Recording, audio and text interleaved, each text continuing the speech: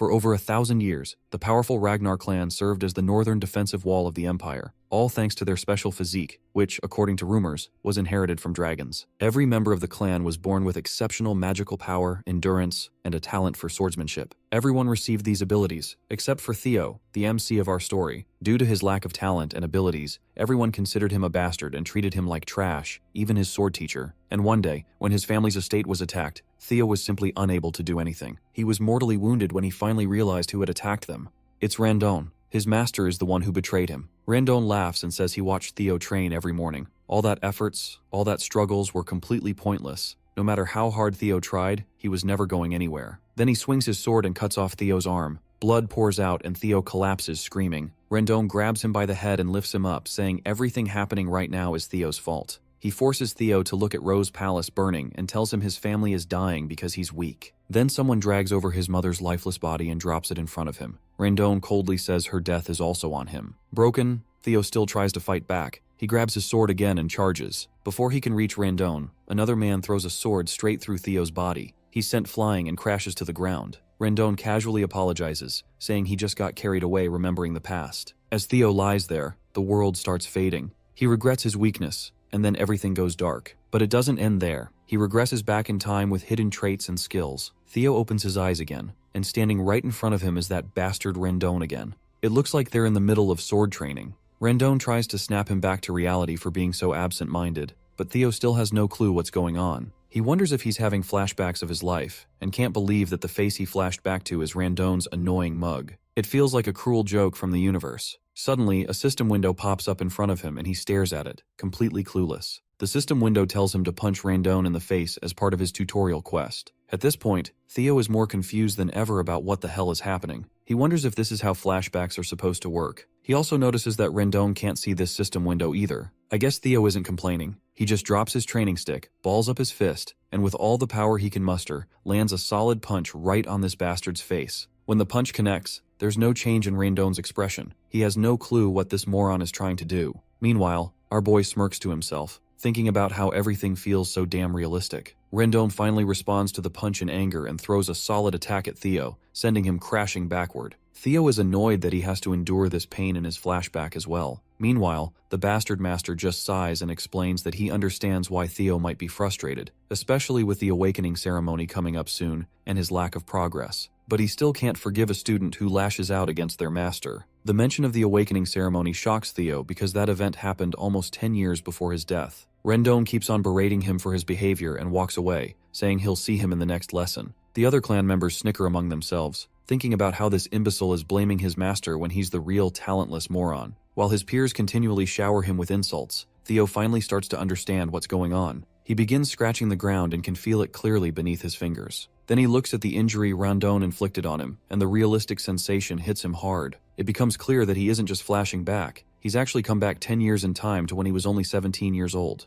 Right on cue, a system window pops up in front of him, congratulating him for successfully completing the tutorial quest. As a reward, Ragnar's talent has been activated. The system asks if he wants to receive the reward, and without hesitation, he presses yes. Arcane energy shimmers in the middle of his chest as the system confirms that he has received his reward and that all his stats will now increase at an incredible speed. Back in the Rose Palace, we see that same filthy bastard is having tea with Theo's mother. He reports to her that he's never seen anyone as talentless as her son, but then he flashes a broad grin, saying that's precisely why he's here. The true teacher, Randon, will do his best to make Theo strong enough for the awakening ceremony in 5 months at least. The Lady of the Rose Palace, Cecilia Ragnar, says she'll happily leave him in Randon's capable hands. She also hands over a bag full of gold coins, telling him to give Theo a bit more attention. The filthy bastard takes the money and tries to reassure her that she doesn't have to worry. In response, she says she isn't worried at all because she believes in her Theo. Later, we see Randon walking down the corridor with the bag of money in his hand, grinning. He's thrilled that he's getting paid such a handsome amount to teach Theo absolutely nothing. He smirks to himself, thinking how mother and son both are imbecile. Not only is he getting paid to train someone from Ragnar's direct line, but he's also going to be rewarded by his other master for leaking all of Theo's secrets and sabotaging his growth. It's an opportunity he's never had before. We then also see Theo in the corridor, sprinting at full speed, and he zooms right past Randon. His so-called master just scoffs and calls him an idiotic loser as he runs by. Theo was running to meet his mother, and as he approaches, he calls out to her. When she turns around, she sees him completely out of breath. Without a word, Theo hugs her tightly and begins to cry, overwhelmed by the feeling to see her alive. This moment finally convinces him that he really has returned 10 years into the past. The painful memory flashes in his mind when Randone forced him to watch his mother's lifeless body. But now, seeing her alive fills him with genuine happiness. He is now determined to change the future for her sake. If that mysterious system window is real, he knows he can grow stronger with the help of Ragnar's talent trait. He's sure he'll be powerful enough to hold his ground in the damned war for the throne. Most importantly, he's determined to get strong enough to take revenge on that piece of shit Randone. The second tutorial quest arrives, telling Theo to train his body to the limit. It's still early in the morning, and the sun hasn't even risen yet, but Theo is already hard at work, fueled by thoughts of revenge against Randone. He knows he needs to get stronger as soon as possible. In his previous life, he was part of an intelligence agency known as Black Word, but he was relegated to the information and was never given any major role because he lacked the combat skills. He never expected he would end up using the information he gathered back then like this. One thing he remembers is the potion that greatly empowers the body, known as the Bloody Sword Emperor Elixir. Its true worth will be revealed in the future through the secret manuals. Most importantly, he recalls the extreme training he had given up on because of his lack of talent. But now that he has the Ragnar talent, he's sure that he can gain strength if he works hard. His face twists with happiness as he notices that his running speed is increasing, and the system window promptly shows his progress as well. Other clan members have also appeared in the training halls, and they're quite bewildered to see him running without getting tired. They wonder if he's always been this fit. Afterward, he swings his sword and can definitely see that he's swinging faster than ever before. A few days later, we find him practicing in the dead of night. It's then that we also meet the training ground manager, Evelyn Nervaville, who is yawning and feeling tired. She reflects on how he's been training without sleep for days, and she starts to wonder if he really is the talentless fool people say he is. On the other hand, Theo is so tired that he feels like he's about to collapse, but seeing that progress bar going higher and higher keeps his spirits up. Just last night, he was totally wiped out from all the training. He had hit 90% progress, but right at that moment, his percentage dropped to 89 just because he took a little time to rest. That's exactly why he's been practicing relentlessly, pushing himself without a second thought about what speed even means. Now he's hit 98%, so he picks up his speed, knowing he's almost there. After this final push, he's exhausted and can barely breathe,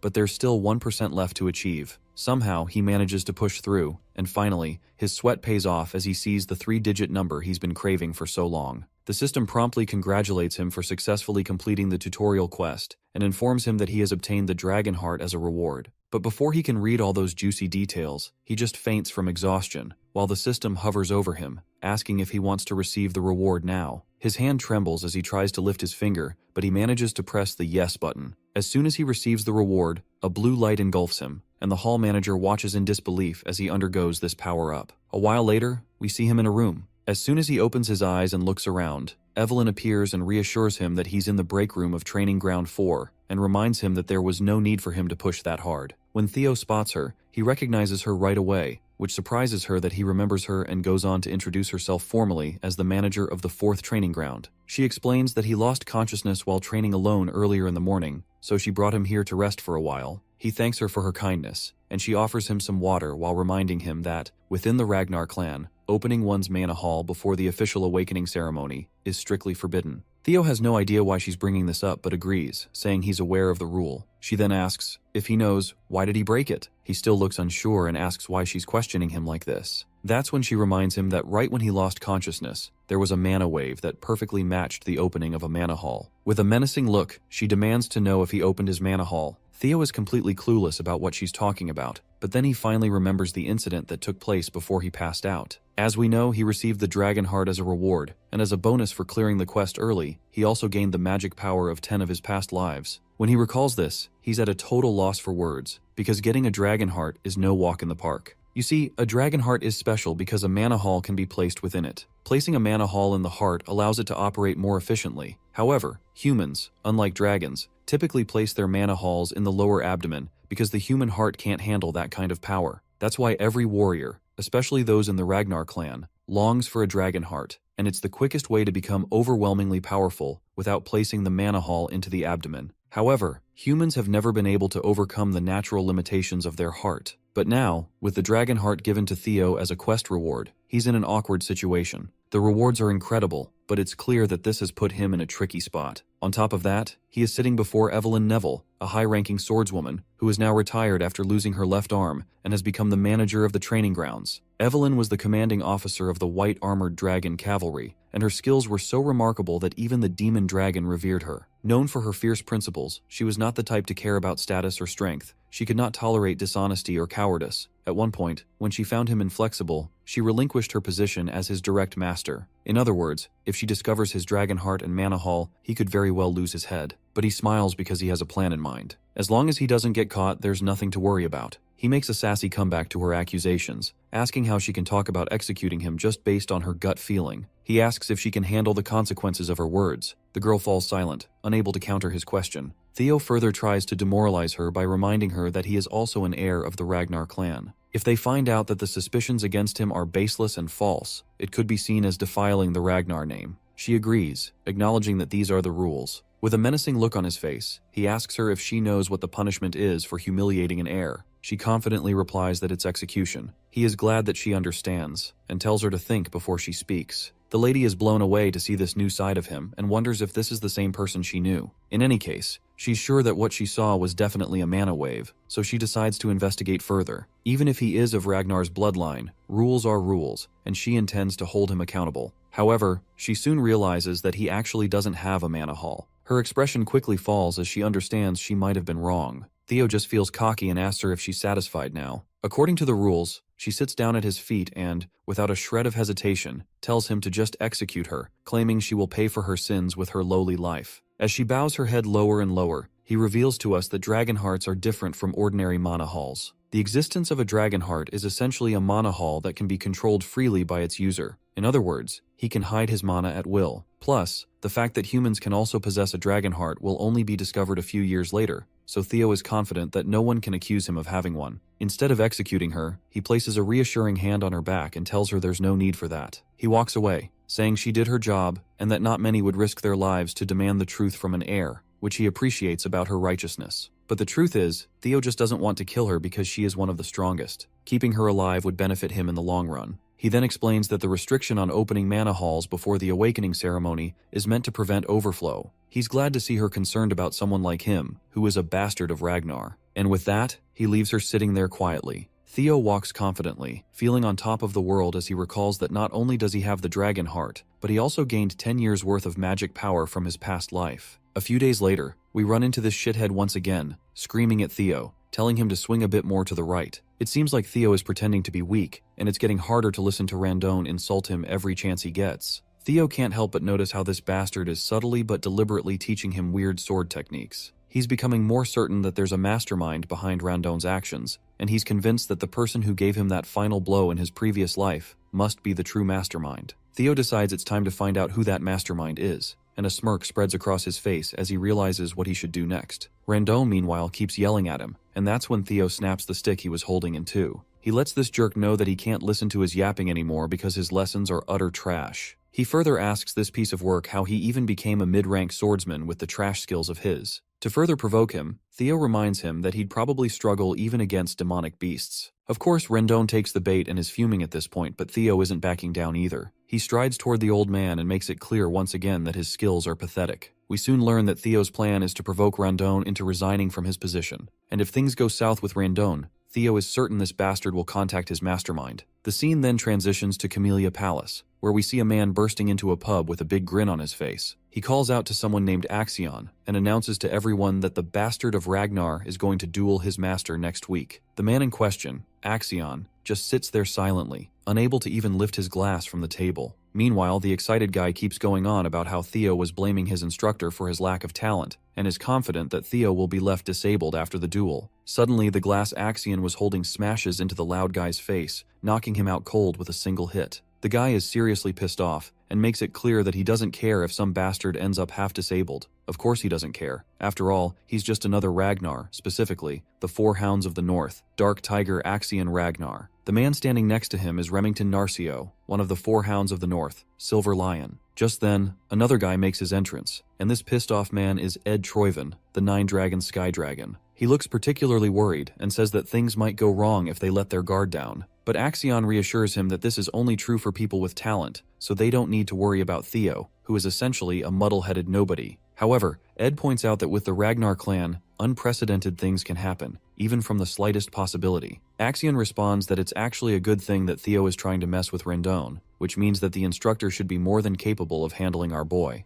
A week later, people gather at Training Ground 4, and it's not just members of the clan, there are also other big shots in attendance. In the arena, we see Theo, who appears quite anxious standing under the gaze of hundreds of spectators. He curses himself, recalling how he just wanted to get this shithead fired after the humiliation, but things have spiraled out of control. However, he isn't too worried since this was supposed to happen, and he's fired up to get revenge on Rondon. The system notification confirms that his third tutorial quest is to fight Rondon and win. We then flash back to a moment when Theo confronted Rondon about his pathetic skills, telling him that he's fired and can get lost. Rondon tries to protest, claiming there's still time left on the contract, but Theo counters that since he's fired by the employer himself, there's nothing left to discuss. Theo would have loved to punch this bastard in the face, but he isn't sure about his abilities. On the other hand, Rondon can't afford to get fired since he hasn't accomplished his main goal yet. As he walks toward our boy, trying to convince him otherwise, a system window flashes right before Theo's eyes, stating that he must fight and win against Rondon. This blindsides him, and at the same moment, Evelyn Neville pops into the scene, encouraging Theo to resolve this matter the Ragnar way, which is the rule of the strong.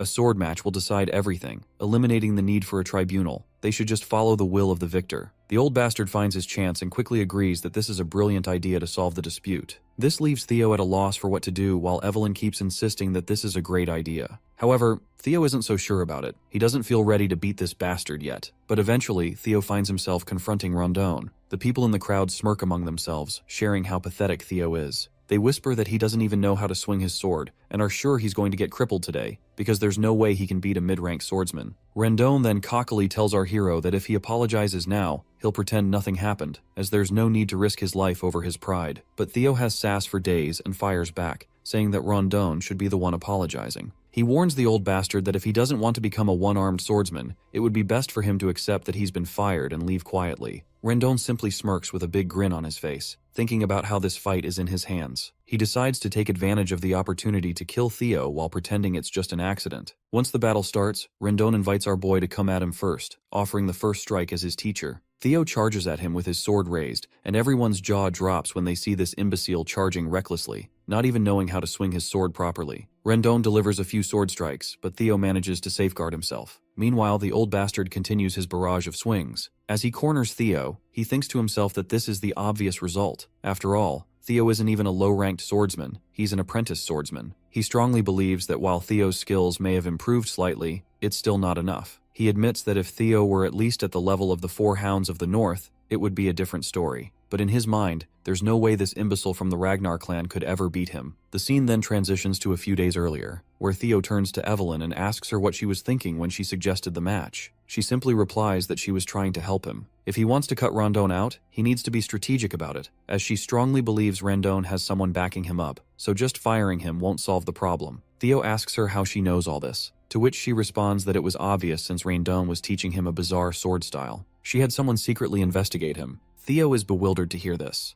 Evelyn didn't bother to catch this person in his past life, but now she's making an effort to expose him just because he caught her interest due to the Mana Hall incident. She explains that her investigation revealed that all of Rondon's traces lead back to Camellia Palace. Well, this isn't surprising to Theo. He's more annoyed to realize that all of this is happening because of the miserable war for the throne. But then he quickly dispels his anger and annoyance, saying it's surprising she deduced this much. He explains that with his current skills, he's afraid he can't beat Rondon yet, so he asks her what she plans to do now. To this, Evelyn tells him that he can beat Rondon, and advises him to stop underestimating his own potential too much. Back in the fight, Rondon keeps throwing one blow after another, but Theo fends off all of these attacks as if they're no big deal. This is making Rondon wonder what happened to this brat, as he's clearly not the Theo Ragnar he knew. The tables have completely turned, and now it's Rondon who's struggling. Everyone in the crowd can feel the constipation of defeat. We also see this hoodie guy, Remington, and he is also shitting his pants in some corner of the seating area, though I'm not entirely sure if he is Remington.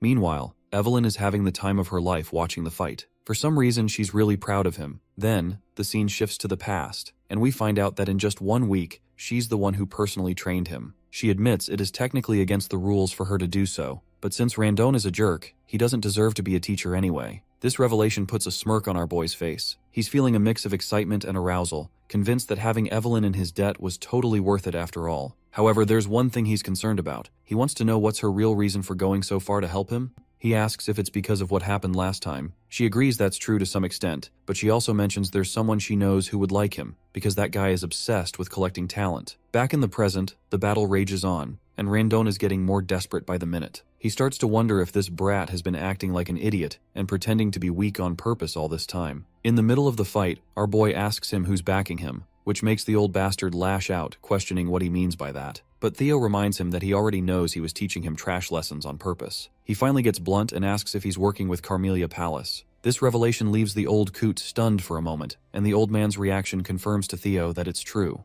With that cleared up, our guy swings his sword the very next moment, severing the old man's hand. The amputated hand flies through the air, leaving the crowd absolutely boggled. The wannabe teacher cries out in pain and starts cursing under his breath. Theo strides confidently toward this shithead, finally feeling like he's actually gotten stronger. He reminds this old bastard of the words he had said in his past life. It was his fault things had come to this because he had been a weak, talentless fool. With a menacing swing of his sword, Theo throws those same words in the old man's face, reminding him that he is the weakest one here. He tells the old man that given Ragnar's belief in the rule of the strong, someone as weak as him shouldn't have come here. Then, with one final swing, the sword comes down, and this fucker's head rolls across the ground, leaving the blood splattering everywhere. The system window pops up promptly, congratulating him for successfully completing Tutorial Quest 3. Not only did he win the fight, but he also exceeded the objective, so he's earned a bonus reward. The system asks if he wants to receive the reward now, and of course we already know what his choice is. Everyone in the crowd has finally sharted their pants. It's mind-boggling to witness an apprentice swordsman just slaughter a mid-tier swordsman like that. Meanwhile, our guy is feeling like this old bastard was ridiculously weak. He's actually embarrassed that he ever suffered at the hands of someone like that in his past life. But hey, things are definitely different this time around. The system then reveals that the ability known as Observation has been activated as a reward, and as an additional bonus, he's gained 1 year of magic power. That's when a man comes crashing down from the sky, slamming into the ground like a goddamn meteor. Before our boy can even react, this man shouts Theo's name as he grins widely. The man in question is none other than Julius Ragnar, the demon dragon and commander of the white armored dragon cavalry. Theo is absolutely stunned to see him. He can't believe it's really him and starts wondering how long he's been watching this whole time. Meanwhile, the crowd starts losing their minds, because this man is the commander of the white armored dragon cavalry, and everyone's freaking out, trying to figure out why someone of his rank is even here. I think this is the guy Evelyn was talking about, the one who likes collecting talent. We then see Evelyn herself, absolutely devastated and dejected that the commander has literally destroyed the flooring with his landing. On the other hand, Julius looks like a literal beast, and his terrifying appearance leaves Theo sweating and completely unsure of what to do next. But his worries seem unwarranted as the man just laughs, flashing a big broad grin. He looks like a friendlier version of Brutus from Popeye the Sailor Man show. He gives gentle pats to our boy, which let's be honest are not so gentle. He continues to laugh, saying he's quite surprised to see someone carrying this much talent with him. He adds that it was a little disrespectful to kill his teacher, but he admits Rondon deserved every bit of it. Then, he bursts into laughter again as he pats Theo over his shoulder, and then promptly invites him to join the white armored dragon cavalry. Evelyn had already expected this much, while everyone in the crowd is left with their jaws hanging open. They're struggling to believe that the infamous Julius Ragnar has scouted someone as inexperienced as him to join the elite white armored knights. That's when we catch a glimpse of Remington once again. He asks a guy nearby if he's ever heard of a case where an apprentice swordsman who hasn't even undergone the awakening ceremony has been scouted. The stranger looks unsure how to respond and admits he's never heard of such an occurrence. Of course, Remington knows this too. It hasn't happened in the entire history of their world. Meanwhile, we hear our hero's thoughts. He thinks it's impossible to gauge someone's true potential while their mana hall is closed. Even if their swordsmanship is exceptional, their magical power could be lacking. So, no matter how great Julius Ragnar is, he can't be entirely sure if Theo has any potential. Still, he wonders if the demon dragon Julius can see that kind of potential in someone like him. Theo quickly declines the offer to join, doing so flatly, without a shred of hesitation or doubt on his face. Julius is left looking like he just bit into a sour lemon. The crowd is in shock as well, their jaws hanging open at how coldly Theo turned down such a prestigious man. There's a moment of silence in the entire hall as everyone processes what just happened. As the day passes, news of the incident spreads throughout the clan. Everyone is talking about how this young master Theo, seen as an imbecile, destroyed his teacher, and when the demon dragon tried to scout him into the white armored dragon cavalry, he turned down the opportunity. Opinions are divided on whether he's being humble or just arrogant. The scene transitions to Carmelia Palace, where we see a lady who looks pretty pissed off that Randon has been killed and everything has gone off the rails. She is actually the lady of the Carmelia Palace, Amil Ragnar. A man steps in to assure her not to worry, reminding her that Randon was a noob, assigned only because of his terrible skills. She brushes it off, stating that his death isn't a major concern. The man speaking to her is her brother, Sky Dragon Ed Troyven, whom we've seen before at the pub. She explains that the demon dragon personally reached out to Theo, and what's even more troubling is that people are saying Evelyn ordered it. This means they can't interfere by assigning Theo a new master anymore. If Theo starts to stand out, it'll become much harder to take control of the Rose Palace. At that moment, Axion enters the scene, casually asking why they're so worried. He reassures them that there's no way the clan head will take an interest in this situation, and their plan can proceed as usual. Emil asks if he understands that the best way to take control of the Rose Palace without offending the clan leader is for Theo to remain powerless. Her son acknowledges this and says he knows it already, adding that he's certain Theo is still powerless. After all, how much could someone like him really have changed? He believes that Evelyn and the demon dragon have always been interested in underdogs, so there's no reason to make a big deal out of it. But Ed Troyven isn't vibing with his nephew's nonchalance and warns him not to take the situation lightly. That's when Axion pulls out a letter and, with a sly grin, says that since his mother and uncle are so worried, he'll just play with Theo a little and remind him of his place. Later, the scene transitions to the training grounds, where Evelyn is giving Theo props for his good practice session. He thanks her back, saying it's definitely different learning from a proper master like her. She then mentions that it would have been better if he had joined the white-armored dragon cavalry, and she is curious about why he declined the offer. Theo thinks to himself before responding. He considers how it would be a lie to say he didn't regret rejecting that juicy offer since it was his dream in his past life. However, he just smirks, thinking that joining now would be detrimental for him. There's no reason to limit himself this early in the game. When he thinks about the privileges that will come with being at the top after the awakening ceremony, getting into the white-armored dragon cavalry doesn't even compare. So he just smiles and says he didn't want to receive any special privileges and that he still feels he's not ready. He's satisfied just training with her for the awakening ceremony. Evelyn then reminds him that the commander will probably be disappointed after being rejected like that. At that moment, Theo decides to use his observation skill for the first time. He reads all of her stats, and without a doubt, she's a high-ranking swordswoman.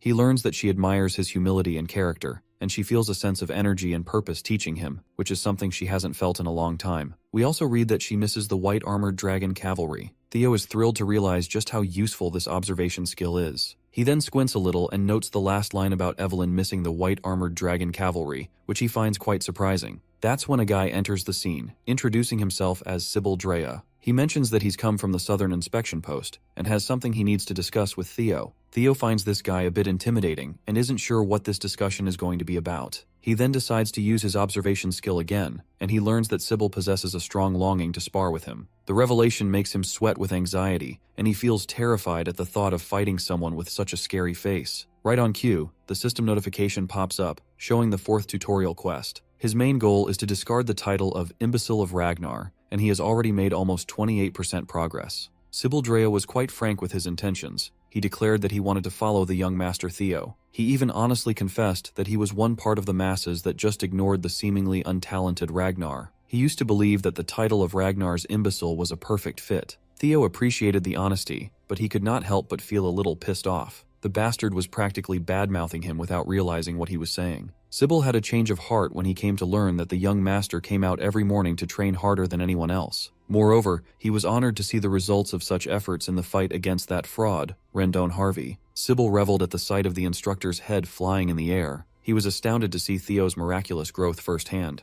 The sight of demon dragon Julius Ragnar personally inviting the young master to the white-armored dragon cavalry was etched on his mind. Sybil proclaimed that Theo had become his idol from that point on. He wanted to give up on himself after being called the idiot of the Southern Inspection Office, but that changed when Theo appeared. All he wanted was the opportunity to clash swords with his hero. The young man's frankness was quite shocking. Usually Theo would doubt anyone's true intentions, but the observation skill showed the young man's true nature. Sybil Drea held a strong respect for Theo, and all he really wanted was a spar. Everything points to him being genuine. It was a little unexpected, but Theo was pleased. After taking down Randon, and as the rumor of him receiving Lord Julius's attention spread, Theo thought that people with their debilitating inferiority complex would swarm to test him. He never expected that there would be people who would admire and willingly follow him instead. That means some people still have Ragnar's pride in their veins. This could work out perfectly, as Theo would need people he could trust in his circle too. He will need competent subordinates if he wants to become the clan head of Ragnar after all. Furthermore, he could use this situation to progress the final tutorial quest to get rid of his imbecile title. It was a moniker that he had never been able to escape from in his past life. With the new opportunities that the system provides, he was determined to completely abandon the shameful title altogether. Theo turned to Evelyn to ask permission to spar, and his new master gladly obliged, urging him to show off his skills. With his blade and salute, he formally introduced himself as Theo Ragnar, the apprentice swordsman of the Rose Palace, awaiting the awakening ceremony under the guidance of Master Evelyn Nareville. The one-armed swordmaster smiled with approval. Sybil Drea clumsily saluted back as he introduced himself as an apprentice swordsman of the Southern Inspection Post. He inherited the swordsmanship of the Kurai clan and focused on the quick sword. Finally, the sparring session started, and Sybil blasted off the ground. He looked like a madman going for the kill right from the get-go. Theo blocked the first attack, causing their blades to spark in the collision. The idiot of the Southern Inspection Post was undeniably quick. His speed was the one thing that he was incredibly confident about.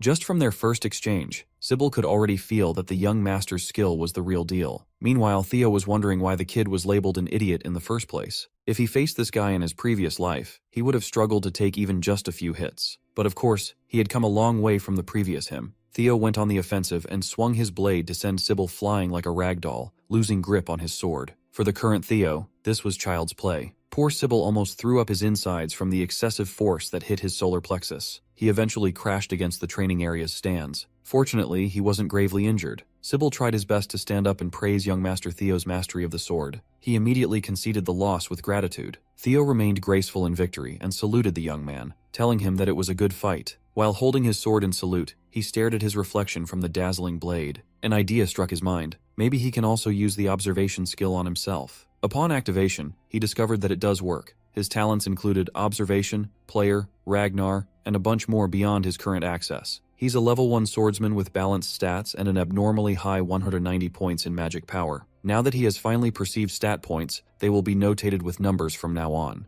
Under talent, his abilities were on full display. Based on the currently locked slots, he can just keep doing quests to get at least 4 more. Being able to check his own stat values anytime he wanted was also a great discovery. Theo attributed his abnormally high magic power stat to his past life's magic and the dragon heart beating on his chest. What he did not like was his negative 49 points in luck. He wondered if he was cursed to have such an abysmal luck stat. Maybe all the misfortune he suffered in his previous life was all because of this rotten luck. He definitely needs to figure out a way to increase his luck as fast as he can. Theo was so focused on his spar and evaluating his status that he failed to notice the crowd of young men standing all around the arena. They have practically formed a circle surrounding him, their intentions unknown. He considered that no matter how weak and trashy his previous instructor was, that bastard was still a mid-rank swordsman. Since he beheaded Randon, the fraud, and received the approval of a respected commander, the emergence of these young swordsmen was natural. With its rule of the strong motto, there could only be 2 reactions from the people under Ragnar's rule. It's either they become envious of Theo, or he becomes the subject of their undying admiration. As for the ones gathered in the arena, Evelyn could plainly see their stance. They belonged to the latter. They were amazed to see that the rumors regarding the young master were true. Respect and approval were evident in their eyes. Each of them imagined being in Sybil's shoes for the spar, and each one of them wondered if they could even block Theo's sword. This thought only spurred their desire to clash blades with the young master further. One of these young swordsmen was Eod Nalan. Theo scanned the crowd and was pleased with their reaction. He singled out Eod Nalan, surprising the young man. The young master called him to come forward and have a spar. Eod Nalan stalwartly saluted and introduced himself as the 3rd son of Viscount Nalan, specializing in the double ascension swordsmanship. Theo returned the salute and casually wished for a good fight. Without wasting any more breaths with formality, the fighters assumed positions and started going at it. With each clash of their blades, Theo's basic swordsmanship proficiency steadily increased. Eod was no pushover. He was fast and clever enough to sneak a slash that seemingly had no immediate counter. At that moment, Theo felt like the world slowed down. He shifted the grip on his sword and met the attack with a perfectly angled block. It was enough to make Eod's blade fly away from his hand. The crucial block increased Theo's proficiency in the changing heart swordsmanship. Eod was stripped of his sword. It was a clear and utter defeat in the hands of the young master. The young man acknowledged his loss and gave his eternal approval to Theo. Much to Theo's surprise, gaining Eod's approval also increased his luck. Maybe luck is tied to his reputation. If that was the case, he just found a method to remedy his abysmal luck. He could just keep on fighting until he literally turns his luck around. Next on the chopping block was Banat Ramiro. That was an easy dub. With another gained approval, his luck increased by another 1 point. Then came Eric Moran. He put up a decent struggle, but it was a struggle nonetheless. Next was the approval of Manfred Nonbert. Without stopping his sparring onslaught, he wiped the floor with Manuel Noir. The thuggish-looking Vero Perenc did not even last a whole minute. After a while, Theo was wholly immersed in battle as he continued his winning streak with Daniel Riemann. By the time he was done with most of the young swordsmen, he was itching for more. He called the next challenger, but no one was stepping up to the plate. He fought so much to the point of near exhaustion, but upon checking his quest progress to escape the imbecile title, it had only progressed by 1%. Maybe it's because these people have already approved of him. He might need to seek stronger foes or show off his skills in front of the people who still look down on him. Either way, he's going to need something different. Suddenly, a man parted the crowd, telling Theo that he looked exhausted. He argued that he'll rest when the need arises, but right now, he can still fight. Since he claimed that he's still in shape to fight, the armored man dubbed as the Silver Lion, Remington Narcio, formally asked for a sparring match. Theo and the crowd of young swordsmen were not expecting so esteemed to show up. Remington's one of the four hounds of the North, after all. The four hounds of the North consisted of Hulkus Lanka, Ray Ragnar, Remington Narcio, and finally, Camellia Palace's very own Axion Ragnar. They hold the title of the four strongest people within the Awakening Ceremony generation under the Ragnar clan. Remington Narcio claimed to have come early to observe the swordsmanship of the young lord before the Awakening Ceremony. Saluting with a smile on his face, Remington thanked Theo for honoring his request. The Silver Lion is a talented sword genius with keen senses and an outstanding work ethic. Right now, he's just surprised at the appearance of an unexpected rival in the form of Theo. Theo Ragnar returned the salute with pride. This time, he introduced himself as the 31st son of the great guardian of the North, Kyle Ragnar. He never expected to meet, let alone spar with the sword genius Remington.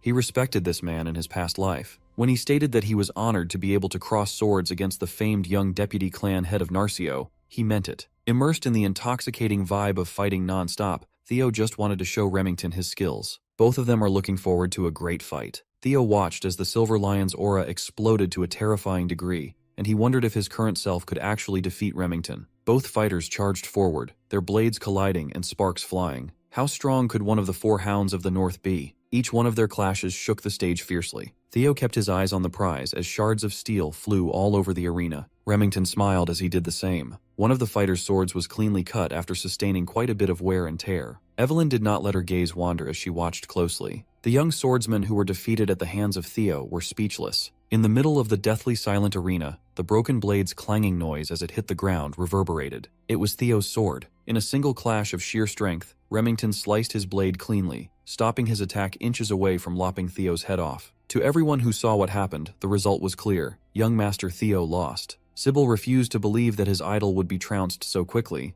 but it was the obvious result. They resigned to the fact that no matter how much Theo had grown, it was still impossible for him to beat one of the four hounds. They were the strongest of the current generation for a reason. Sybil argued that the fighting spirit Theo demonstrated was more than enough to admire. Much to every bystander's surprise, the White Lion suddenly declared that the duel was his loss. He respectfully saluted Theo. His form was impeccable as he humbly thanked the young lord for the duel. Remington asserted that Theo's sword was already worn out by the time they started, not to mention the fatigue he was feeling after multiple fights. Theo insisted that on a battlefield no one would offer such considerations, so he already accepted his defeat the moment he lost his blade. Remington returned with an understanding smile. The White Lion and the imbecile shook hands. A more profound respect for one another formed between the unlikely tandem. Remington genuinely hoped that they could have a proper duel in a more ideal setting next time, and Theo did too. Everyone watched in surprise as Theo was acknowledged by one of the four hounds, thinking that the young master really was built different. The duel with Remington raised his quest progress up to 35%,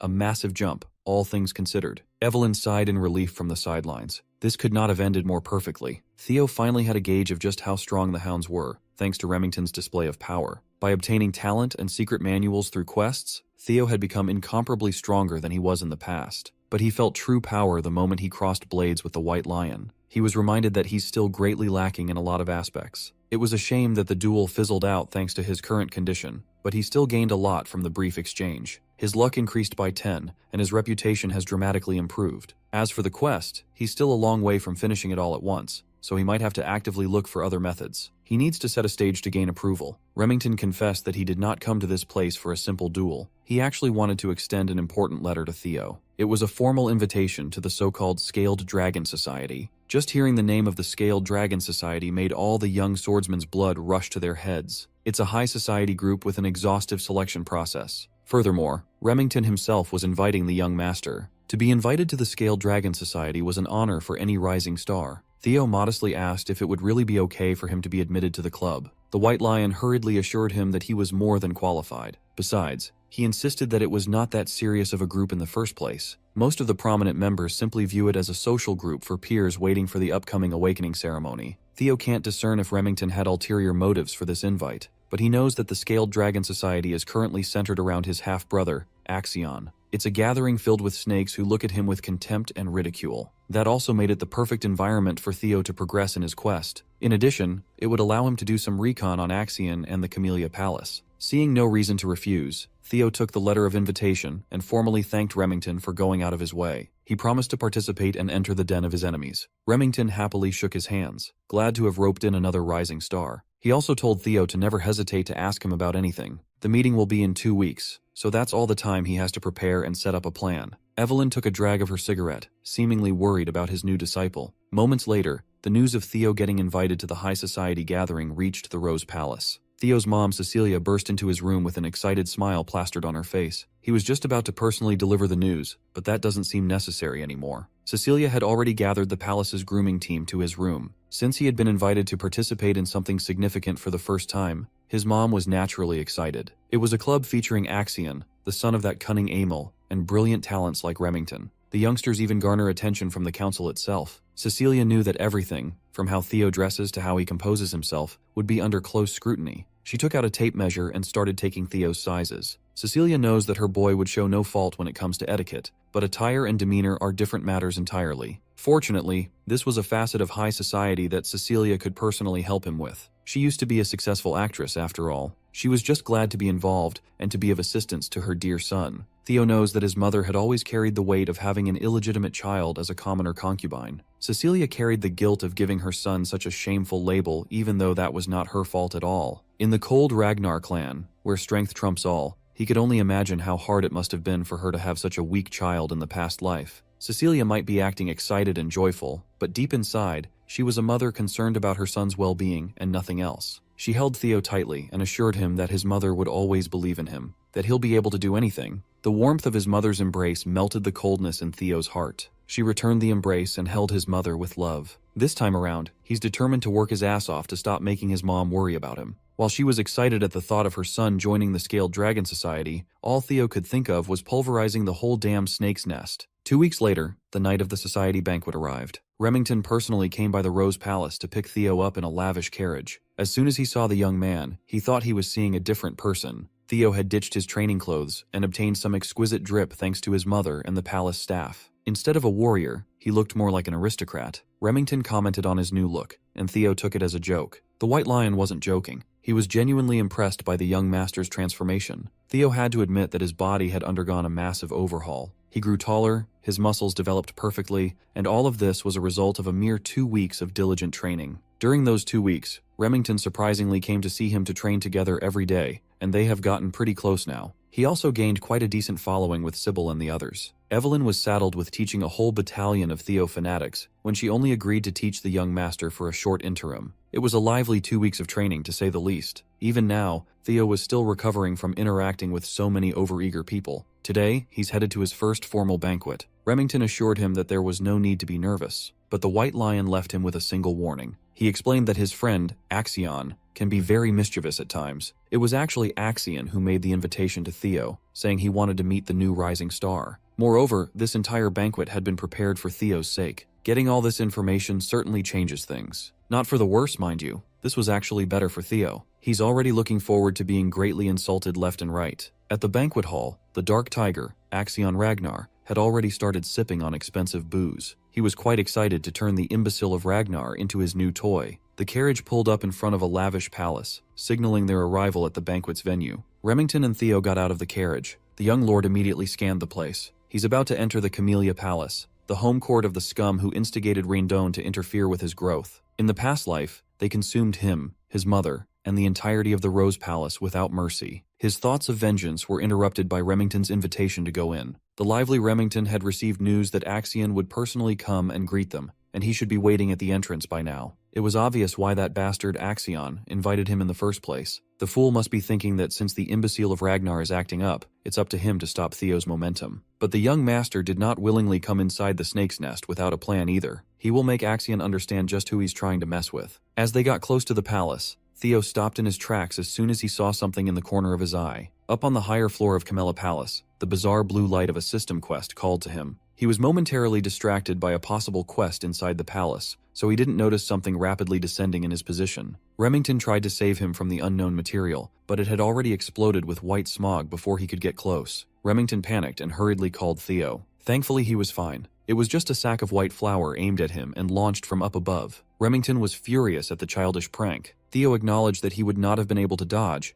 and the outfit his mom painstakingly made would have been ruined if this was his previous life. He thought Remington was in on the stunt, but that doesn't seem to be the case. The White Lion was just confused and angry at the unexpected situation. Welcoming him with flour must be the best those dumbasses up top could think of. The ones stupid enough to think of something so immature must be those smug nobles watching from the windows. A familiar voice parted the nobles out of the way and asserted that this was just a little greeting between friends. A basic courtesy, if you will. Remington wasn't having any of it, though. He really was angry. Axion finally showed his smug face as he insisted that he was just extending a fun greeting to his brother, Theo. Our boy immediately used his observation skills to assess the Dark Tiger. His talents included madness, psychopathy, and overwhelming swordsmanship potential. He's currently expectant at having found a new toy to play with. Theo smiled and said thanks, confusing his psychopathic brother. He continued that with how welcoming Axion was to him, he was naturally grateful, and he was very much looking forward to the party today. Axion's confusion quickly turned to elation.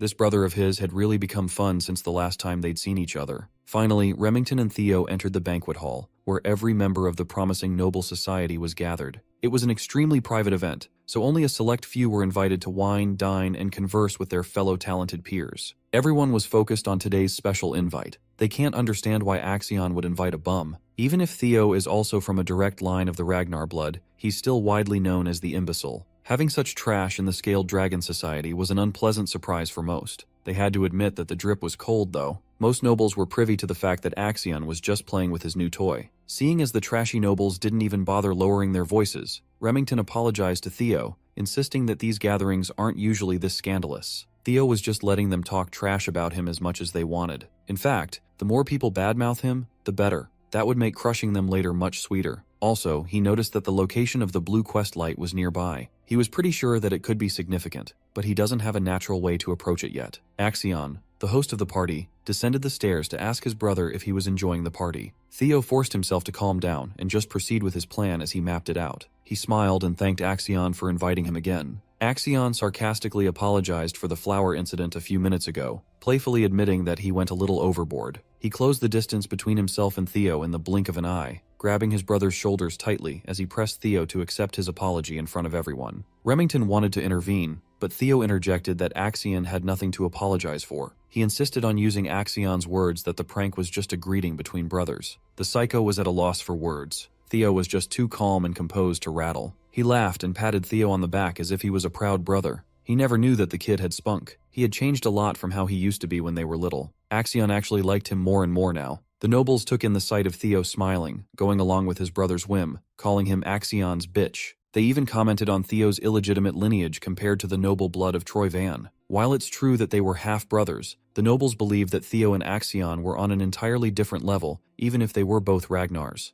Troyvan clan is the swordsmanship powerhouse of the East, while Theo's mom is just a random woman who came from bumfuck nowhere. Theo smiled as he took in the blatant insults that the nobles were hurling at him, letting it fuel the flame inside. One thing the nobles were confused about was Remington's closeness with the imbecile. They started extending the insults to Remington, calling him an illegitimate son of the Narcio family. The White Lion had been on edge since they arrived at the banquet. Hearing these nobles broach a forbidden topic almost made him snap on the spot. Theo reckoned that in just a few seconds, Remington might just go and steal his spotlight. He was thinking of observing and listening to more insults for a little longer, but that won't do now. Before Axion could take him upstairs, he paused. Since he had just arrived, Theo asserted that he should greet his new friends as well. So, he walked over to the banquet table where the snickering nobles were gathered. All of their eyes focused on the imbecile of Ragnar. Theo quietly took a bottle of wine from the table. He walked towards the noble, who was running his mouth about Remington's lineage, and motioned to fill his glass. The noble smugly smiled and asked if he said something wrong. Theo shifted his grip on the wine bottle and swiftly shattered that thing on Blondie's head without mercy. Remington and even the psychotic Axion were shocked by this sudden turn of events.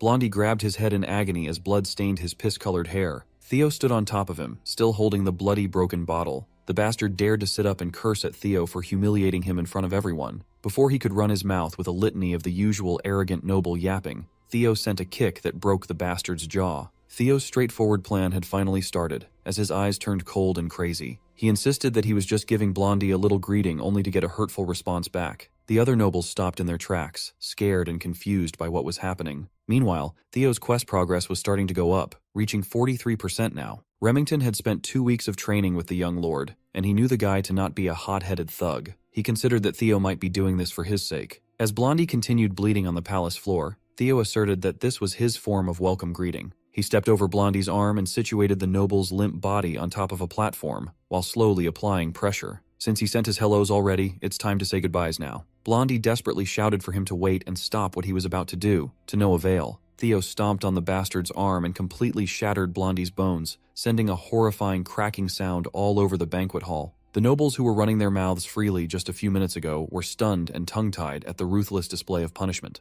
That little breaking bone act raised Theo's quest progress to 58%. Blondie passed out from shock and agony, his drool staining the palace carpets. As Theo discarded the limp body like the trash that it was, he asked the crowd if anybody else wanted to say hello. His intimidating actions pushed the quest progress to 66%. Suddenly, knights that had been hiding from the shadows made their entrance and surrounded Theo from all sides. They drew their blades and focused on neutralizing the threat at hand. 4 blades surrounded Theo, trapping him in place. The knights wanted payback for the sin of hurting their young master. They asserted that the punishment for such vile actions must be death. Theo smiled as his plan just kept on getting better. He asked the knights who's the guy he just trashed. They answered that Blondie was the 3rd young master of the Hanavi clan, young master Ian Hanavi. Theo was amused by their confident answer. The Hanavi clan is one of the 6 snow clans that support Ragnar. He knew that the bodyguard knights of these spoiled nobles would not be able to sit by and watch the whole time. They always look down on the imbecile if he starts acting up. So, Theo asked the knights what the problem would be if he roughed up their young master. With a deep sense of pride imbued in his voice, he asked them if the dogs of one of Ragnar's Bannerman clans dared demand his death. Can they really take responsibility for threatening Kyle Ragnar's bloodline? He's not one to tolerate disrespect after all. The knights felt their grips on their swords loosen upon hearing Theo's threat. Their anger for watching their young master ruined was replaced by the innate fear they had for the Ragnar clan. In addition, the oppressive aura the young man was emitting was suffocating them. This was not the imbecile of Ragnar that they knew and routinely made fun of. Now that they're thinking about it, Theo also has the right of succession to the throne as a direct blood of Ragnar. On top of that, Ragnar is the Lord of the North, the overseer who reigns over the 6 snow clans. To declare death to the blood of the dragon is not something that any sane person should do.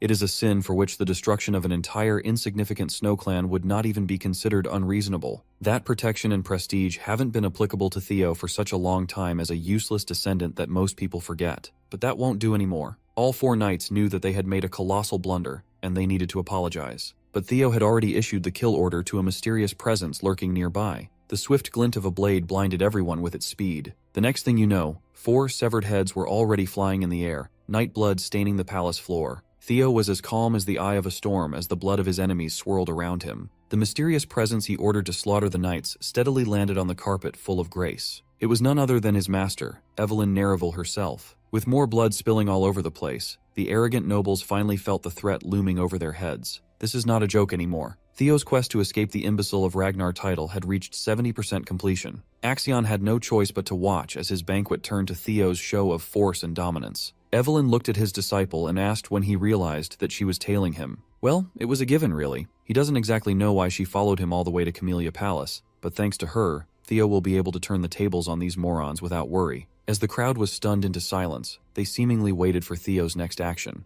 The night before the banquet, Commander Julius paid Evelyn a secret visit. He came to rag on her about not taking in any more disciples, yet diligently training her new student every day. Evelyn must have gotten used to this brute sneaking into her quarters, as she didn't even want to entertain his games. Recently, Julius's only joy in life has been tormenting his former comrade. That includes raiding her expensive wine stash for his own enjoyment. Tonight, Commander Julius really wanted to hear just what Evelyn saw in the kid. She knew that taking the bottle away from the brute's hand was impossible now. Evelyn answered that Theo was simply beyond expectations. Considering his attitude about honing his craft and talent, he's truly among the best ones she has ever taught. Considering that even Axion passed through her hands, that's a bold claim. Evelyn did not mince her words. Considering Theo's potential, she could confidently say that he was beyond that of even young Master Axion. She sincerely insisted that she was not just speaking empty words. Well, Julius always trusted her eyes for talent. She had two, while he only had one after all. Julius reckoned that a person cannot change so drastically overnight, so the most reasonable explanation for Theo's case was that the kid hid his strength all this time for some reason.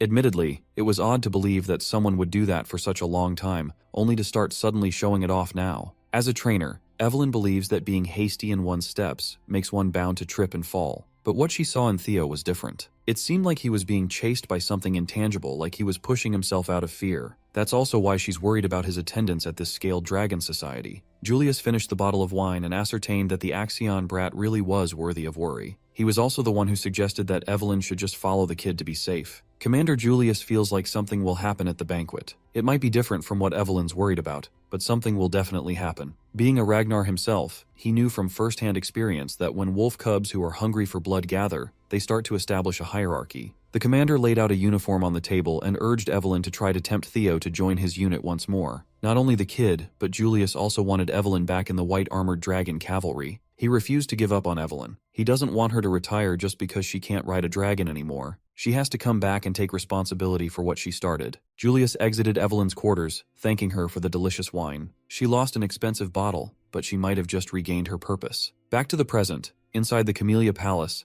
Evelyn started piecing the events together. She reckoned that Theo must have noticed her following from behind and orchestrated this situation on purpose. Maybe he joined the Scaled Dragon Society aiming for this scenario in the first place. Her worries didn't need to begin with. She wondered at what point did he notice her presence on the way to the palace. Theo actually sensed his master discreetly tailing him the moment he got in the carriage. With his dragon heart, he can unleash his energy perception of his surroundings, effectively acting as a sixth sense. Anyway, what matters now is that the change has been set for his revenge. Theo turned to Evelyn and explained that most nobles in the banquet hall have shown blatant disrespect to a successor candidate of the Ragnar clan. He asked what the punishment for such a horrid crime is. The guilty nobles almost fainted on the spot. They knew exactly what the punishment was. Evelyn, ever a stickler for the rules, stated that depending on clan laws, immediate execution of the guilty parties is enforceable. Theo smiled and he set it up. Evelyn perfectly finished it off. Acting like a magnanimous man, Theo asserted that the offenders are just children who haven't even been through their awakening ceremony yet. He would be satisfied with just taking one arm from each criminal to consider the sin forgiven. Evelyn acted quickly. She was an unstoppable slicing machine aimed at the bratty, panicking nobles of the Scaled Dragon Society.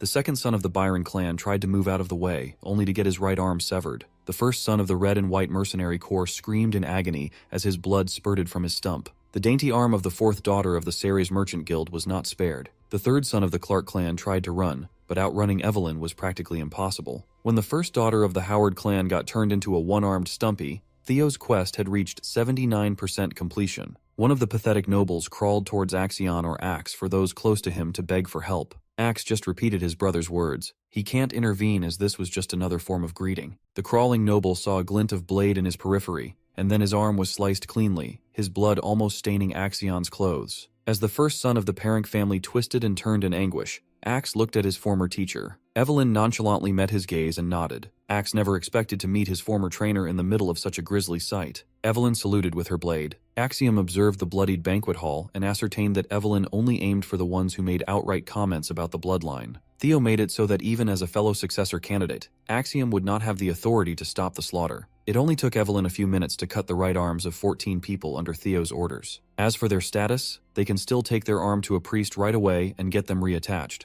But their lives as swordsmen will be a different matter. Everything went just as planned. Axion was more interested in how Theo got both Remington and Evelyn to his side. Theo Ragnar, the imbecile of the Rose Palace, had evolved into something terrifying. The psycho in Axion rejoiced. He really wanted to crush this brother under his foot. Since he had finished what he set out to do, Theo called Evelyn and Remington to leave the premises. They slowly made their way out of the palace with the frightened stares of the remaining nobles fixed on Theo. The brothers stared at one another's eyes. They didn't need to say a word. But before they departed, Theo grabbed Axion's arm. He gripped tightly, tight enough to wrinkle his brother's suit. After a quick second, Theo let go and waved goodbye, telling Axion that he had a ton of fun in this bloody banquet. The final tutorial quest to escape the imbecile of Ragnar title was finally completed. Axion was fuming. He wanted to make a move right then and there, but he knew it wouldn't be wise. The psycho vented his anger by crashing out of his own home and screaming Theo's name at the top of his lungs. With all the tutorial quests finished, no one would dare to call Theo the imbecile of the family. The tutorial is finished, but his true revenge is only getting started. His reward for literally changing his public perception was an experience elixir, a tonic that instantly raises one's level by 5 if the user is below level 30. News of the bloodshed quickly reached the ears of other palaces. Anyone would be shocked to hear that Axion's prestigious scaled dragon society was torn limb from limb, literally and figuratively. As for Theo, he was on a very celebratory move after flexing on those nobles. His subordinates took him to a pub in celebration of his flashy and gory high society debut. Every one of his followers was there. Even Evelyn stopped by to get some drinks. He wondered how the Scaled Dragon Society was feeling after being done in by a man they loved to call an imbecile. Inside the Camellia Palace, Emil Ragnar is in disbelief after learning that not only did they give the MC justification for his actions, but he also chopped off everyone's arms in front of Axion. Axion answers positively, which makes her feel frustrated since it makes no sense to her, and she remembers warning Axion beforehand not to take things so lightly. She is disappointed to hear that they didn't just try pressuring him into submission, but have given our boy complete authority to go wild. Axion tries to defend himself and tells her that once Theo gets recognition, it will be hard to conquer the Rose Palace, assuring her not to worry. However, she tells him to reflect on his actions and doesn't agree to listen to him any further. She points out his mistakes, which almost caused their great plan to get ruined. Axion decides to listen to her and leaves. Emil wonders who Axion takes after to be so obnoxious. Ed Troyven replies that Axion resembles her when she was young. She's not in the mood to joke around, so he apologizes and assures her that the incident might not be worth worrying about so much. He explains that the Rose Palace has been a part of the clan head's harem, so it's very difficult to get its ownership. Even though it has been outside of the clan leader's interest since it's a place where riffraff gathers, it still has the support of the clan leader himself. He shares his plan that all they needed was justification, and thankfully, since our boy Theo has created chaos at the scale of the Dragon Society meeting, he is slowly becoming the representative of the Rose Palace. By using the incident as justification, they can suppress the MC through legal procedures. Emil is left speechless after hearing this and contemplates that the reason she was afraid of Theo becoming stronger was that she feared his power and influence would expand over time if the clan leader focused more on the Rose Palace. However, by using Theo, who is slowly becoming stronger, she realizes the Camellia Palace can suppress him through legal procedures,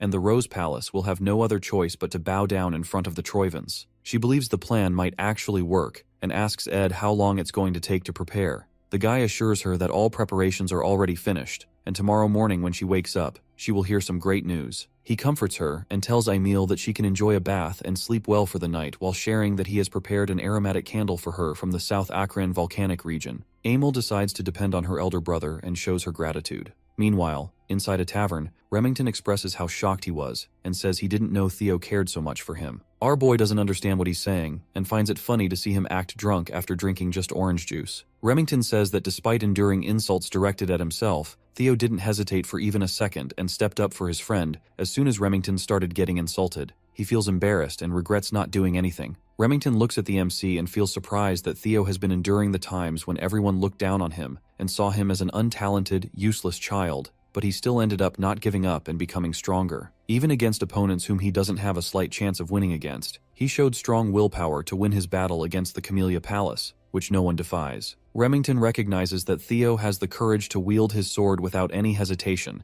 and Theo did all that just for him. Theo's friend starts to get teary, and he realizes Remington has greatly misunderstood the situation. The guy gets up and tells our MC that despite the orders of his clan, he wants to follow a different idea and shares that he wishes to follow Theo. The people observing both of them start cheering and call the MC and his friend amazing. Theo tries to clear the misunderstanding, but Evelyn telepathically tells him to just let his friend be. He notices her, and she shares that it's not a bad misunderstanding, and that everyone probably intends to get along with our boy. After hearing this, he starts to smile, but understands that he is nothing special since all of his powers are thanks to the status window. He looks at his own stats and realizes that whatever he has gained is thanks to the status window while recalling that at first, he assumed it was a fragment of his own regrets. However, seeing how detailed this is, he realizes the status window is something else. He gets a vague sense of déjà vu but decides not to care about it since it's helping him improve. After the Scaled Dragon Society incident finished, the MC notices that his level has increased. Whenever a level up occurs, the system gives him points that can be used to raise his stats. Theo understands he can increase his abilities however he wants, and feels scared of the shining future that someone like him, who has so much potential, will bring. Evelyn sees his evil smile and gets concerned. Theo decides to prepare for the counterattack of the Camellia Palace first and asks Remington if he is willing to help our boy with something. His friend assures him he can ask anything, a bit surprised to be called Remy in such a friendly manner. Theo pulls something out, and while giving it to Remy, he shares that the war for the throne between our boy and Axion is going to begin soon, so he needs help in the preparation for when the time comes. Remy becomes silent, recalling that in his past life, Remington became the clan head of Narcio, and the clan's forces became powerful enough to confront the Ragnars. The MC realizes how valuable this opportunity is for him to pull Remy to his side. He gives Remington a piece of paper, and the guy assures him that since he has already pledged loyalty to our boy, he will do everything in his power to help. Theo shows his gratitude, and suddenly someone barges into the tavern while screaming Theo's name. Everyone becomes surprised as some knights barge in and announce that under the sword of law, Theo is under arrest for assault, threat, and intimidation. Evelyn calls it complete bullshit, but our boy tells her to calm down and moves forward to see the arrest warrant. He notices that it's real and that the ink hasn't even dried, which shows his enemies were in a rush. He decides to go without a fight, and they quickly handcuff our boy. As he is being taken away, he smiles at his friends since he trusts them to handle everything in his absence. Remington and Evelyn are in complete shock. Remy directs his focus towards the paper Theo gave him. The news of Theo getting arrested reaches the Rose Palace, and Theo's mother, Cecilia, becomes stunned to hear that her son is being taken to the tribunal and falls down on her knees in shock. Her servant becomes concerned, but she assures him that she's fine and questions why her son was taken away. He reveals that it's because of the Scaled Dragon Society, and her son is being accused of inciting a rebellion. She becomes surprised and questions if her son will be taken to trial. Her servant believes Theo won't easily get out of such a situation since he destroyed the Scaled Dragon Society. Cecilia was not expecting that her son being invited would lead to such a mess, but believes that her son will definitely be able to get through this, because that's the kind of kid he is. Cecilia wishes he comes back safely. Meanwhile, inside a carriage, as the MC is being taken away to the tribunal, they reach their destination, and he remembers it's been a while since he saw this place. Since Theo completely obliterated the Scaled Dragon Society, he understands that he won't get a simple punishment, and will probably have to face trial because of his actions. He understands that since he's the successor of Ragnar, they will question his qualifications as a successor. The knights order him to get off, and as he walks, he realizes his enemies want to crush him completely, but smiles because everything is going exactly as he planned. The knights announce that the prisoner, Theo, has been escorted, and they get permission to bring him inside. The MC thinks that if he wants to take out what he has prepared so far, he wants to do it on a stage of such magnitude. He stands before some amazing figures and becomes a bit anxious seeing all of them gathered in one room. He sees the demon dragon captain of the white armored dragon cavalry, Julius Ragnar, and 4 of the 9 dragons who protect Ragnar, Sky Dragon Ed Troyven. The MC admits that he would have been extremely overwhelmed in his previous life, as he notices that the sword dragon lady of the Plum Blossom Palace, Osa Ragnar, and the elder dragon head counselor, Wolfgang Ragnar, are also gathered.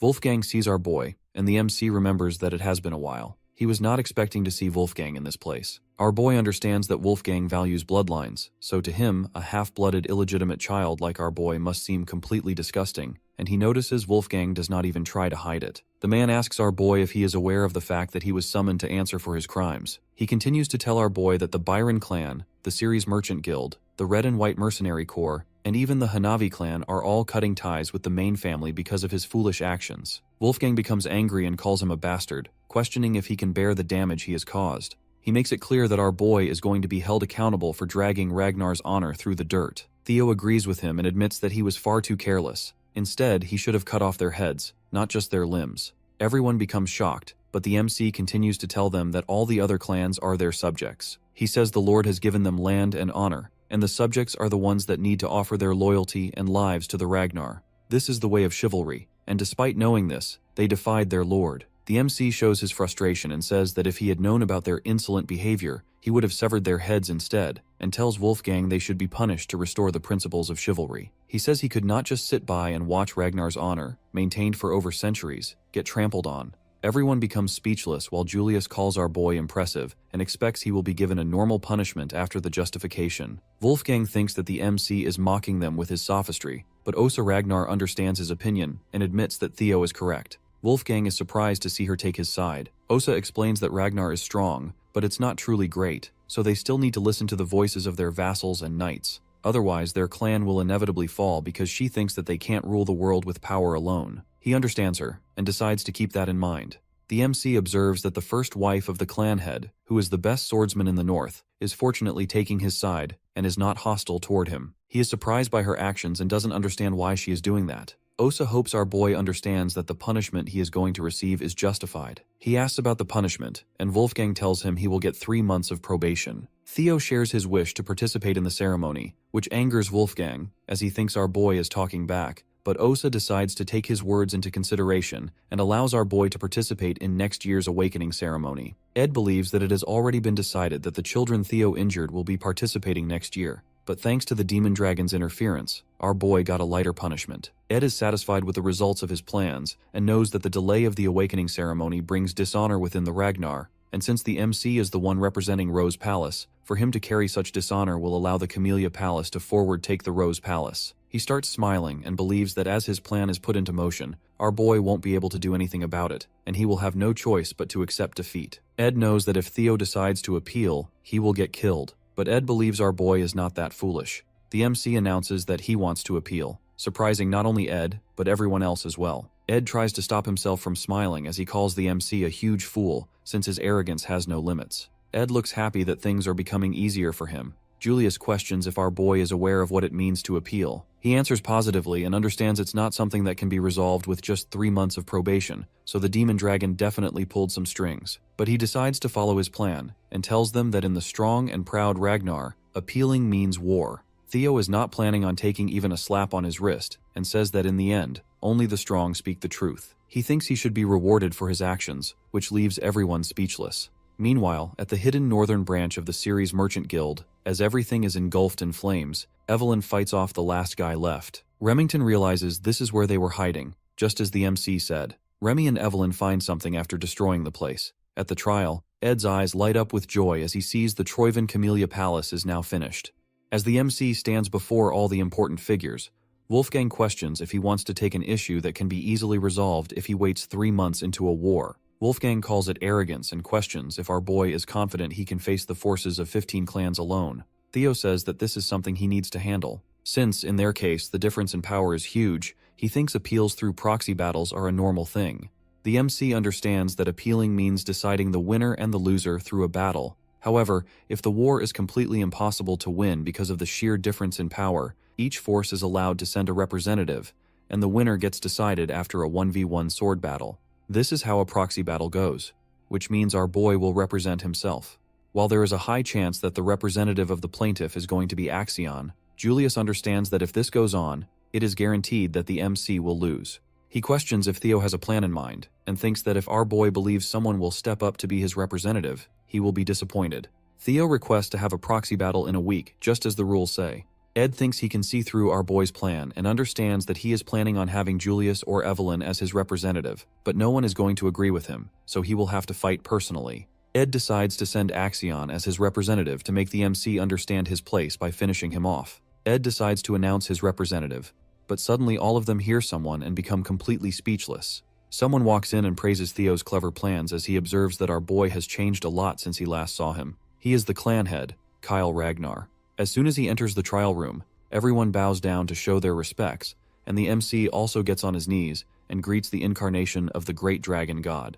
Suddenly, the system window opens up, telling him to complete a new quest to take over the Camellia Palace and uncover its hidden secrets. He notices it's his first quest after the tutorial and questions if this is related to the blue light he saw earlier.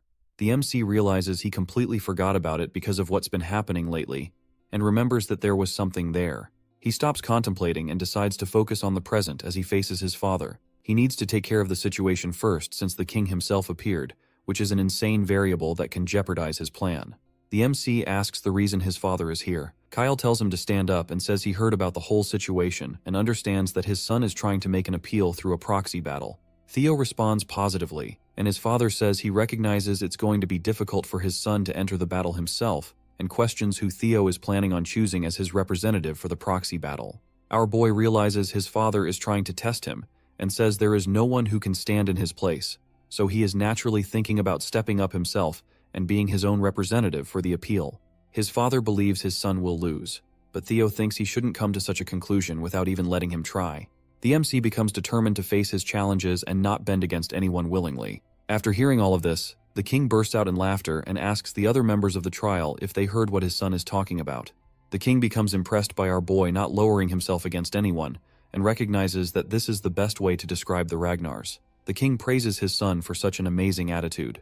Our boy feels grateful and starts to smile as everything is going according to his plan. He remembers the proxy battle is just bait, and since he doesn't have to fight, he feels amazing to say such words without holding back. He remembers the work he requested from his friends Remy and Evelyn, and understands that he will get his hands on the proof of Camellia Palace's treasonous conspiracy, which will make his victory absolute without even fighting. The king decides to give his son an opportunity, and as the master of Ragnar, Kyle says he wishes to test a single strike against our boy. Theo becomes shocked as his father tells him to forget about the trial. He says if the MC can endure a single blow, he will clear all the charges without punishment. The king tells Theo to come out, but Ed starts shouting as he tries to object. He thinks that testing a single strike against our boy means the king approves of him, which means that if, by any chance, Theo is able to endure the single strike, he will receive the approval of the clan head himself. Ed is sure the MC won't be able to endure it, but just in case he somehow does, Ed decides to object and tries to stop the MC from looking favorable in the eyes of the king. He questions how the vassals and bannermen dare to comment on the blood of the clan leader's son, and continues to talk about the rules of the proxy battle. But Kyle Ragnar tells him to shut up, and makes it clear that if a vassal dares to speak against the Ragnars, they need to just get rid of him. Ed has no choice but to follow the clan leader, and Kyle asks if Julius has anything to say since he has been giggling for a while. The demon dragon says he is just surprised to see the king show interest after such a long time. Kyle Ragnar gets to the point and asks his son if he is willing to do it. Our boy understands that things have taken a huge turn, and even though he was not expecting this, he smiles and decides to accept the challenge. The MC speaks up and tells the clan leader this is too heavy for him, as it is absurd to compare a single strike from the clan leader himself with a proxy war against vassals and bannermen. The king asks if he is trying to refuse, but our MC answers negatively, and says he only wishes to have a fair transfer since the trial has become stricter. He demands that his compensation should also be increased with a cheeky smile on his face. Kyle Ragnar asks his wish, and the MC turns around to look towards Ed and says he wants something like Camellia Palace. Observing all of this, Ed is left speechless. Ed becomes frustrated, and Wolfgang calls it complete madness to propose such a deal with the clan leader himself. He thinks he needs to put the bastard in place since agreements are based on the understanding that both parties hold equal standing. Wolfgang assumes the MC will fail because of his arrogance, but to his surprise, the clan leader agrees with our boy. Kyle thinks that if the MC aims to become the successor, he needs to be at least this courageous and bold. The clan leader asks if the Sky Dragon has any objections, but the man assures him everything belongs to his lord Kyle, so he can't dare to comment on his decision. The lord is happy to hear this and orders them to quickly prepare a stage, as he wants to test his son himself. Theo becomes a bit hesitant, and after a while, as he confronts his father Kyle Ragnar, the other vassals stand on the sidelines to observe. Ed is in complete frustration since the trap he set to catch our MC has turned into a stage favoring him. Ed assures himself not to be anxious, as he thinks that even if Theo has gotten stronger now, there is no chance he can withstand even a single strike from the clan leader, a feat not even high-ranking swordsmen can easily accomplish. Ed assumes Theo is going to die here, but our boy sees through his plans and is confident he won't die thanks to the tutorial reward he received. The king notices something about his son has changed and questions whether he consumed an elixir without anyone noticing. The king believes even an elixir won't help him change this much but decides not to care since it doesn't matter to him how the MC became so strong. Our boy realizes his father has seen through him easily. Even the 9 dragons haven't noticed he took an elixir. The king asks if he is warmed up. Theo answers positively, and his father cheers that normally he uses his great sword, but since our boy doesn't even know how to use mana yet, his father is trying to go easy on him by using a rusty steel sword instead. The clan leader asks if he has any objections. Theo says he doesn't, and the father becomes serious as he decides to begin the fight. An immense aura starts to spread everywhere as the clan leader moves forward, making our boy anxious. Theo observes the immense pressure his father emits with just his fighting spirit alone. The clan leader praises him, surprised that his son is still standing. Theo remains confident since his strength has almost tripled because of the reward he received after clearing the tutorial known as the Experience Elixir. Using the elixir, he was able to gain 5 levels, and he put all the stats into his strength. With this much strength, he feels true freedom as he leaves the realm of the weak and enters the realm of the extraordinary. The MC is confident he can survive at least a single strike from his father, and as the clan leader throws his attack, everyone becomes speechless while Ed believes the MC will die. Our boy puts all his focus into defending himself and is able to see the attack coming. The huge red beam of light falls to the ground, destroying the whole stage, and after the smoke clears, the clan leader smiles to see that he was able to finally find a decent son, as our MC remains standing. leaving everyone shocked. Theo proves his innocence through his will and determination. After successfully surviving the strike, the trial concludes, and the system shows that the sudden quest, Single Strike from Kyle Ragnar, has been successfully finished. Theo receives an inventory and a mysterious blue key as a reward for his achievements. After some time, our boy wakes up while questioning where he is. His mother, Cecilia, becomes happy to see her son wake up and shares that he fainted while standing. She starts to cry while holding his hand as she expresses her feelings about when she found out the clan leader himself challenged our boy. Cecilia becomes concerned and asks if he has any more injuries, assuring him she will immediately call a physician if he has any fractures or dislocations. Theo tells her he is fine but doesn't recognize where he is. Julius comes in and says that by the orders of the clan leader, the Lady of Camellia Palace, Axion, and the Director of Intelligence have all been vacated. Theo becomes happy as he realizes they are inside the Camellia Palace. The system updates him on the situation and shows that he just needs to uncover the secret now. Inside the Camellia Palace's garden, Imel starts creating a fuss, as she doesn't understand why she is being forced to vacate her own property. The servants try to calm her down and start begging her not to create such a fuss. Meanwhile, observing all of this, Ed gives an order to Axion to kill Theo Ragnar. Axion shares his plan for the awakening ceremony, but Ed tells him to cut off Theo's head to finish him off for good. Axion observes Ed's eyes, which are burning with intense desire for revenge. After everything settles down at the Camellia Palace, our boy understands that despite everything going against his plan, he achieved far better results than what he was expecting. He managed to obtain the Camellia Palace without using his trump card, and on top of that, he has obtained another authority. He uses the inventory skill and pulls out an item from inside it. The MC munches on the apple and wonders how such things are possible but recognizes it's very useful.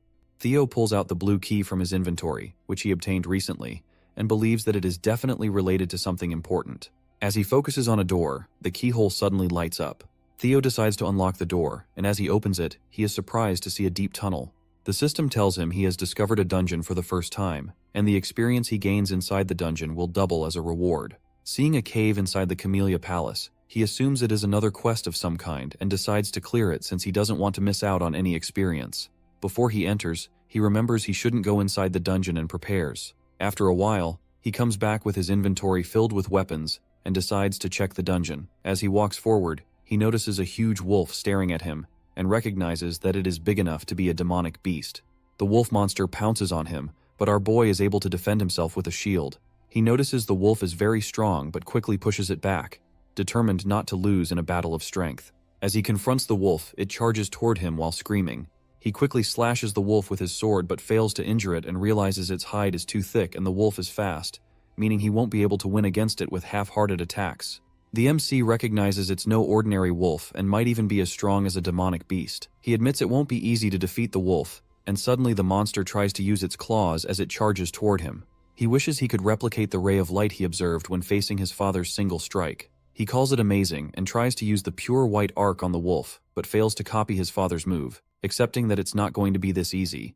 A single strike is an easier way to label a strike that brings certain death. He finally understands that the key to mimicking his father's attack is to put all his strength into a single sword strike. He leaves his shield and thinks about improving his sword skills and the secret sword arts that rely on his speed, taught by Evelyn.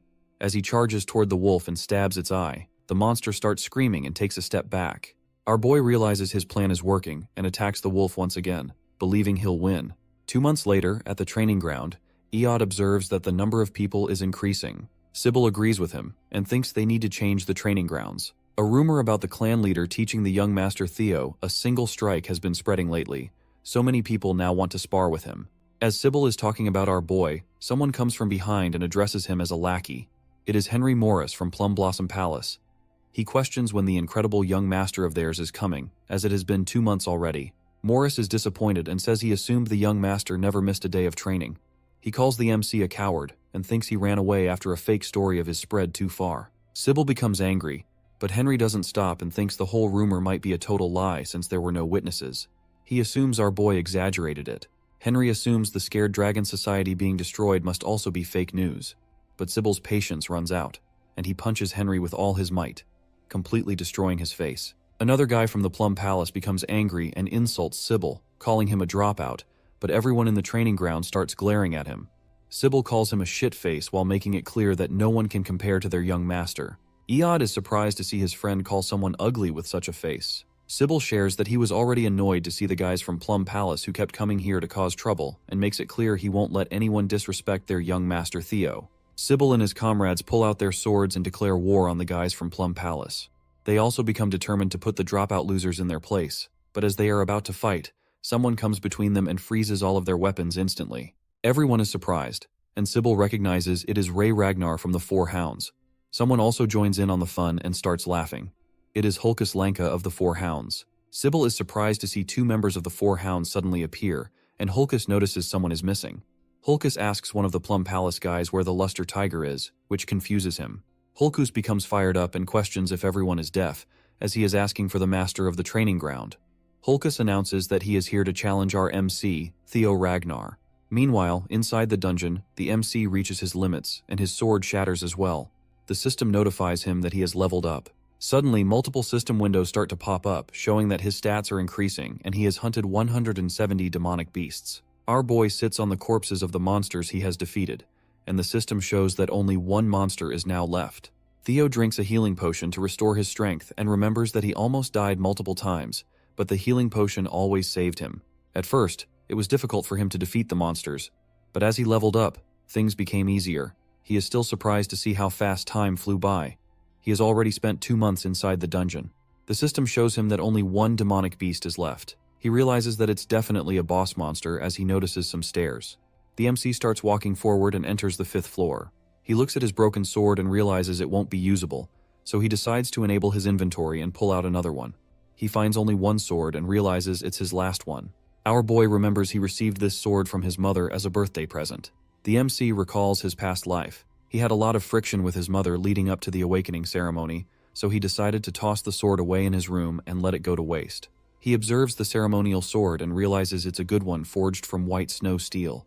Theo becomes silent as he remembers his past life. His mother barged into his room wishing him a happy birthday and shared that she was waiting for midnight to shower him with gifts. But he became angry at her and told her he didn't want to waste his time on birthday presents as the ceremony was near. He was expecting better from his mother, and made it clear that no good equipment would ever change his bloodline. He remembers asking his mother to leave him alone, but decides he won't repeat any mistakes from his previous life. Our boy finds the boss room, and the system warns him to be cautious as a strong demonic beast is going to appear soon. Inside the boss room, Theo finds a dragon taking a nap. He becomes relieved to see that it's just a lesser drake. Theo starts to question why the final boss of the quest is draconic. The Ragnars are said to be the descendants of dragons. Our boy wonders if it is merely a coincidence but decides to focus on defeating the boss monster as he can't get out of the dungeon without it. The system shows him the quest scenario and the number of monsters remaining. She questions if he can actually win this battle since he is still facing a kind of dragon. The MC starts focusing and decides to use a single flash. He remembers practicing it a lot against the wolves he faced, and even though it might not be on the same level as his father's dragon flash, he charges toward the dragon, believing that if he utilizes his dragon heart to the maximum, he should be able to land a serious hit. He pierces his sword through the monster's eye and successfully wounds it as the monster starts screaming in pain. Suddenly, it attacks our boy with its tail, but he is able to dodge easily and becomes disappointed that his weak attack was not able to pierce through its brain. The drake starts screaming and gets ready to kill our boy, but he is able to see possibilities and confidently charges toward the drake, believing he might be able to win. The MC lands a few hits and decides to distract the monster first with normal attacks so he can look for its weak point. All of a sudden, the lesser drake starts screaming again, and fear begins to dominate the battlefield. Theo's body completely freezes because of fear, and despite being able to see an attack coming his way, he is unable to dodge but blocks it with his sword. He gets thrown away and hits the rock wall, realizing how strong the boss monster is. He admits he can't keep this up for too long and gets up to attack the huge monster coming his way, while hoping he can hit its weak points for a quick win. Our boy already knows a dragon's weak point is its reverse scales and jumps onto the lesser drake's body while dodging all attacks. He is able to pierce the reverse scales with his sword, and blood starts gushing out of the monster. He keeps hitting the spot as it starts screaming in pain. Our boy believes his plan worked, but the lesser drake doesn't fall down and surprises Theo. At the training grounds, Hulkus gets mad at Ray and makes it clear that he wants to fight the young master first. She calls him a loser and tells him to stay out of it. But he starts defending himself and says he lost 3 years ago. He has worked hard to improve his skills every day, so 3 years are more than enough to close the gap. Ray doesn't listen to any of his words and calls him a loser again, which makes Hulkus angrier. He decides to have a duel with her and mentions that the winner will get a chance to fight Theo Ragnar. He hits her with a huge weapon, but she is easily able to stop his attack without being phased. Sybil and Henry don't understand what's happening, but become scared seeing the four Hounds members fight. As they both move forward to attack, Remington appears between them and tells them to go elsewhere since this is the domain of the young Master Theo. He makes it clear that he won't allow anyone to cause trouble for the Master. Hulkus becomes happy to see Remington and shares his desire to fight him as well, but Remington asks Hulkus to understand his words. Suddenly, all of them start to feel an immense pressure, and Remington questions the source of this menacing killing intent. All of them look back to see the MC enter the training grounds. Remington is surprised to feel such overwhelming pressure and starts to wonder what happened during Theo's seclusion training. Ray and Hulkus become excited to see that the young Master Theo has finally arrived. Our MC dominates the whole training ground with the skill Lesser Drake's Fear. Earlier inside the dungeon, after the MC pierced through its reverse scales, the Lesser Drake finally died, and the system congratulated our boy on hunting it. As soon as he touched its reverse scales, the monster started going crazy. Our boy thought he would die, but the monster wore itself out after a few minutes since the scales were definitely its weak point. The system notified him that he had obtained the Lesser Drake's Tooth and Claw. The tooth was an enhancement material for weapons, while the claw could be used to increase a weapon's sharpness. He decided to use his rewards to fix the sword he had since he didn't want to lose a gift his mother gave him. The MC also received a skill called Lesser Drake's Fear, which surprised him. He read the stats and realized the skill could inflict fear on a target weaker than him. He was shocked to receive such a skill, as he believed only a few chosen ones could use it. He's happy to see he is getting a chance to try it, and while putting all his stuff back in inventory, he questions whether the skill will be useful for him in Ragnar, since the place is already swarming with powerful people. The Camellia Palace dungeon gets cleared, and our boy finally gets out after finishing the quest of uncovering the palace's secrets. For successfully clearing Scenario Quest 1, he receives a nest compass as his reward. He doesn't understand what it is, and questions whether it's going to be useful in the next quest. Theo puts it in his inventory and decides to go rest in his room first since he's completely exhausted. But suddenly, a maid rushes towards our boy and informs him that he needs to take care of an urgent matter. She notices the wounds on his body, but he brushes it off and asks about the issue. The maid informs him that there's a brawl happening in Training Ground 4. Our boy enters the training ground after hearing this, dominating everyone with his new skill, Lesser Drake's Fear. He angrily tells everyone to get lost since he needs rest. The immense aura knocks people unconscious, but Hulkus becomes excited to see such overwhelming killing intent and charges toward our boy without a second thought, to see who is stronger. Hulkus attacks with his sword, but the MC easily overpowers him with just one swing, leaving everyone shocked. Hulkus gets knocked back and cannot believe his strike was deflected so easily. The MC is surprised by his progress after dungeon training, but Hulkus doesn't back down. He has always been considered the weakest member of the Four Hounds of the North because he is very dumb, and never rounds out his arsenal either. Hulkus attacks Theo again, challenging him to block it. Despite being the weakest, Hulkus has never once been outmatched in terms of raw strength, but now the MC is surprised to see that he is able to keep up with Hulkus, and with a single slash, he counters Hulkus and defeats him. He feels amazing after leveling up so much, and Hulkus starts coughing up blood, loses consciousness, and falls down. Theo realizes he was too careless and should have held back, but feels glad he was facing Hulkus, who is known for his toughness and can tank such attacks. The MC notices Hulkus only fainted. Sybil becomes surprised, and everyone in the training ground starts cheering for the young master who easily defeated the Black Bear, one of the Four Hounds, with a single strike. Theo assures them Hulkus is still alive. Suddenly, his sword breaks as well, which disappoints our boy since it was a gift from his mother. Everyone keeps cheering for the MC, and they all praise him for breaking his sword with a single strike. He doesn't understand why they are so happy. Meanwhile, observing all of this, Ray remembers one of her past memories. When she was a little kid one day, the MC found her and questioned why she was walking around in such cold weather while wearing barely anything. Theo gave Ray his own scarf and thought she still looked really cold, so he decided to take her to his house and told her he would take her home once the snow finally stopped. After recalling all of this, she starts smiling and leaves the battleground. Remington is surprised to see her smile. After a while at the Camellia Palace, our boy looks embarrassed as the maids congratulate him on getting a new title, Luster Tiger. One of the maids is happy to see his hard work finally paying off and advises him to keep it up and maintain the momentum until the awakening ceremony. She believes he can do it, and suddenly, his mother appears and starts feeding him the new abalone dish forcefully. He tries to stop her, but she starts stuffing his face with more food as he begs her to stop. While eating, he remembers his past life and starts to feel grateful. He tells his mother the food is very delicious, and she notices the broken sword.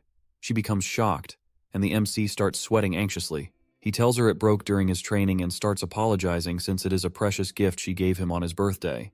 Theo's mother becomes angry at the person who swore it wouldn't break, as it was made with white snow steel and ebony steel wood. He asks if she is talking about the steel wood from the southern jungle. She answers positively and tells him it is a rare and precious material, but feels disappointed to see it was all a lie. She thinks that if the guy was telling the truth, the sword wouldn't break so easily. The MC realizes how precious the materials are, and becomes surprised since he was not expecting it to be so valuable. He wonders how his mother found such a sword. She decides to go ask the maker for some explanation, and force him to make a better sword this time that is perfect for her precious son. He assures her it's fine and that he can just use another sword, but she rejects the idea and tells him people are finally coming to see his true powers, so he needs to be even more careful than before. Since the awakening ceremony is really close, she says she won't allow him to attend the ceremony while carrying a shabby old sword. Theo is happy to see his mother care so much about him, and Cecilia decides they should get going since they are done talking. The MC is confused. She reveals that they are going to the best workshop in all of Winterra, known as the Basque Workshop. Basque Workshop is one of the top 3 manufacturing workshops of Winterra, and its fame comes from the sheer size that rivals a factory. However, the most notable thing about the workshop is its master. She is a person who falls into the category of special rank by the intelligence agency, and a blacksmith with the title of Master Craftsman, which only 2 other Ragnar artisans hold. The MC is surprised to see the elf of capitalism incarnate, the demon craftsman Kurson. He never expected to meet such a tycoon and questions how his mother has connections with the demon craftsman. Cecilia angrily questions why her mother is still smoking. Hearing her call Kurson her mother, our boy becomes speechless. Kurson tells Cecilia not to address her as mother since their relationship is not that of a parent and child. On the day Cecilia decided to run away, Theo was told his mother is an orphan with no family in the world, but is surprised to see she is the daughter of the high elf Kurson. He realizes that the reason he looks so handsome is that he is also a quarter elf. Kurson asks why Cecilia unexpectedly decided to visit her. Theo's mom throws back the sword and tells her it is a defective product. Kurson doesn't believe her and becomes mad hearing her daughter call it a defective sword, even though she forged it herself. Kurson pulls out the sword and realizes it's broken. Cecilia questions if that's not a defective product, and Kurson becomes speechless. The high elf asks who the wielder is. Cecilia tells her Theo is the wielder of the sword. Kurson asks if it's the kid behind her, and she tells her mother to watch her mouth because the MC is a genius who will one day reign over Ragnar from here on. Theo introduces himself to the high elf and expresses his gratitude for being able to see the renowned master of Basque Workshop. Kurson remembers him and praises Cecilia for raising such a child. Kurson asks if he is the only one who used the sword, and the MC answers positively.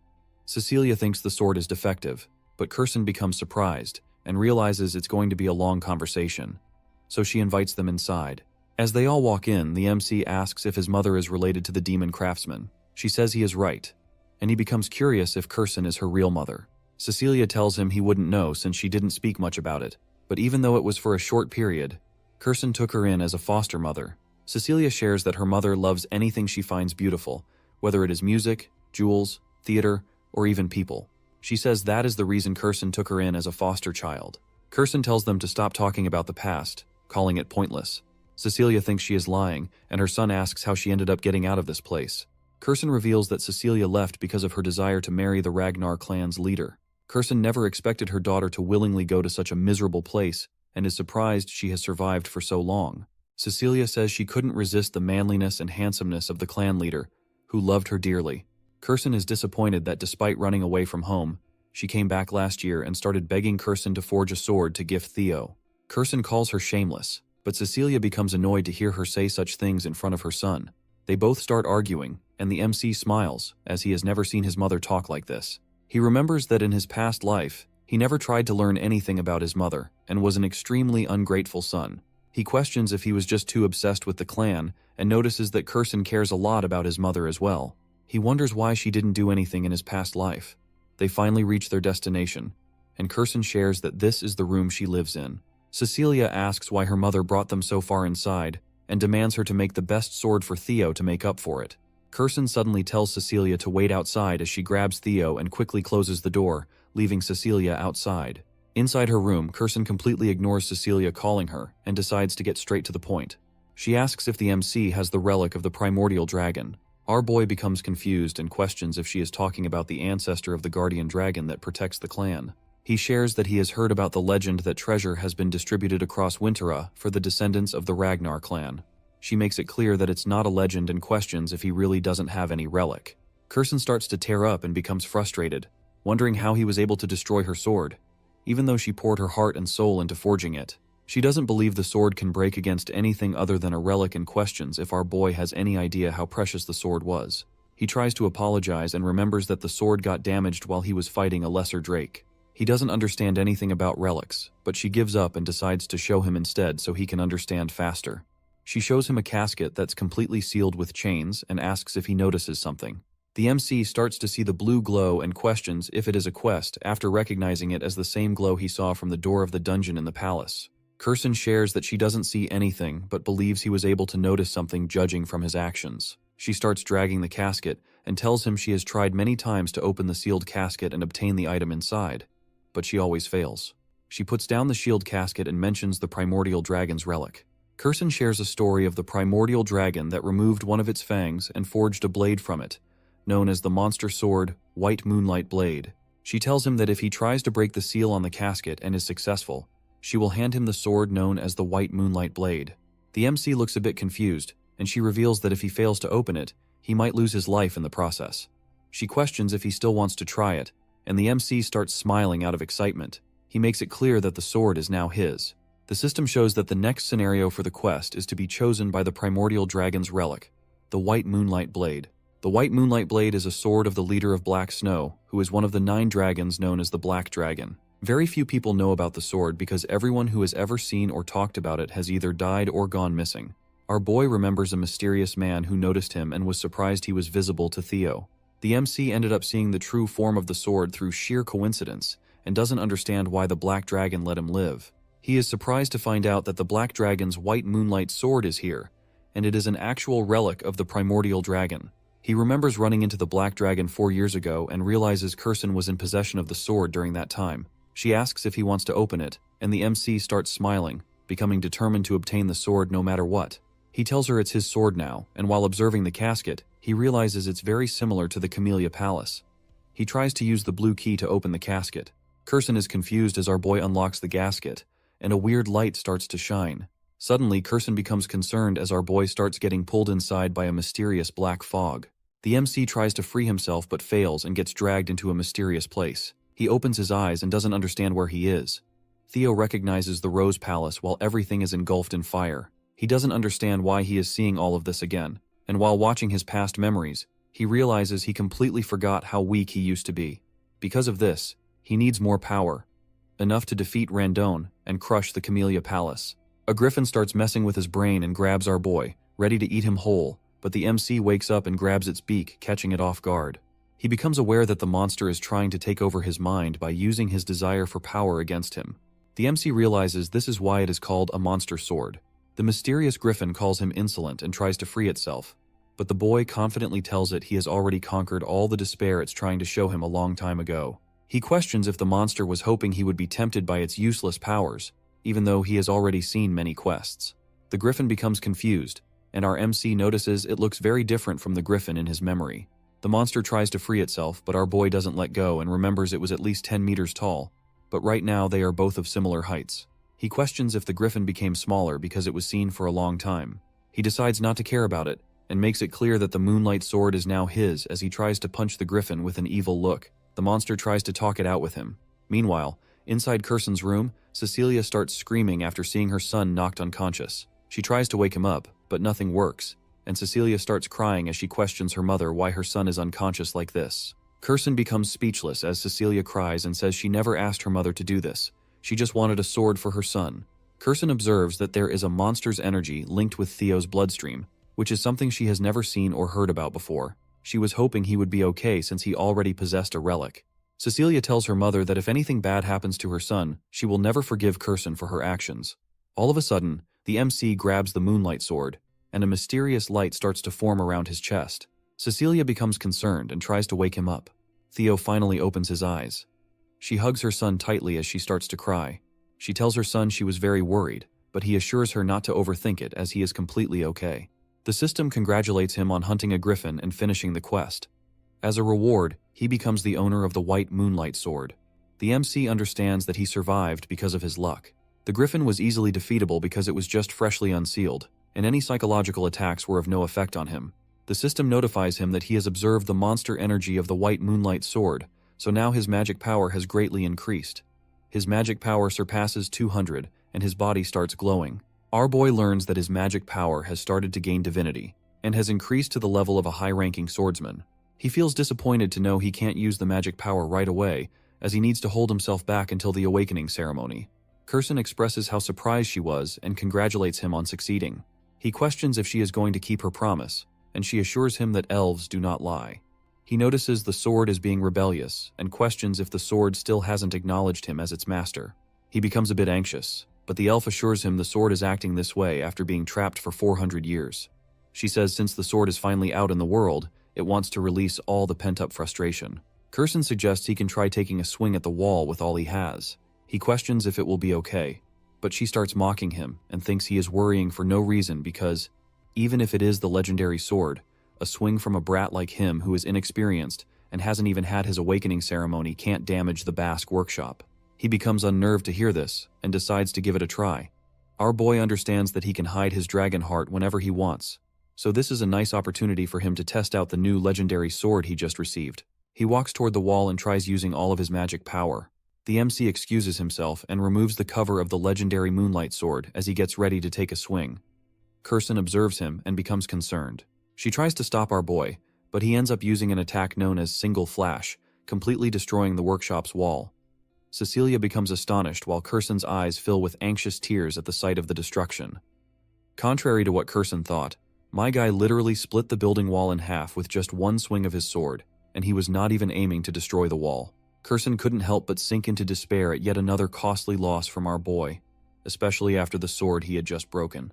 Even Theo thinks this is seriously overkill, and he's already running on empty because that sword drained all his magic to pull off that devastating slash. Right at that moment, Kirsten starts giving him some mana, and she dashed towards him so quickly that he didn't even notice when she reached him. She's startled to see he really has no control over his magic at all. Whatever the case, after looking at this massive crack in the 10-foot thick wall, she's sure this lad is an absolute genius. She starts to feel kind of proud to have a grandson like him, and I can see those dollar signs in her eyes, which clearly show that her greedy mind is cooking up something juicy to profit off our boy. She puts her hand on him and tells him she'll be his patron from now on, and all he has to do is spread his wings and show the world his skills. Well, there you go. She's literally using him as a walking, talking billboard for her workshop, and Theo can clearly see the glint in her eyes.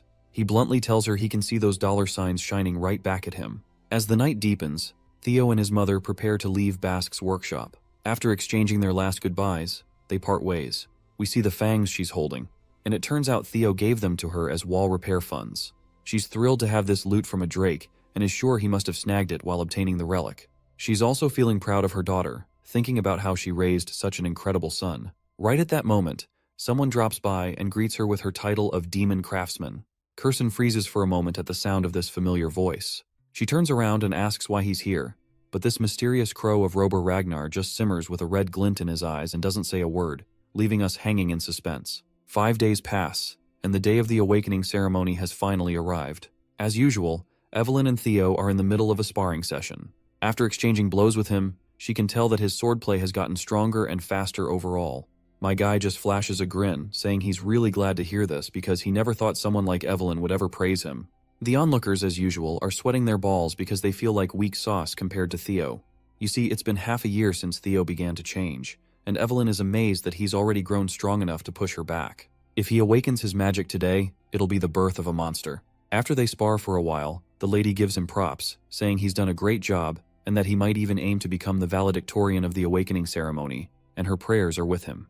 Theo flashes a big smirk back at her, thanking her for her kind words. He says that if he becomes valedictorian, he'll mention her name during his speech in front of everyone. Of course, Evelyn gives him this worn-out look, wondering if that's even necessary, while his fellows come over, excitedly telling him to mention their names too. Theo couldn't help but feel a bit proud, thinking that being popular is such a drag, while Evelyn just gave him this creeped-out look, clearly thinking how he is getting way too full of himself. The scene then transitions to the central headquarters, where Theo makes his grand entrance. introducing himself to the guards as Theo Ragnar of Camellia Palace. Once inside, he notices the large crowd in attendance, as the awakening ceremony is the most important annual event for the Ragnar clan. Every participant is hoping to get good results, and as swordsmen of Ragnar, this is their first chance to be acknowledged and honored. With everyone from the Ragnar clan watching, including the clan head, Kyle Ragnar, the pressure is high. Even some big shots are present, like the 9 dragons and the former clan head from 2 generations ago, Hilda Ragnar. The more Theo looks at Hilda, the less she seems like someone who's 150 years old. Either way, he is relieved to see her attending again.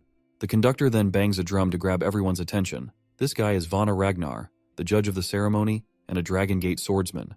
He snaps everyone to attention and tells them it's time to begin the preliminary examination.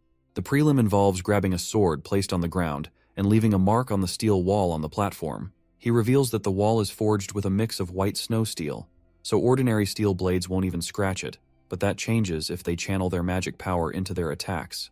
To help with that, he decides to hand out Soma to everyone. This single Soma pill will provide the power of 10 years worth of magic, an elixir designed to help open their mana halls. He tells them to swallow the Soma and focus on opening their mana hall in the Dantian, and only then will they be able to cut through the white snow steel wall with their swords. The depth of their cut will determine their results.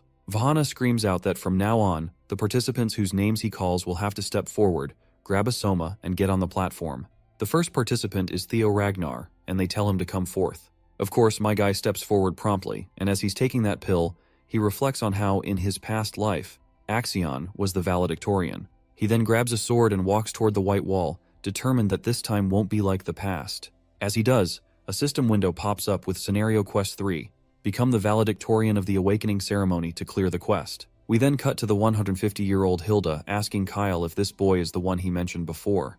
Kyle responds positively and asks if he has caught her attention too. Hilda replies that she's definitely curious after hearing so much about this boy and wants to see for herself just how competent his descendant really is. My guy stretches his shoulder muscles, while he can't help but to feel nervous. The judge, Vana, promptly appears and reminds him to swallow the Soma. Theo promptly pops the pill into his mouth, reflecting on how in his past life he had swallowed the Soma but was unable to control the mana, seriously injuring his Dantian. But this time, something like that won't happen.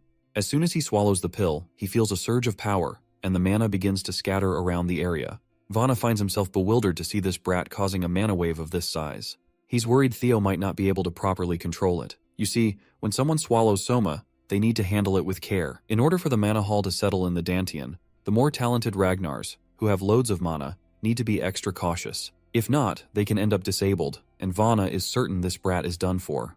But, as surprising as it is, my guy quickly stabilizes. Theo couldn't help but feel a rush of happiness, realizing he has both a dragon heart and a mana hall. It's almost a bit disheartening how easy it feels this time, unlike in his past life. But anyway, from now on, he's officially allowed to use mana, and he won't have to hold back the vast amount stored in his dragon heart. He prepares himself, leaps into the air, and just unleashes everything.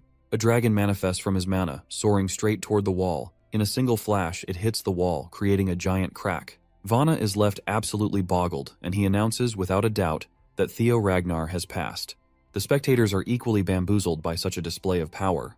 A system window promptly pops up before Theo, announcing that the curse of bad luck that's been in effect has ended, and his fame is beginning to spread throughout the world.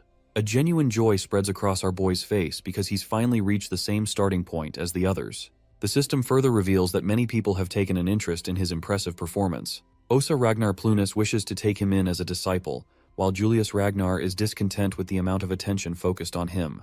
Meanwhile, Rober Ragnar remains cautious about him.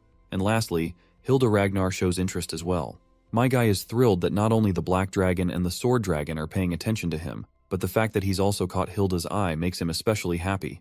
After all, she has the heart of Garuda. He thinks to himself how amazing it would be if he could just obtain that. The other contestants also try their luck with the white wall. One of them manages to leave only a tiny scratch, as thin as a hair. He cries out to see that he has a long way to go to even come closer to Master Theo. Ray Ragnar gives it a shot, and so does Hulkus Lanka and Remington Nacrio. They all do their best, but none come anywhere close to the massive cut my guy left in the wall.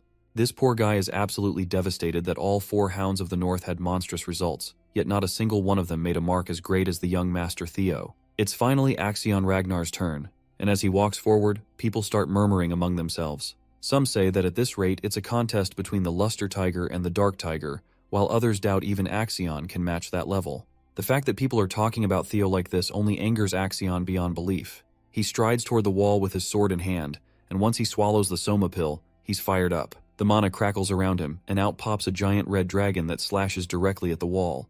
The sheer power of it leaves Vana utterly speechless because this is the first time he's been surprised so many times in one day. The crack in the wall is massive, and Vana promptly announces that Axion Ragnar has passed as well. The crowd goes absolutely bonkers because Axion's slash has left a crack just as big as Theo's. Now everyone is on edge, knowing that the precision grading will be the deciding factor in who comes out on top. As dusk begins to settle in, Vana announces that with this, the first stage of the awakening ceremony is officially over. This year, he's particularly satisfied to see so many people significantly increase their scores. He says that those who passed should prepare for the second stage of the awakening ceremony in 4 days. Finally, the rankings that everyone has been waiting for will be announced, including the valedictorian for the first stage of the awakening ceremony. Everyone in the arena held their breaths in anticipation as the valedictorian for the first stage of the awakening ceremony was announced. The clear front-runners, Axion and Theo, were locked in as they both hoped to hear their names called. In the end, Theo Ragnar manages to clutch the win for himself. While he is stunned, the arena erupts in booming cheers. Vana Ragnar is pleased to announce that his performance earned him a perfect 10 out of 10 from the judges. Whether it's technique, magic power, control, or speed, every aspect was flawless. While his followers were cheering, most of the candidates found it hard to believe that the Flash Tiger had taken first place instead of Axion. As it turns out, the depth of his sword mark came close to the record held by young Master Thorkel. That little tidbit made the crowd go even wilder. Thorkel Ragnar is an enigma. He is one of the 5 major candidates of Ragnar, and he is speculated to be the closest in the line of succession. The Salutatorian award fell on Axion Ragnar, and his displeasure is apparent. He also got a perfect 10 out of 10 score. However, he has been relegated to second place as his sword mark was a bit shorter than that of Theo's. That fact made his blood boil even more. Remington Narcio snagged 3rd place, Ray Ragnar in 4th place, and Hulkus Lanka in 5th. The Hounds of the North had the top places on lock. Meanwhile, the idiot of the Southern Inspection Post and Theo's first follower, Sybil Drea, eked out the last slot at 87th place. The second stage of the awakening ceremony will start in 4 days at the treacherous Winter Mountains. All 87 examinees who have passed are advised to prepare as best as they can. With that, they are dismissed, and the first day of the ceremony concludes in an unexpected direction. That night, Theo's faction immediately went straight to the tavern for a celebration. The place rumbled with cheers for the first and second placers. Everyone felt vindicated as the true might of Training Ground Number 4 was made known to the world. Praise and applause for their very own Sir Theo and Sir Remington started flowing along with liquor. Theo thanked his men for the support, but he knew better than anyone else that the trials were not over yet. His goal is for every one of them to pass the second stage together. He pulled his buddy Remington closer and confidently announced to everyone that they would be aiming to be the final valedictorian and salutatorian of the batch. Evelyn is also in a festive mood, and she genuinely believes that the two can pull it off somehow. Remington personally congratulated the young master for such a splendid display of power earlier. Seeing Theo's hard work bear fruit filled everyone with pride, but at the same time, Remington cannot help but feel ashamed of himself for falling so far behind his friend. Theo smiled at Remy, assuring him that he just got a little lucky this time. Also, ranks and such things should not matter between friends, right? Hearing that cleared Remington's mind of useless anxieties. They made a toast with their orange juice glasses and promised to try their best in the upcoming second stage. Sometime later, Theo found himself roaming the nearby snowy mountains. Finally, away from the crowd, he processed what it really meant to snag first place in the awakening ceremony. It is an achievement that he would not even dare dream of in his past life. Though it might not have been a real fight, he defeated Axion fair and square. He can hardly believe how far he has gone in such a short time. Clenching his fists in anticipation, Theo proclaimed that this was only the beginning of his story. Defeating and decapitating that traitorous fraud, Randone is far from enough. That guy is just a lackey to the actual players. Theo's true enemies are the psychotic Axion and the tricky Sky Dragon backing him up. Theo is willing to use everything at his disposal to get his ultimate revenge down the line. For now, he has another matter of great importance to take care of concerning the nest compass he got as a reward. The mysterious artifact is actually pointing toward the Winter Mountains, the venue of the next trial. In the second stage, he will have the chance to find out what the compass is steering him into. While he was lost in his own thoughts, he sensed something fishy nearby. His instincts immediately kicked in, ready to defend himself from whatever was hiding nearby. Someone has been tailing him, and Theo hates surveillance. The hooded spy watched in surprise as his target vanished out of thin air, only to feel the cold glint of a blade aimed at his neck from behind. Theo demanded to know who the spy was, and the dude tried his best to convince Theo that he was not Seuss. He introduced himself as Gatsby Yotan of the renowned Gale Sword Platoon. Gatsby insisted that his captain sent him after witnessing such a splendid performance at the first test of the awakening ceremony. Theo had an unreadable poker face as he stared into the man's soul. It seems like the scouting offers are arriving sooner than he expected. Gatsby elaborated that their captain is offering Theo an opportunity to take an admittance qualification test. This offer flabbergasted him. He is offended that the Gale Sword Platoon wanted him to take some useless test rather than a full-on invitation. Gatsby bragged about the illustrious reputation of his platoon, asserting that even a chance to take the test is hard to come by. Before the dude could spout any more bullshit, a fiery voice cut him off, calling the Gale Platoon a bunch of morons. A woman carrying a great sword on her back addressed Theo as a young master and offered a far better deal than the morons of Gale Sword Platoon. This feisty girl is Ayan Sosoli, also known as the Fire Goblin and Vice Commander of the Black Iron Cavalry. She personally came to extend a direct invitation for Theo to join their ranks. Gatsby stumbled on his words as soon as he saw who had just come through. Those that recognize the Fire Goblin's name know not to piss her off. But before Ayan can get close to Theo, multiple scouts from different factions come out of hiding in fear that such a promising candidate might get signed before they can extend their offer. They all ran in, shouting their ridiculous proposals. The Black Sword Platoon is willing to promote him to squad leader within 3 years. The Swords of Law and the Security Bureau also threw their eager hats in the ring. Annoyed at the bidding war unfolding, the Fire Goblin snapped in anger.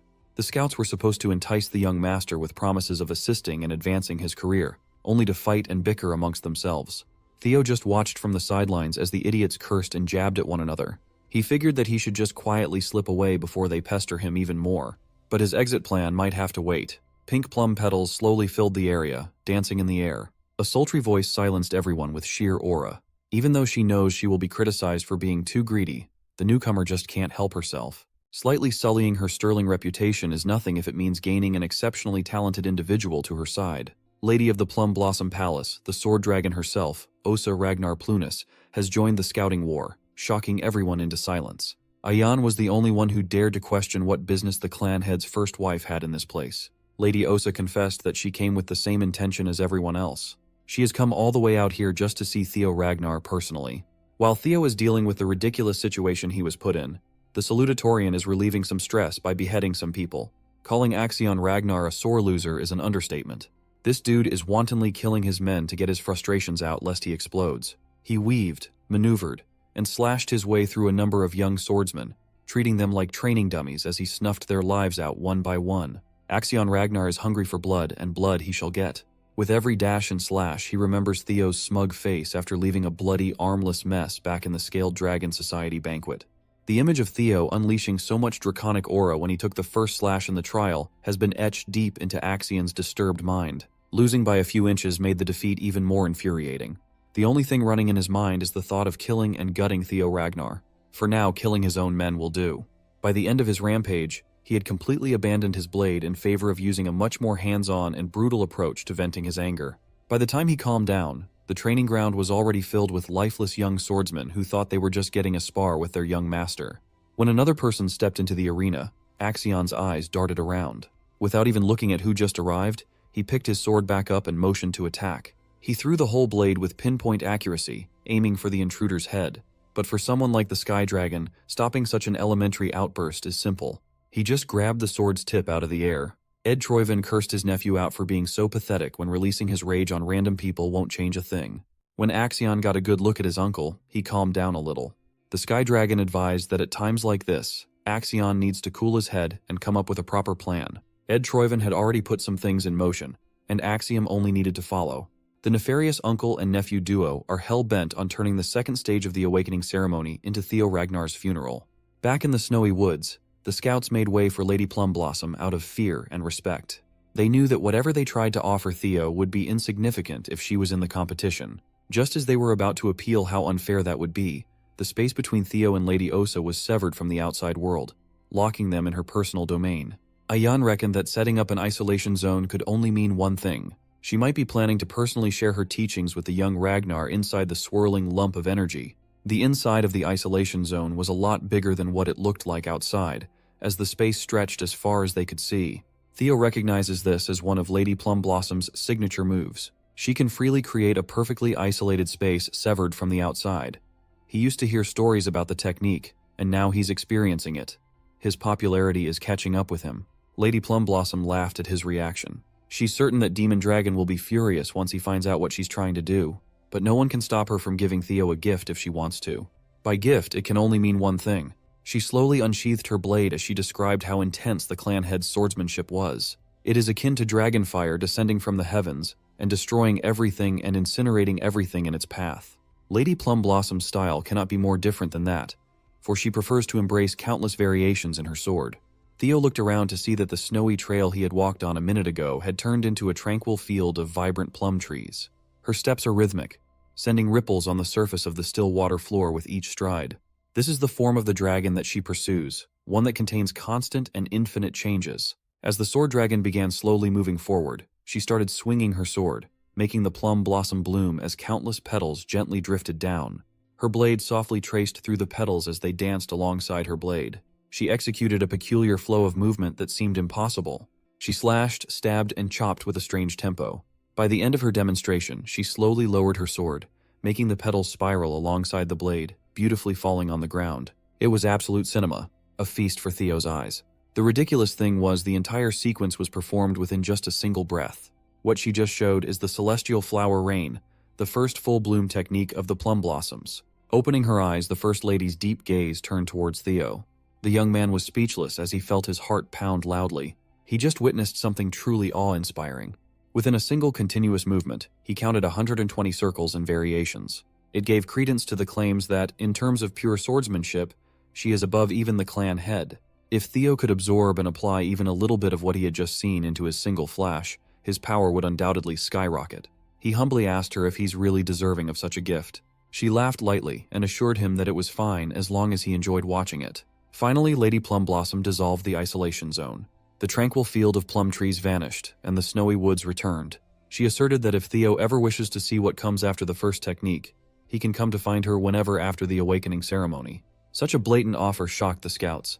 The First Lady simply wishes for Theo to become a new wind in this desolate place. With that, her body turned into a pile of beautiful plum petals drifting away. Theo knows more than anyone that he just received something far too great.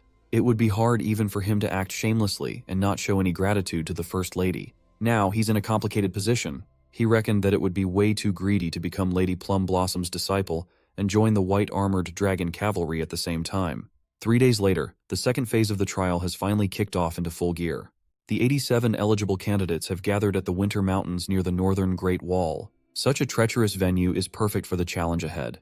Winter Mountains stretch across a ridiculously vast distance, from their home of winter all the way to the Demon Sea.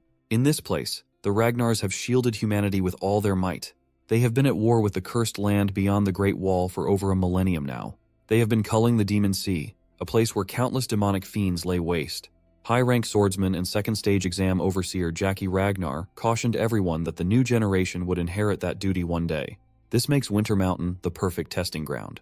However, as apprentice swordsmen, the examinees are not allowed to cross over to the Demon Sea, and the exam area is restricted to the inner side of the Great Wall. Today, the exam is very simple. They will have 15 days to defeat demonic monsters that roam the Winter Mountains and retrieve the bells that have been placed on their necks. There are 7 different colored bells out there: red, orange, yellow, green, blue, indigo, and violet, the colors of the rainbow. Each bell increases in point value in the same order. Naturally, higher points mean confronting a more powerful demonic fiend. Overseer Jackie emphasized the danger of violet bell fiends.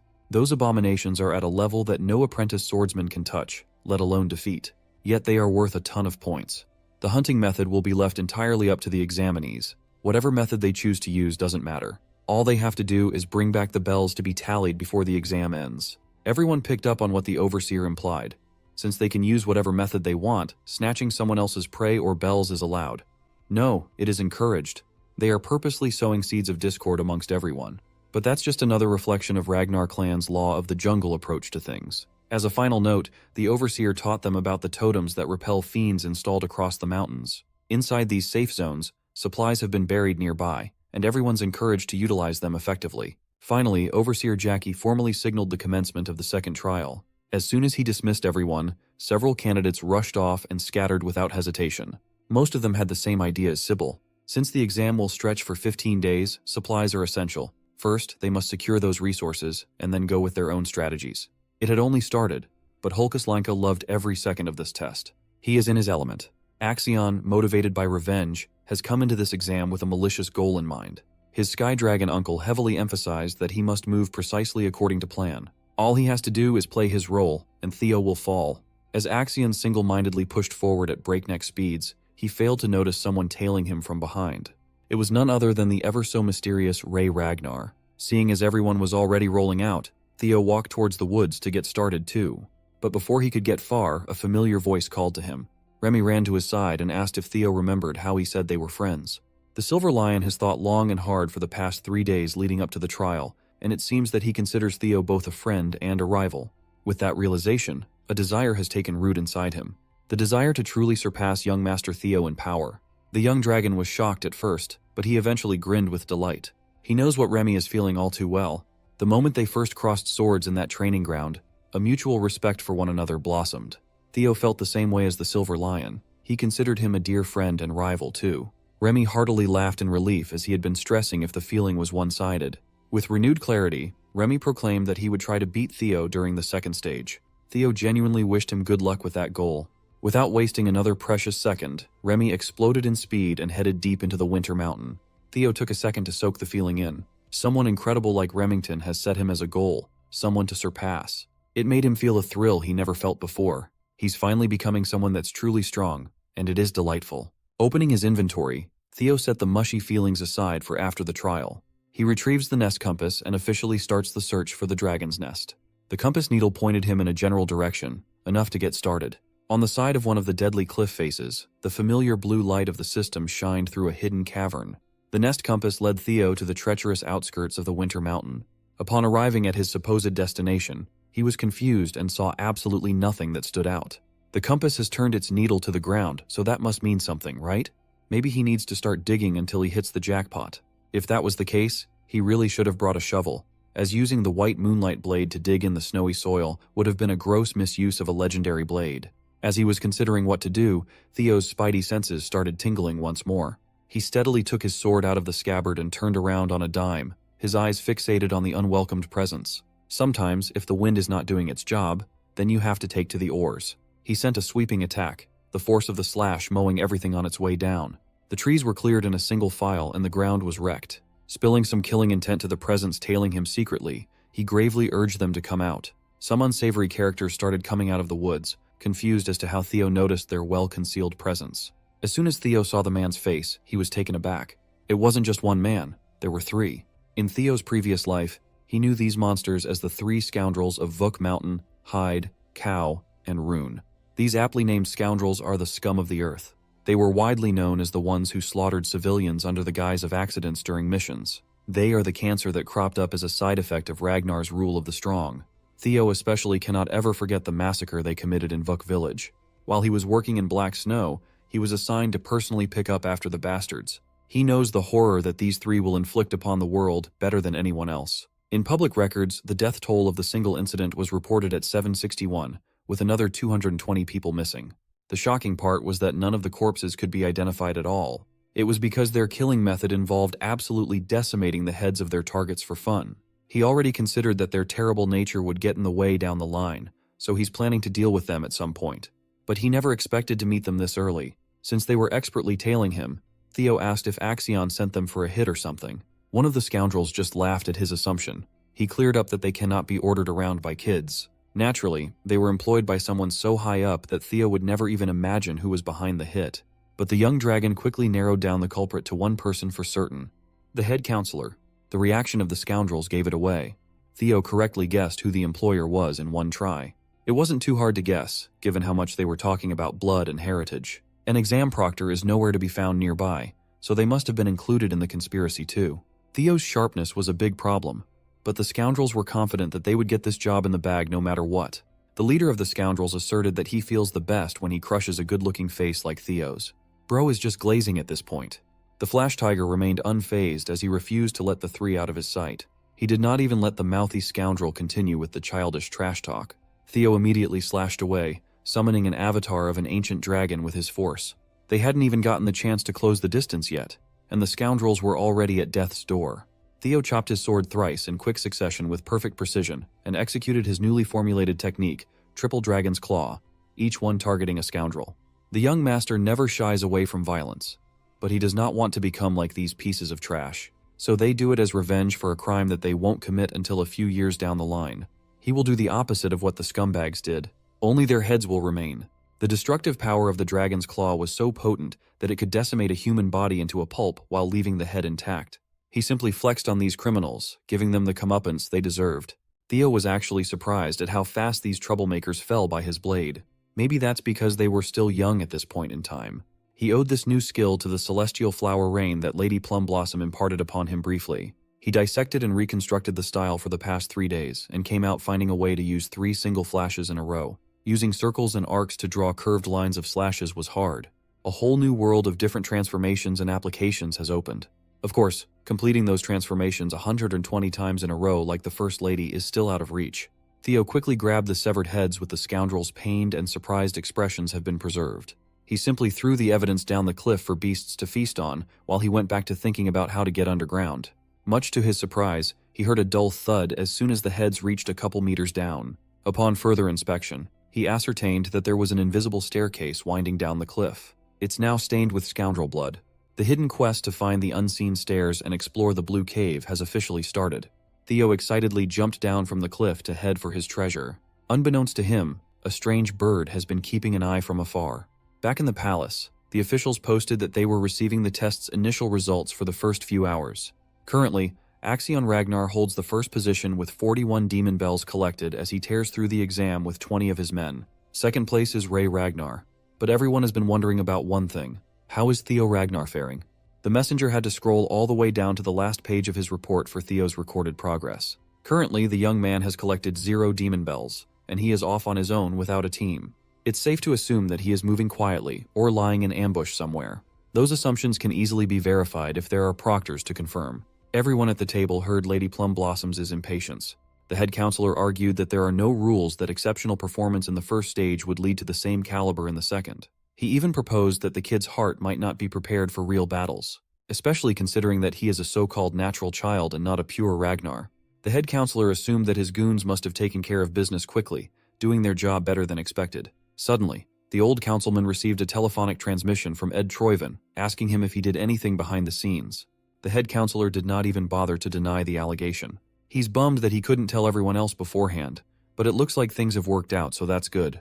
Even the Sky Dragon was shocked at the geezer's brazen attitude towards an impure child of the throne. It pissed Ed off that some crazy elitist old coot acted without permission or consultation, potentially stifling his plans. After Camellia had been taken from his family, the Sky Dragon campaigned for an opportunity to take over the Rose Palace. However, he could not find the primordial dragon's relic anywhere. Ed Troyven has come to a hypothesis stating that Theo must hold a clue about Rose Palace's relic. Sky Dragon can feel it in his bones. That boy, Theo, has some clues about the relic on him. Grown and shown that he is a threat. Using telepathy again, Ed jacked into a guard's mind with a message to hurry Axion up. Lady Plumblossom can see that the head counselor and the central intelligence director are scheming something, and they're not as sneaky as they think. The pro-Theo group might have to set up some precautions and countermeasures too. It was a reasonable idea, but Julius Ragnar heavily opposed such a thing. The demon dragon genuinely believes that Theo is not someone who would crumble on a mere challenge. Julius trusts his gut that Theo is safe and just stuck in his own unknown circumstance. Also, Julius has not gotten over the fact that Lady Plumblossom sneakily met with Theo. The First Lady feigned ignorance and playfully laughed. Back in the Winter Mountain, Theo finally managed to see where the stairs were leading. Inside was a relatively simple cave structure, but there were a lot of pesky skeletons hanging around on the outskirts. They constantly attack with a pretty strong mental attack trap set up inside. Most people will have a breakdown if they happen to get caught in it. However, such low-level mental attacks are nothing after he passed White Moonlight Blade's tough test. More importantly, Theo managed to follow the compass needle and find something. To check on the situation, Theo expanded his senses outwards, making the wildlife scurry for their lives. For times like this, the special divinity skill is just too juicy. He can even see what's lurking behind every corner. Casting those thoughts aside, Theo was the first to arrive and be tested. Finally, he found the hatchling's lair. 3 years from now, things might be a lot different. Black Snow will end up killing the hatchling and discovering a priceless legendary item. Walking deeper into the cavern, Theo quietly apologized for the future of Black Snow as he planned to take one of their historic records. Behind the gate is the Amon Grimoire, a one-of-a-kind game-changer. As soon as Theo entered the gate, he was frozen in place, overwhelmed at the sight before him. There were literal mountains of gold and legendary weapons, gems and trinkets scattered everywhere. One thing is for sure, this place is not a hatchling's nest at all. In the middle of the gigantic room was a sleeping draconic beast and an ancient dragon, using its sea of gold coins as the most expensive bed in the world.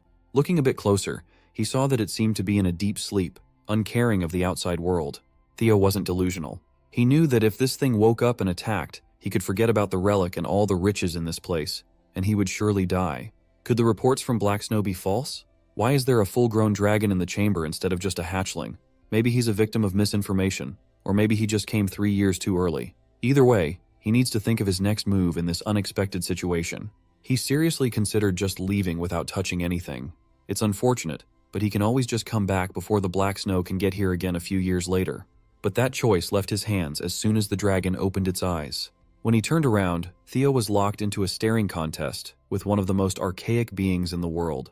Much to his surprise, ancient dragon Roadbroke spoke in human tongue, calling him the first selector that had come in a long time. The giant beast was actually kind of chill. It even introduced itself without a hint of hostility. Roadbroke explained that the Ragnar calls her the guardian dragon and the owner of Winter Mountain. Everyone who grew up around the clan knew the name Roadbroke. Trying not to be rude and disrespectful, Theo crashed down to his knees and paid respect to his ancestor. Roadbroke was quite interested in the fact that the young human called her an ancestor. As far as Theo was taught his whole life, the guardian dragon Roadbroke is the companion of the Ragnar clan's progenitor, Sigurd, and the mother of Friedreif. The beast asserted that Friedreif the bastard must have been spreading nonsense out there. While it's true that she and Sigurd were old companions for a time, she viewed it just as a sign of respect for the contractor who sold his soul to dragons. There wasn't much emotional exchange between them.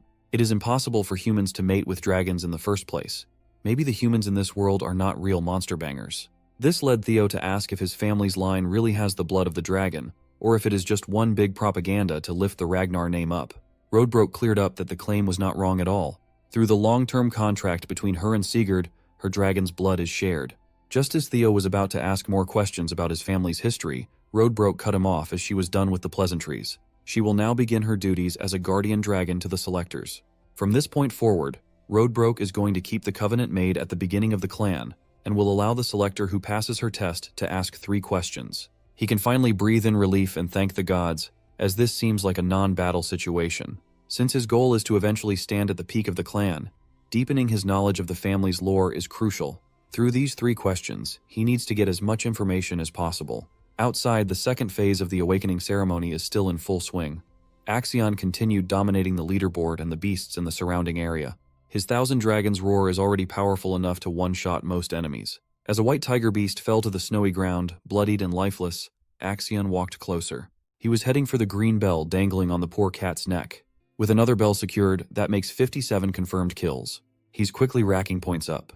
Nevertheless, killing these monsters was secondary. Axion was just itching to find Theo, but his scouts kept on telling him the same report that Theo was nowhere to be seen over and over.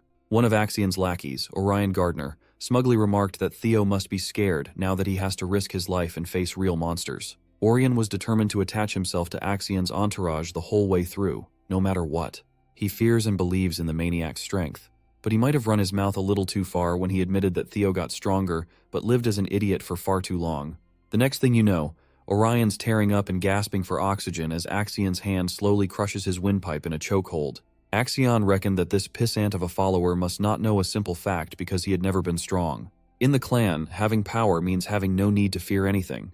The Dark Leopard is on the brink of mentally breaking at this point, and he's still as cruel and paranoid as ever. Orion tried to eke out an apology between his desperate gasps for air. This little outburst would have continued if not for another messenger coming in with a message from the director of the Central Intelligence Bureau, Ed Troyven.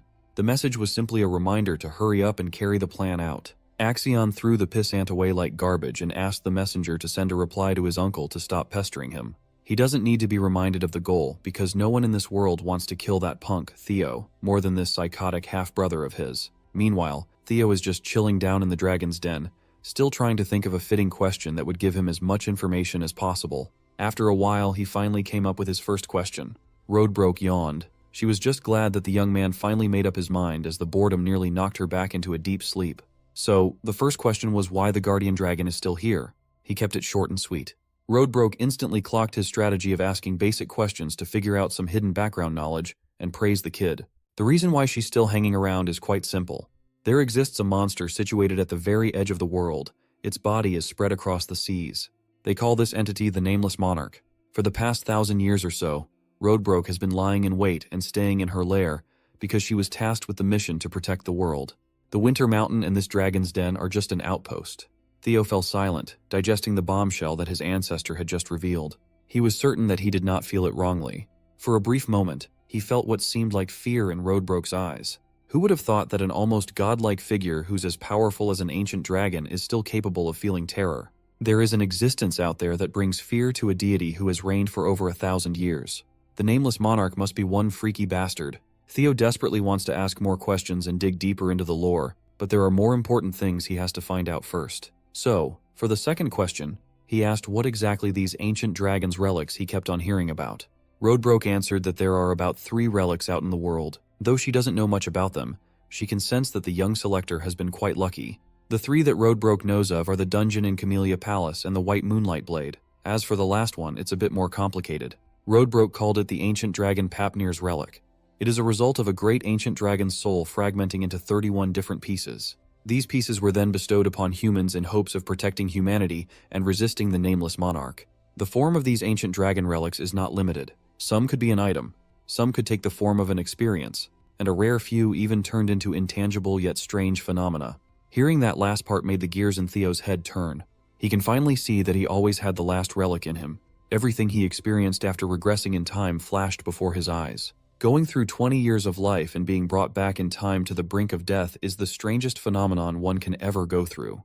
His regression must have been just another form of the ancient dragon's relic, which means Theo himself contains the relic. He must have been given a fragment of Papnir's soul. But something's not adding up. There's always a dragon protecting the relics, but there was no such thing in his regression. Realizing something, Theo came up with the third and final question. He looked at Roadbroke right into her piercing eyes and asked why he was chosen. Why would the hand of fate choose someone as talentless as Ragnar's imbecile to fight something as powerful as the Nameless Monarch? Roadbroke stared back fiercely and decided to answer his final question with a question of her own. She asked why Theo would think that he was the only one chosen out there. The simple reply made Theo realize that he had not been looking at the bigger picture. He might not be the only one chosen by these powerful relics. Sky Dragon Ed Troyven, Demon Craftsman Curson, and even the Black Dragon all knew about the existence of relics. They even actively go out of their way to find and collect said relics. Chances are, they were also chosen by some form of Papnir's soul fragment. If that's the case, are they also seeing the same messages he has been seeing? Did they also regress back in time? While these series of questions led Theo one step closer to uncovering the world's truth, it also made things a lot more complicated. To summarize, there is a nameless monarch lurking at the fringes of the planet that even the ancient dragon fears, and it is entirely possible that there are more regressors apart from Theo. Now that Roadbroke has answered his 3 questions, the quest is complete, and Theo will be given his reward. The young man was so engrossed in all the implications of what he just found out that he almost forgot that he came to obtain Amon's grimoire. But now that his horizons have expanded, he had changed his mind. He needs something bigger, a lot bigger. He wanted something that cannot be compared to any item in this treasure trove. As a reward for the quest, he is given the chance to pick and take anything from the ancient dragon's treasures. Roadbroke proudly boasted about the variety and sheer quantity of her treasures collected from all around the world. There were gems, relics, elixirs, skill books, armaments, anything you could think of. She had them in stock. Whatever Theo chooses will be a priceless fortune worth beyond his wildest imagination. Roadbroke urged him to pick wisely, and she said she would deliver. Theo's lips slowly twisted into a sly smile. When prompted by the ancient dragon to state his desire, Theo Ragnar proudly proclaimed that he wanted to have Roadbroke herself. That answer was definitely out of her expectations. Theo's remark comes across as a joke to the ancient dragon queen, who responds accordingly. However, she's done with kidding around and wants the Ragnar descendant to speak his real choice. Standing resolute on his words, Theo declares that he just told her what he wanted. First, the dragon pauses and then asks to confirm if he's really serious. After receiving confirmation, the dragon exerts its menacing aura that makes the ground rumble beneath Theo's feet. Using the tantalizing dragon fear attack, the ancient dragon deems his words disrespectful and lashes at him for overstepping his boundaries. Feeling the sheer weight of the dragon fear attack, Theo does his best to stand his ground. That mere roar of the dragon is powerful enough to make blood come out of every crevice of his face. In response, he counters the roar with a lesser drake's fear of his own. Of course, it's a pointless attack in every sense of the word. Even Lodbrok thinks he's an idiot for challenging an ancient dragon's roar with an incompetent one. Determined on his feet, Theo shouts his request, reminding the guardian dragon that he was told to select any treasure from its nest. According to his own words, there wasn't a condition preventing him from selecting the guardian dragon Lodbrok as his desired treasure. He may be speaking confidently, but even Theo thinks this is a huge risk he's taking, one that he's willing to put his life on the line for. This beast, the guardian dragon Lodbrok, has firmly established the Ragnar clan with the help of the progenitor, Sigurd. Becoming her partner will mean for Theo to have proven himself as a legitimate warrior of the Ragnar clan. In order to prevent the atrocities of the dark past, he's willing to cast his life away for this opportunity. Theo demands the guardian dragon to surrender herself as she promised with her own words. The warrior begs for her aid with his aching voice. Just then, the guardian dragon sees a shadow of the legend of Sigurd. Seeing his image trailing Theo, Lodbrok releases her roar and accepts his request, much to Theo's shock. Seconds later, the dragon materializes into a smaller and more human-like state, her sharp golden eyes peering him down. Lodbrok has been impressed, so she's willing to give him a shot. She stands before him in her majestic beauty, causing him to go speechless for a few seconds. Lodbrok reminds him that she's over 2 millennia old, so there's no point thinking about those thoughts. Addressing the guardian dragon, Theo points to her chest, and he's not talking about the pair of personalities that you horn dogs are probably thinking about. He's referring to the hole which was a result of a battle 50 years ago. Lodbrok lost her heart, and ever since then, awaited her death. She's only got 3 more years in her before she dies. That's why she also can't leave her nest, which means she won't be of his aid in a direct manner. That's why, extending her offer again, she wants to know if he's really in it to select her as the desired treasure. This simpleton smiles and confirms that he hasn't changed his mind, and that he would like to select her as his desired reward. You know guys, under different circumstances, this would sound horrible. The system confirms the selection of the guardian dragon as his reward. Lodbrok deems it a foolish choice, but thinks it's just one of his qualities as the chosen one. The system has granted him the title of the guardian dragon's significant other, as well as the descendant of the progenitor of the clan.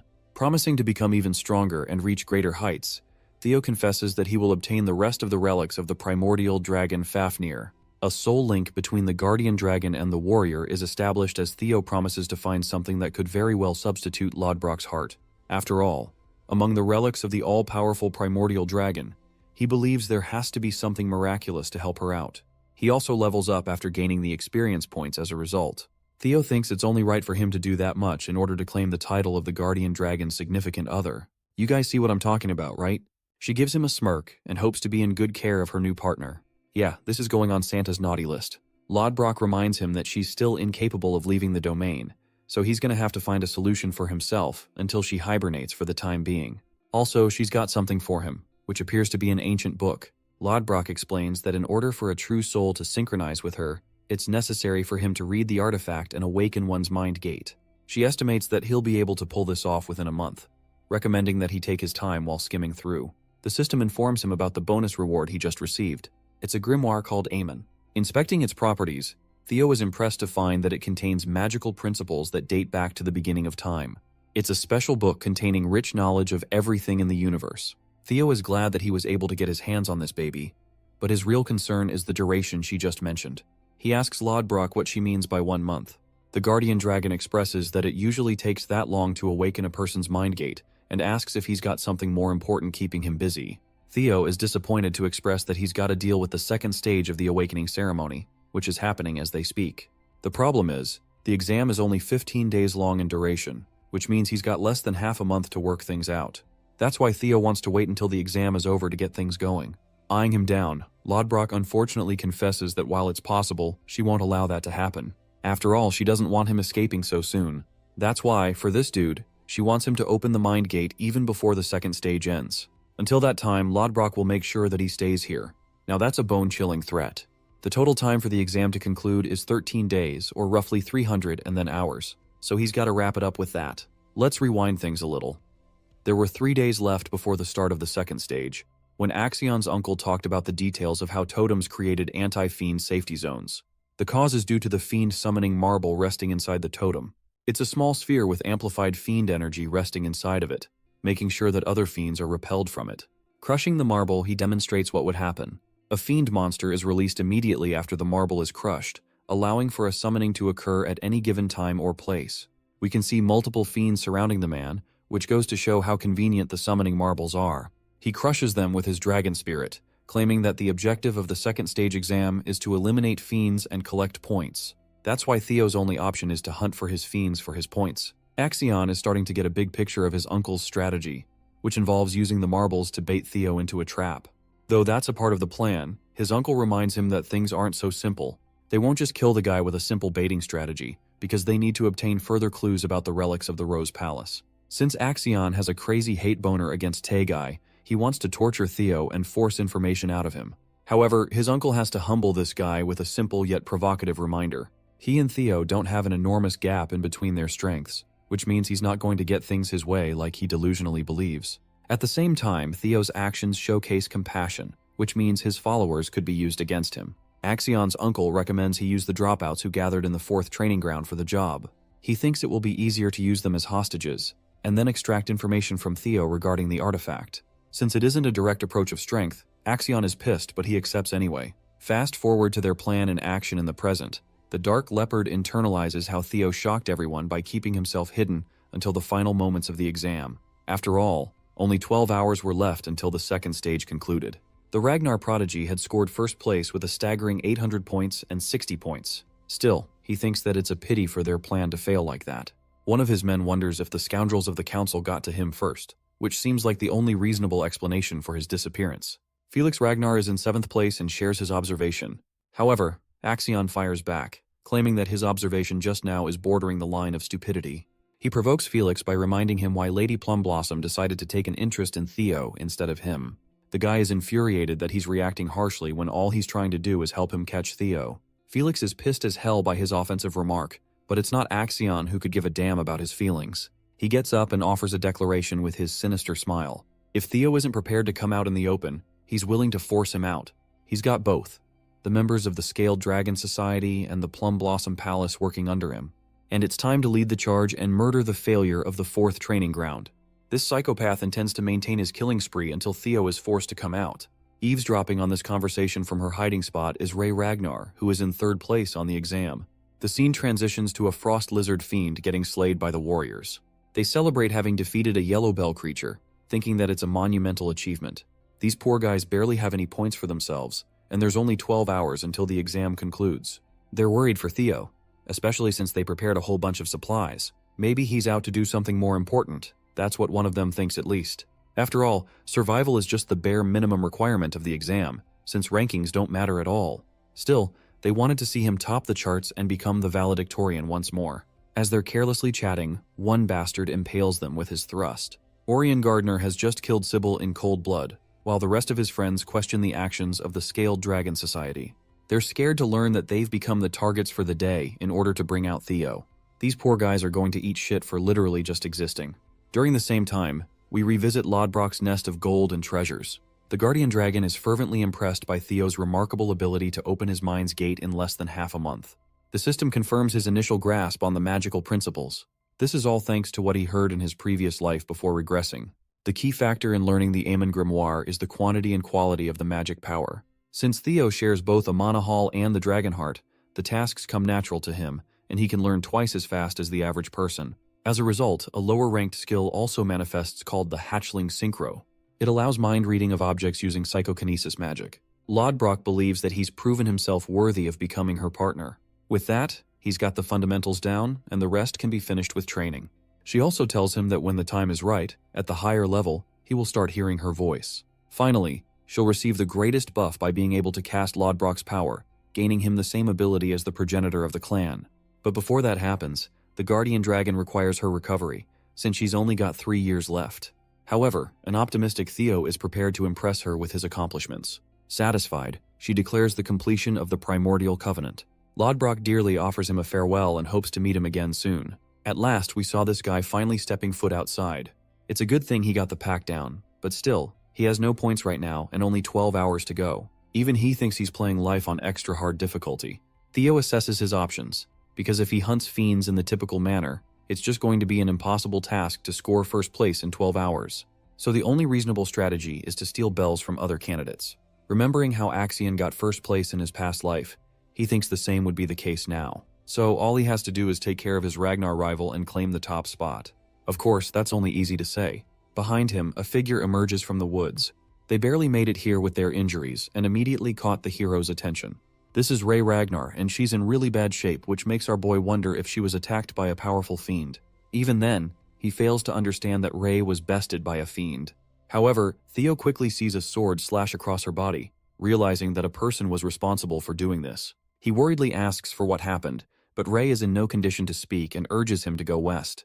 Before saying anything else, she collapses in Theo's arms. Armed with his latest ability to read minds of objects, Theo learns the memories of the sword's owner. He sees that Ray was secretly spying on the group who were out to hunt Theo's companions.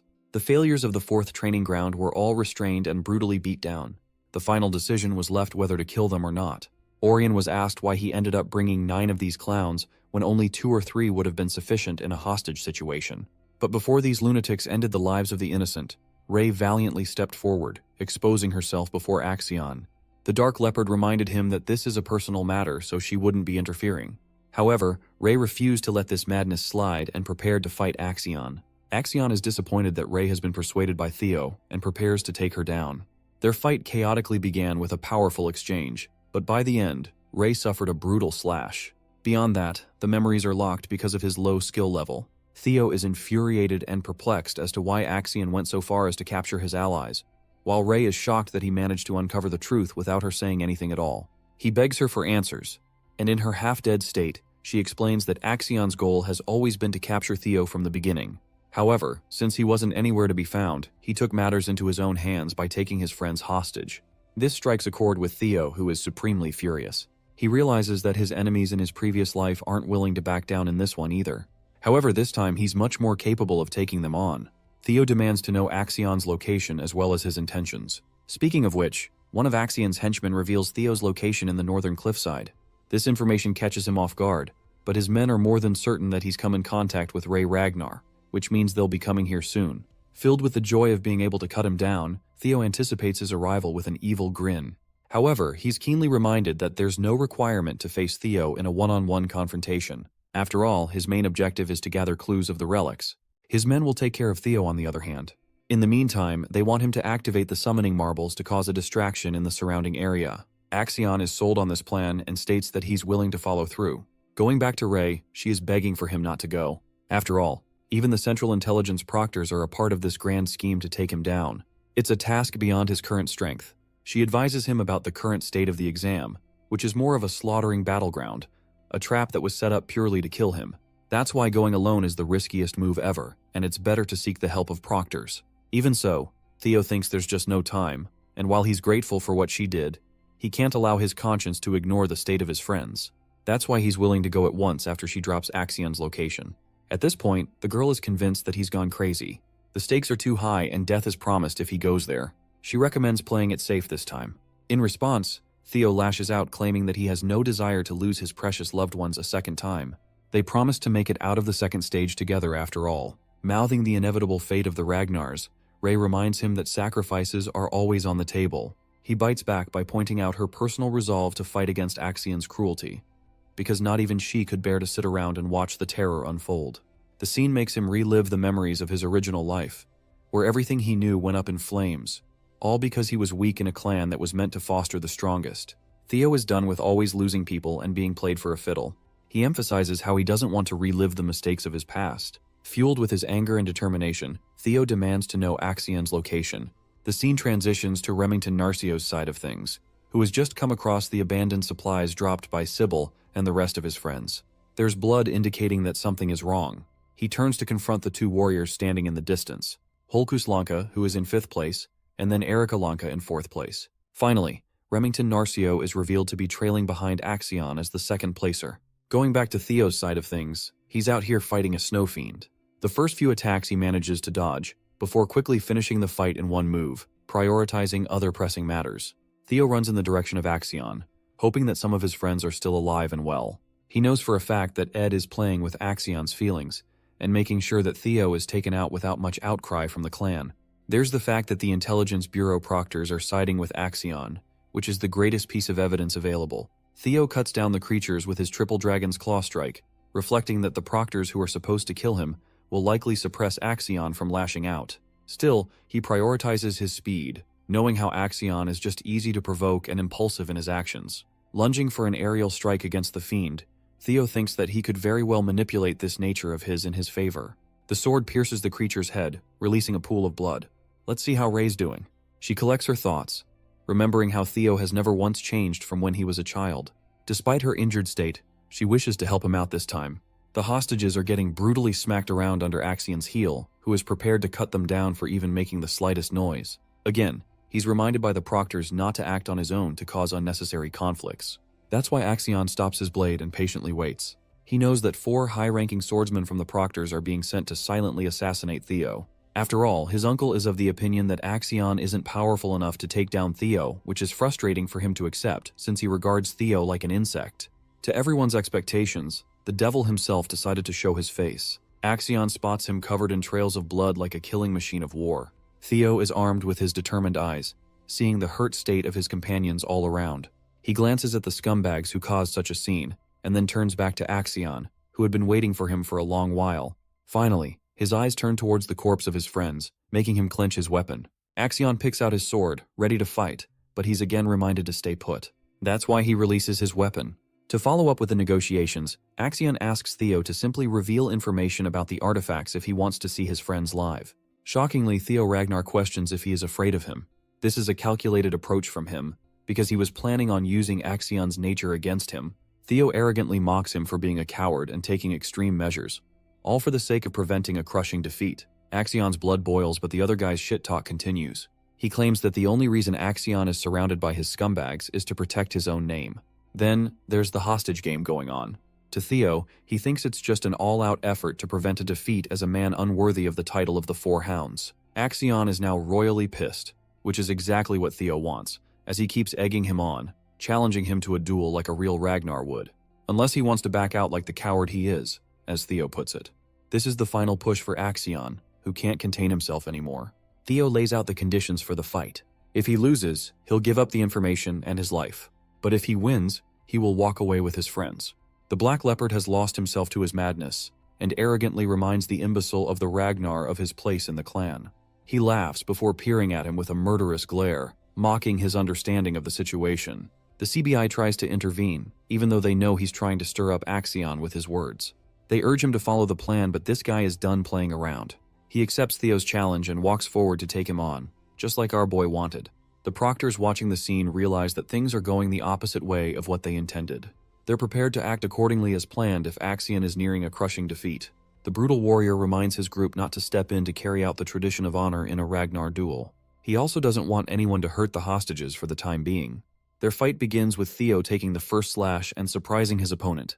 With that settled, it's time to get serious as both swordsmen clash on equal grounds. Axion talks down to his opponent and goes on the heavy attacks. He wants to show Theo the difference between their strengths by releasing a Heaven Dragon shout. This roaring attack even has Theo concerned for his life. In response, he prepares a charged slash of his own, and responds with the triple dragon's claw, severing Axion's attack and surprising him greatly. Standing before him is a confident man who can challenge the best of his attacks. Theo returns the trash talk and wonders if his opponent is really on his level to be lecturing him. Seeing this clash go down, Orion is sweating bullets after the aftermath of Theo's recent attack. At first, he was doubtful of the warrior's abilities, but now, even he's starting to believe in the imbecile's real strength.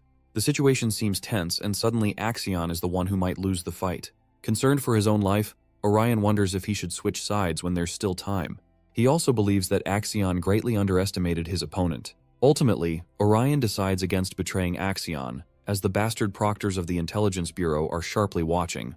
He thinks they'll still take down Theo regardless. Commanding the rest of his men, Orion tells them to scatter and search for the remaining proctors. They want to avoid getting caught up in their battle. The story explores Axion's past, who was expected to seize the throne of their clan at a young age. Both his mother and uncle sought his success for their prosperity. The Ragnar name is nothing more than a cover, because underneath, they regarded the boy as a Troyvan. Axion can't help but praise his opponent's performance. He lunges forth to strike down Theo. However, his attack is unsurprisingly blocked with a confident smile. He's acting just like Theo intended for him to act. Breaking away from their fight and back at the council, they talk about Theo's resurgence and news of his contact with Axion. His supporters are pumped that he survived safe and sound, while his haters are shocked he wasn't done away with by the scoundrels. Axion's uncle is happy that he survived, and while no one knows what he's planning, their plans could be furthered by extracting information from the guy. He's just waiting for the information to come out, and then he'll send the high-ranking swordsman to destroy Theo. Suddenly, they receive new information regarding the fight taking place between Theo and Axion. As you can imagine, the dude is scared shitless because this is definitely against what he planned. Back to the fight. Theo executes his jester's footwork secret technique, giving him an edge in mobility and evasion. Axion is trying his best swinging his sword around, but nothing connects. Through their exchange, he has come to understand Theo's strength, which has grown immensely. A serious Axion shoots a sharp glare and remarks that he's not as fast as presumed. Now that he's caught an edge on his movements, he tosses his sword full speed aimed at our boy's head. This technique catches him off guard, because he remembers his previous experience with a sword-throwing technique. While he was caught in his thoughts in the past, Theo was inflicted with a sharp sword impaling body from the side. Axion claims that he may be using a secret technique, but it still has predictable movements, which could easily pinpoint the exact location of where he would next appear. Blood trails down the body of the sword, and it seems like Theo survived the attack by catching the blade with his bare hands. Now, he's also confirmed the identity of the assailant who shot him down in his first life. Axion was one of the people who betrayed him and made the downfall of the Ragnar clan come to light. Filled with hatred, Theo is happy to confirm that he's the bitch who knocked him down last time. The same day he died was the day he couldn't even learn about the perpetrators who caused the downfall of the Rose Palace. He had no strength and ran blindly, but it's only thanks to Randon taking off his mask that he was able to understand what was going on. Evelyn's investigation concluded Randon's connection with the Camellia Palace. The rest of it was just a logical conclusion. The people who led the attack were none other than the ones belonging from the Troyvan clan. Among these bastards, the only person who could use the uncommon sword-throwing technique is none other than the sly bastard Axion Ragnar, who betrayed them. He was so arrogant that he risked losing his weapon. At first, he was only suspecting them. But now, the truth of the situation stands before his eyes. He grips the sword tightly, and in his fury, shatters it with his mere grip. Theo is dying to know what makes them so motivated to kill them that they have to go through such lengths. Seeing his display of physical strength, Axion is left speechless. Unfortunately for his enemies, Theo isn't the same man from his previous life. This time, he's hell-bent on prioritizing his life as well as those of his comrades. Theo releases the blade targeting Axion, who easily dodges it, talking down his aim and pathetic imitation of the throwing technique. All of a sudden, Axion feels a wave of anger and bloodlust emerging from his opponent, a killing intent so monstrous that it draws out an enormous mana level. Axion's eyes widen as he realizes that Theo has been hiding his skills alone. Our hero vanishes in the blink of an eye before appearing right underneath Axion for a devastating strike. The sheer force of the attack sends Axion flying on the back foot. He's the one going defensive against Theo's attacks now, who even manages to graze his face with a precise cut. Smirking at the impulsive warrior, Theo wonders when Axion is going to decide and pull out his full strength, provoking him even more. Surprisingly, Theo's arm is caught as Axion returns the favor by slicing his face. They're fighting each other on equal grounds. Theo chooses to disappear before his eyes again, and ushers a slash so strong that it knocks away Axion's blade. Now he's left wide open without any defenses. Theo quizzes his opponent before preparing his blade to pierce his damn stomach. He's about to take the kill shot and not even Axion can dodge it at this distance. Let's focus on Remington's side of things. He observes that the blood trails are caused by the dragging of an injured body. The only person that comes to mind is Axion, even though it doesn't make sense for him to act recklessly, especially with first place already secured. Remington cleverly deduces their plan to hunt down Theo during the second stage of the exam. Hulkus is pissed that he had to take such measures and took the way of a coward. But Erica is unsurprised, stating that things like these are supposed to be within expectations in the awakening ceremony of the clan. Remington knows this, and claims that it's the very reason he despises the Ragnar way of doing things. They blindly believe in raw strength and cross boundaries. A provoked Erica warns him to watch his tongue. Remington doesn't really give a damn and focuses on saving the lives of his friends just like Theo would do. He wants their help and Hulkus is all in. For Erica, she doesn't care and turns away. She only wanted to meet Theo and he's nowhere to be found. She has no interest in saving weak men, which prompts her brother to ask if she's really that much of an asshole. Remington understands her intrigue to meet Theo, and he advises her that by helping him now would serve her benefits in the long run. The three warriors bounce to uncover the hostages' location. Remington is hoping they are safe and sound until they arrive. However, they're stopped by a bunch of men. Warriors of the Scaled Dragon Society are confronting them out of the blue, indicating betrayal. Orion is a little upset that the white-haired punk ran away to Theo's side and now associates himself with meatheads. Hulkus is greatly offended while Remington warns his friend to take the easy path and step aside. But this bitch is apparently looking to catch some smoke, so he doesn't want to move. Faced with no other option, he draws his blade. All three of them lunge forward to defeat the Scaled Dragon Society. The scene cuts to the hostages, one of which has grabbed the shattered blade that Theo threw. The purpose of the blade wasn't to attack Axion, but to land right next to the hostage. It's an opportunity to escape using the blade, their only chance of doing so. The man wriggles his knees in an effort to cut the rope. Zooming in on the battle, it turns out that Axion's life was saved at the last second by one of the higher-ranking swordsmen. They finally decided to show up after acknowledging the situation. This man is Liam Troyven, and he's even prepared to accept punishment for his intervention. Liam breaks their clash and suggests his men to take care of Axion. He begins his aggressive attack on Theo, while the rest of the proctors praise the young master for his fight. They even return him his blade. Axion doesn't seem to be furious or anything, just disappointed. Liam's ferocious slashes are really giving our boy a tough time out here. But still, Theo is managing to respond well in a near-equal exchange. Liam launches a forward strike, which Theo blocks handily. From this short encounter, the high-ranking swordsman is rather impressed by his defenses against both Axion and him. Despite this, it's clear as day that he's no match for Liam's sword skill. There aren't any proctors nearby to monitor the fight, making it the best opportunity to kill the swordsman prodigy. So for the sake of the Troyven clan, he takes an aerial strike to finish Theo Ragnar in this one attack. Time for a plot twist. It's not Theo who gets impaled, but rather Liam out of nowhere. The one who impaled him is none other than Axion, who wants to remind his men of the fair warning he issued at the beginning not to interfere. The fight has just experienced a sudden upset by Axion's betrayal to his own men. The other swordsmen confront the young master for lashing out so blindly. Axion turns to them, furious that they thought he was going to lose. He deems it a mockery of his skills as the heir. Theo acknowledges that he's gone completely mad.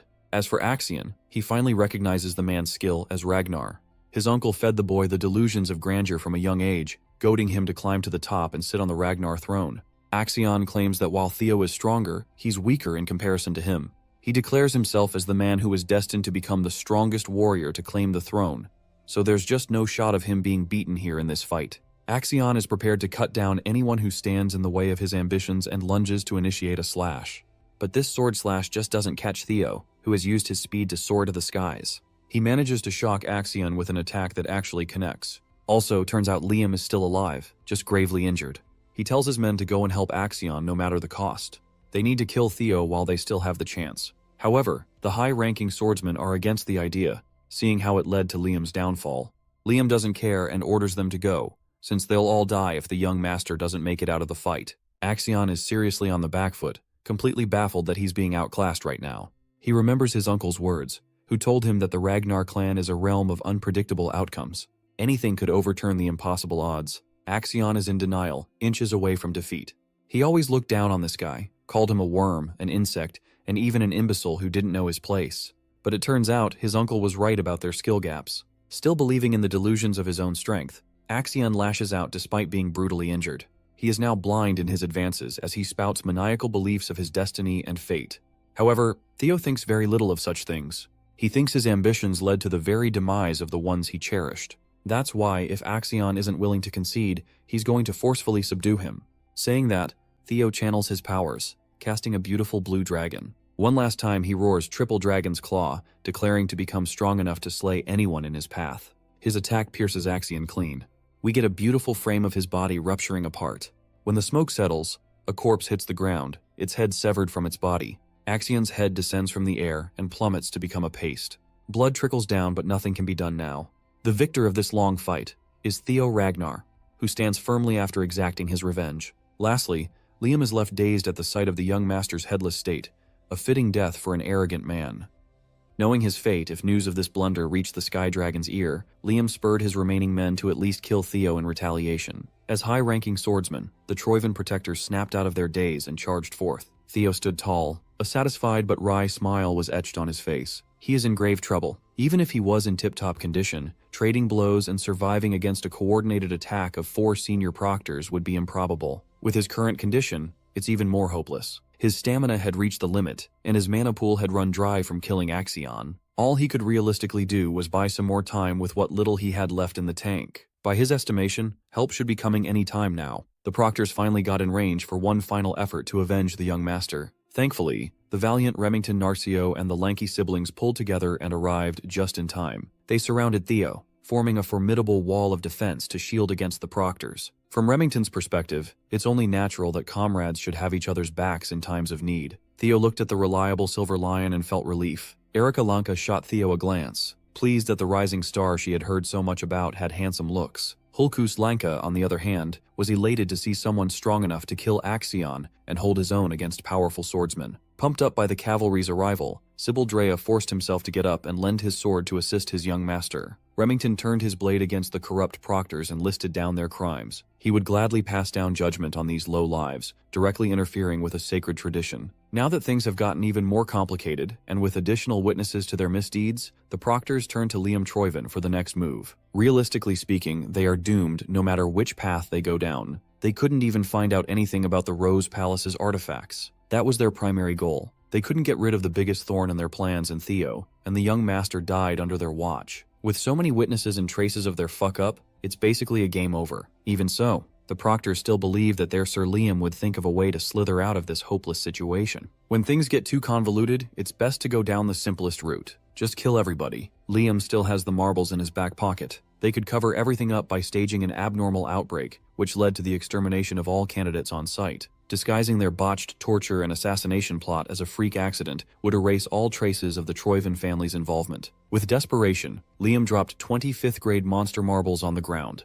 If they could stage the site just right, they might be able to pull it off. Even in the face of destruction, the proctors chose to put the interest of the family on top of everything. Before the marbles could materialize into their true forms, Liam felt a sharp pain in his stomach for the second time tonight. The poor guy got a second round of backshots for the night. This time, the man holding the blade was the White Dragon clan's supervisor, Selford Gardner, alongside another supervisor, Aaron Bacchus. Aside from the White Dragons, the Plum Blossom Palace and Daffodil Palace also pulled up with two supervisors, Natasha Koppel and Sally Gardner, respectively. Liam, the crafty son of a bitch, finally fell on the cold, hard ground. Supervisor Selford urged the remaining traitors to drop their weapons unless they wanted to die on the spot. The Troyven proctors were stuck between a rock and a hard place. Behind was the most promising young Ragnar talent. Up front were battle-tested veterans. When Theo saw that safety was finally guaranteed, the last embers of strength faded away. Breaking his fall was the woman who warned him not to go just a few minutes ago, Ray Ragnar. Before completely passing out, he thanked her for the heads up.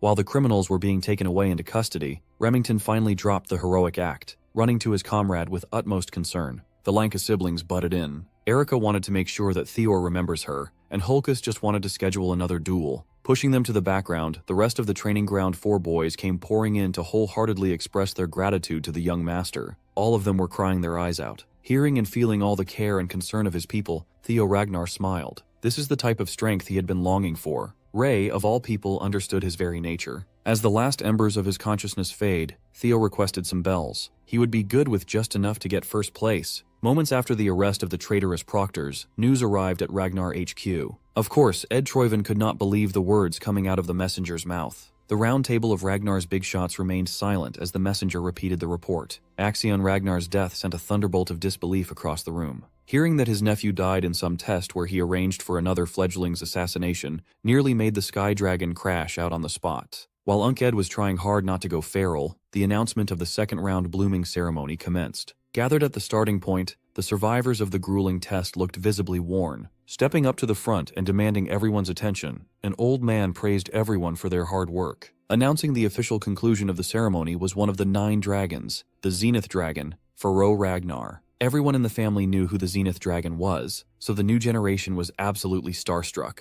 The geezer rarely even shows up at formal events. Reading out the results, Old Man Faro declared that 45 out of 87 candidates passed. It might sound bad, but the survival rate is actually above average this year. That's indicative of this year's talent pool. It might be a contender for best batch of all time. Furthermore, even in a stacked batch, the highest scoring candidate stood out brighter than ever. Can you guess who that top scorer is? Everyone was made aware that passing the second would result in an automatic promotion from apprentice to entry level. At this stage, they are allowed to feel proud of themselves. Those who passed are now qualified to work as Ragnar's inspectors under one of the many factions. To add to the hype, the Zenith Dragon moved on to the announcement of scores. First place, as expected, was Theo Ragnar with a whopping 1,121 points. Who would have thought that the guy who had 0 until the final minutes would shoot up to the pinnacle? Well, knowing that he took Axion's head makes it make sense. In second place was Remington Narcio with 926 points. Erica Lanke went third with 843 points. Ray Ragnar placed fourth with 789 points, and Hulkus eked out a fifth. The old man listed down the results until the passing cutoff at the 45th place. These outstanding candidates are practically guaranteed prestigious jobs, but the blooming ceremony is not over yet. There is a third round that only the cream of the crop would qualify for. When those who collected enough bells to enter the secret ceremony were called to raise their hands, the usual suspects proudly answered the call. Only the top 4 were beast enough to enter the final trial. The hidden piece of the ceremony involves the quality breathing method. After collecting enough bells, one could learn from the inscriptions written within. It might sound simple enough, but gleaning insights, reading, and understanding the etchings require a high level of discernment. Those who are good enough to master these insights can attribute their visions to their arsenal, giving them the qualification to participate in one last assessment. In Theo's past life, he lucked out and got 1 bell, but he couldn't even understand a lick of the hidden message. Now he has hatchling synchronization, an ability that could peer through the thoughts of things. It basically allowed him to see the essence of the encrypted words as pictures and experiences in his head. He watched countless scenes of the past heroes and warriors honing their craft, infusing Theo with a profound understanding of the hidden truth in a short amount of time. Normally, it is rare to see even one person qualify for the last test, yet they have 4 this year. As far as Theo could recall, Ray and Remington weren't supposed to comprehend the quality breathing method tonight.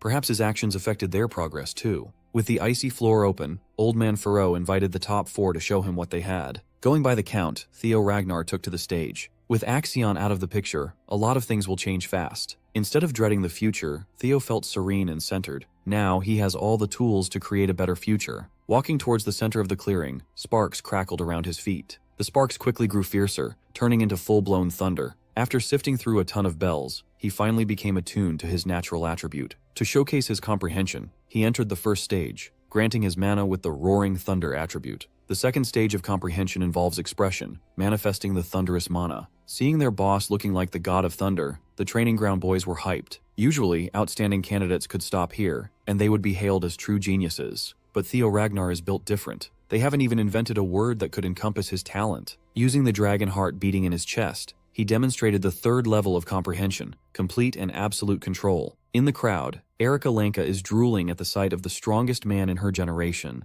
while her brother looks like a kid watching Dragon Ball. Even the Zenith Dragon admitted that he never expected such a high level of comprehension in such a short amount of time. Everyone thought this would be the end. Control is practically the ceiling for most prodigies at this stage. But no, Theo Ragnar wants to hog all the spotlight for himself. After showing his impeccable control, his thunderous mana soared to an even higher level. The entire field lit up with a golden yellow light like a Super Saiyan is about to pop off. He sharply opened his eyes and swiftly drew his blade as wild bolts crackled. He swung the sword and launched a lightning strike in the form of a blade wind. He finally has a ranged attack. The attack seemingly gained a life of its own, manifesting the visage of a ravenous thunder dragon. Out of the 5 stages of comprehension, this is the 4th level, expansion. This time, the other candidates couldn't say a word. All their jaws were clamped open in astonishment. Theo Ragnar aimed his new technique directly at Old Man Faro. Of course, the old man simply chuckled in amusement. He was pleased to witness a generational talent show at this level of expansion. Before the Thunder Dragon could reach him, the geezer calmly raised his hand, summoning dewdrops out of thin air. Those little drops compressed themselves to the highest degree and blocked a whole-ass Thunder Dragon. The Zenith Dragon wasn't offended that a candidate dared to test him. In fact, he was glad to find such an interesting gem in this year's ceremony. The audience was speechless. Is that guy really their peer? Seemingly in a better and livelier mood, Old Man Faro awarded Theo with an additional 1,000 points for a bold display of mastery. Of course, Theo already took the old man's fondness for truly outstanding candidates into account when he pulled the last stunt. After his demonstration, Theo shot up to 2,121 points. 1,000 points is realistically unattainable for everyone else, yet this dude doubled that. Theo's performance could only be compared with the infamous Lord Thorkel. With his spirits lifted by Theo's boldness, the Zenith Dragon welcomed the remaining 3 to take the stage. Remington Narcio, attuned to the element of water, reached the 3rd stage of comprehension, control, netting him an additional 500 points. Ray Ragnar attained the 2nd stage, expression, for another 300 points. Her cold demeanor befits the ice attribute. Likewise, Erica Lanke reached the level of expression for 300 points. Just like her fiery attitude, she's rocking the fire attribute. The geezer was extremely pleased with the level of talent this year. Usually, breaching the 1,000-point mark would put you at the very top. In other words, there are 4 candidates in this batch that could be the top dog in any other year. Of course, the gap between the first and second was astronomical. Theo Ragnar cannot be compared to normal geniuses. Except for the third-round candidates, everyone was dismissed in preparation for the nomination ceremony taking place next week. The top 4 remained to be briefed for the next step of their journey. From the top of the snow mountain, an all-encompassing killing intent covered the entirety of the region. The top 4 almost fell to their knees from the hostile pressure bearing down on their bodies. With a grave expression, the Zenith Dragon officially started the next stage of their lives. With all the information he has about the future, Theo had never heard of something like this before. To add to his confusion, he felt a familiar power boiling at the top of the mountain. The force trying to grind them down is Lodbrok's energy. The final part of the blooming ceremony is a secret that only a select few are allowed to undergo. A face-to-face with the family head himself. No one knows what happens in this meeting. Everything depends on the whim of the patriarch. Through this meeting, a candidate may be selected as a prospect for the fight for the throne. Currently, all 5 frontrunners as the next family head participated in the ceremony's last trial. Being chosen for the family head battle is a mark of a strong candidate. That means Kyle Ragnar is currently waiting for this year's top contenders on the mountain peak. Still, that doesn't explain why Theo could sense Lodbrok's energy from up there. Then a chilling idea entered his mind. Could it be that the man who took Ancient Dragon's heart was his father? Old Man Pharaoh gave the go signal for the top 4 to ascend, break through the fear, and meet the Lord. Well, that is easier said than done when they could not even take a single step forward. To help his fellow contenders, Theo urged them to forget about withstanding the pressure with pure force and simply match the pressure's wavelength using mana. Remington quickly caught on to what he was trying to say. It will be difficult, but creating an anti-phase wave to neutralize the mounting pressure could theoretically work. This test is basically a way of culling candidates who can't properly control the magic power. Erica listened on the sidelines, confused as to what the nerds were trying to say. Remington gladly elaborated and blabbered about the vibrational properties of mana. Erica just stared at him like an alien speaking an unknown language. In essence, they just have to project mana power with properties that are opposite to the pressure. Erica scolded Remington Goody Two-Shoes for using complicated terms when the solution was so straightforward. While the others were arguing, Theo, with his eyes closed, was already close to developing his countermeasure. A few seconds later, he exhibited a thick and rich aura and steadily neutralized the pressure preventing him from moving a muscle. When asked how he solved the puzzle so quickly, he confidently answered that this feat was to be expected of the next clan head. His fellow candidates were taken aback by his brazen words, while the Zenith Dragon remained sternly stoic. Leaving his fellow contenders in the dust, Theo ran straight to the snowy woods. Old Man Pharaoh warned the rest to pick up the slack since points for this stage will be granted based on the order of arrival at the top. Those words certainly lit fires under their individual asses. When the last one left the starting point of the race, the Zenith Dragon turned contemplative. He chuckled to himself. In his old age, he never wanted to make a youngling his disciple this bad. Back in the Camellia Palace, a certain elf just burst through the gate with roaring laughter, eagerly looking for her daughter. The demon craftsman, Cursum, is banging and opening every door in the palace in search of Cecilia. The reaction of the maids makes it seem like she's been visiting the palace every day since young Master Theo became a rising star in the family. Interrupting an important meeting, Cursum pushed the right door open and cheered upon seeing her daughter. For the nth time, Cecilia warned her mother about maintaining decorum within palace grounds. Cursum could not care less about pointless shows of manners. She's about to become obscenely wealthy after all. Sure, she's already wealthy by every metric, but soon, her coffers will overflow with obscene treasures. I have to remind you that she's also known as the Elf of Capitalism Incarnate. Since Theo became a star, orders have just kept flooding her workshop. Her business finally reached mainstream popularity. Of course, Cecilia is happy for her mom. More than that, she always believed that her son would excel. That's all she wanted before. But seeing her little boy in dangerous situations, a mother would not be able to stop worrying. What if he gets hurt? What if he can't stand the pressure and attention? Cecilia feels useless as she stands idly on the sidelines. Unable to contain her frustrations, Cecilia turned to the only thing she could do for her son, making sure that her son always has an immaculate drip. Meanwhile, Cursum is yapping about her future plans to expand her business. Aside from weapons, her workshop is about to venture into crafting and selling accessories too.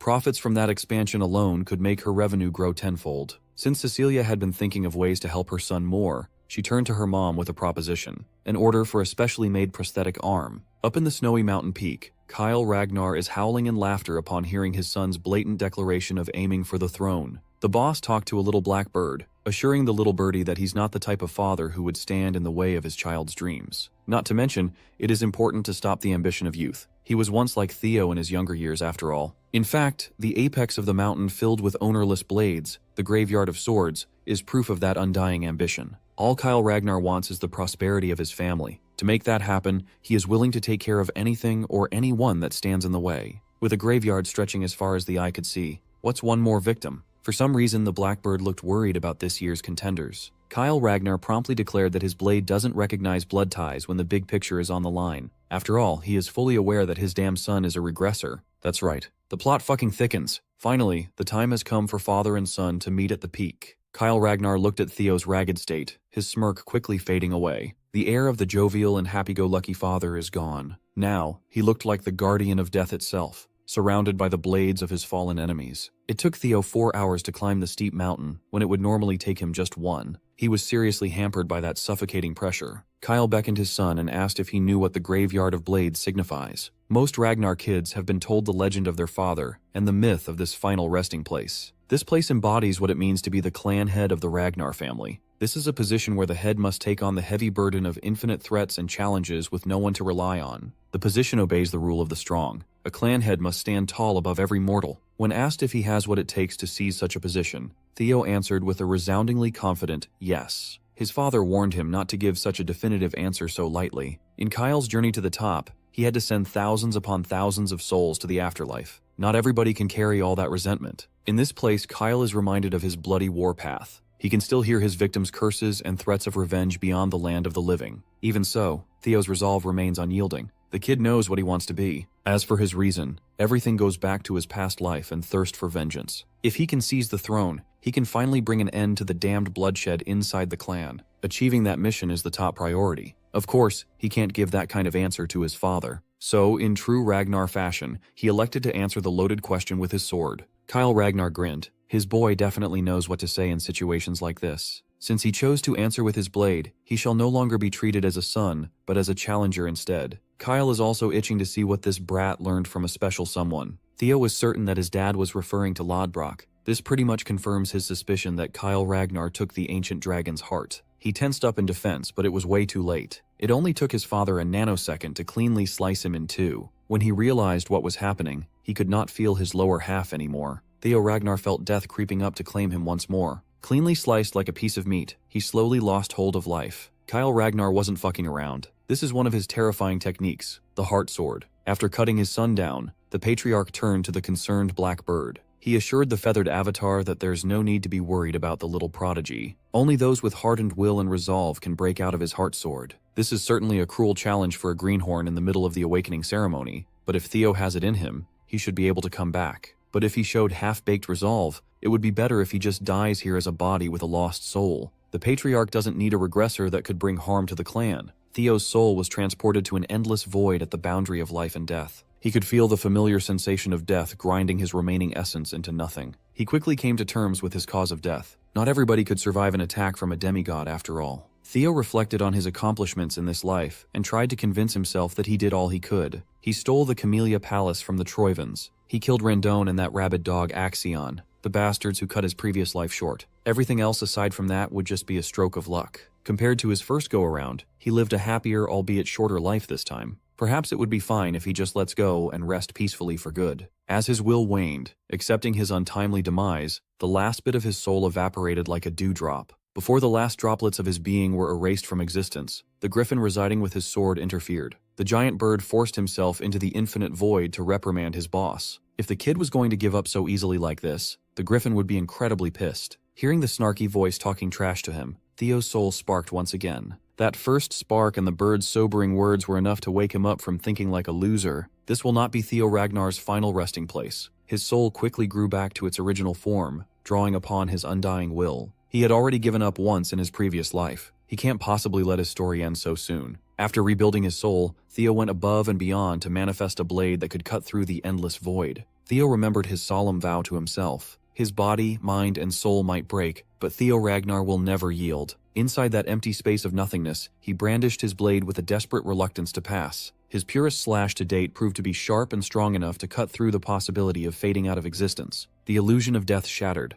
letting in the light of life that rained upon his soul. Theo opened his eyes, and he was back on top of the mountain. He successfully cut through the effects of the heart sword Jinjutsu. Thanks to the griffin residing in his sword, he prevented himself from being an empty vessel devoid of a soul. Kyle Ragnar stood in front of him with a discerning gaze. The ruthless demigod sneered and gave his son a passing grade. It was a literal do-or-die situation, and Theo came out on top. A whole week quickly passed after the final round of the blooming ceremony. Today is the day of the nomination at the clan headquarters. The Lanka siblings were in attendance, waiting for their names to be called. Holkus doesn't like being in such a crowded place, and Erica teased him for being a big, anxious baby. Well, you can't really blame him. The commanders of every unit, the 9 dragons, the former clan head, and the current patriarch are in attendance after all. Still, Erica warned her brother to stop acting so scared, or no one would pick him to join a faction. Besides, he couldn't even obtain elemental breathing even after amassing so many bells. Holkus is still salty about that. Furthermore, his sister doesn't want to talk about what she received from the clan head when she reached the mountain peak. The brute argued that Theo would have been a cool dude and shared the secret already if he had asked.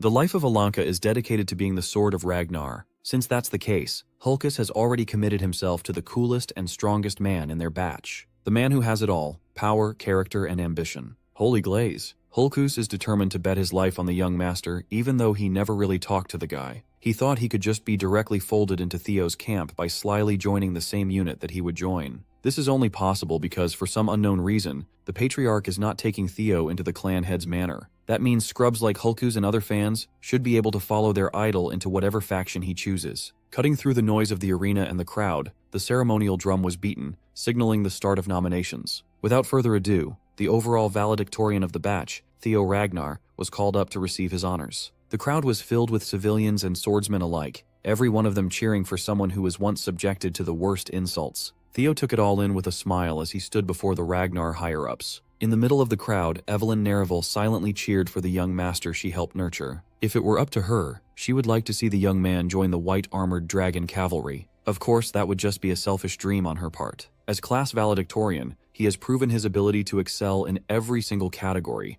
outperforming every single one of his peers. Just as when he was about to be prompted to choose a faction, an unlikely figure stood up from the row of the 9 dragons. Ed Troyven, the Sky Dragon and director of the Central Intelligence Bureau, wordlessly garnered everyone's attention. Tensions rose. Everyone was thinking that the madman might try to pull something to avenge his nephew. Of course, that would be an incredibly stupid move considering the other big shots in attendance. The announcer pushed back and firmly asked the Sky Dragon to sit back down. Theo reckoned that this man is likely still in shock over the death of Axion, but he doesn't feel too threatened, considering where he's standing. But much to everyone's surprise, Ed Troyven flashed a bright, phony smile and invited the young man to the Central Intelligence Bureau as the new deputy director. Theo murdered the dude's nephew, and he's getting a job offer as a reward? Earning the honor of being a valedictorian in the Ragnar clan holds a special meaning. Theo used to belong to the lowest position in the succession ladder. Now, he had finally hatched to rise up and take flight. Word about his accomplishments quickly spread around the clan. News about him killing Axion and going toe-to-toe with a proctor was all everyone could talk about. His story of starting from the bottom and rising to the top resonated with the hearts of many apprentice swordsmen. Now more people look up to him than ever.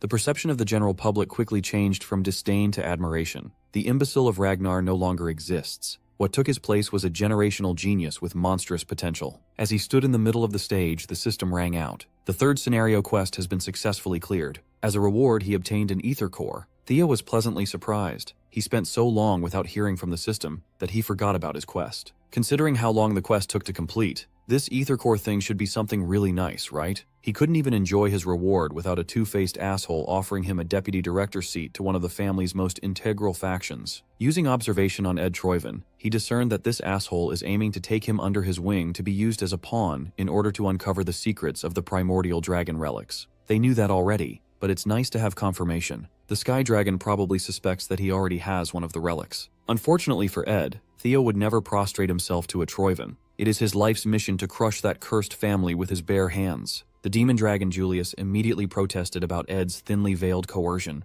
Julius didn't hold back in calling the snake out for trying to scheme his way to vengeance. The Sky Dragon dismissed the allegations with mocking laughter. He admitted that he holds some resentment as an uncle, but as the central director, he only wishes to recruit the best man for the job. Julius clicked his tongue. Ed Troyven is a slippery son of a bitch. Even now, he's focused on fulfilling his hidden motives. The announcer broke up the argument before it got worse, and asked the 9 dragons to refrain from speaking out of turn and let the proceedings formally commence. When asked if he already has a faction in mind, Theo answered that he has yet to pick one. For now, he wants to hear what the various factions have to offer. He effectively wants to start a bidding war for his services. The first one to take the bait was the Sword Dragon. Osa Ragnar Plunus, director of the Plum Blossom Palace. She swore to take Theo as a direct disciple and a junior lord. Lady Plum Blossom doesn't have any children of her own, so being her direct disciple and junior lord is a straight shot to a nifty legacy. She's essentially offering to accept Theo as an adopted son and successor of the Sword Dragon title. 2 of the 9 dragons presented their offer, as expected of a hot commodity like Theo.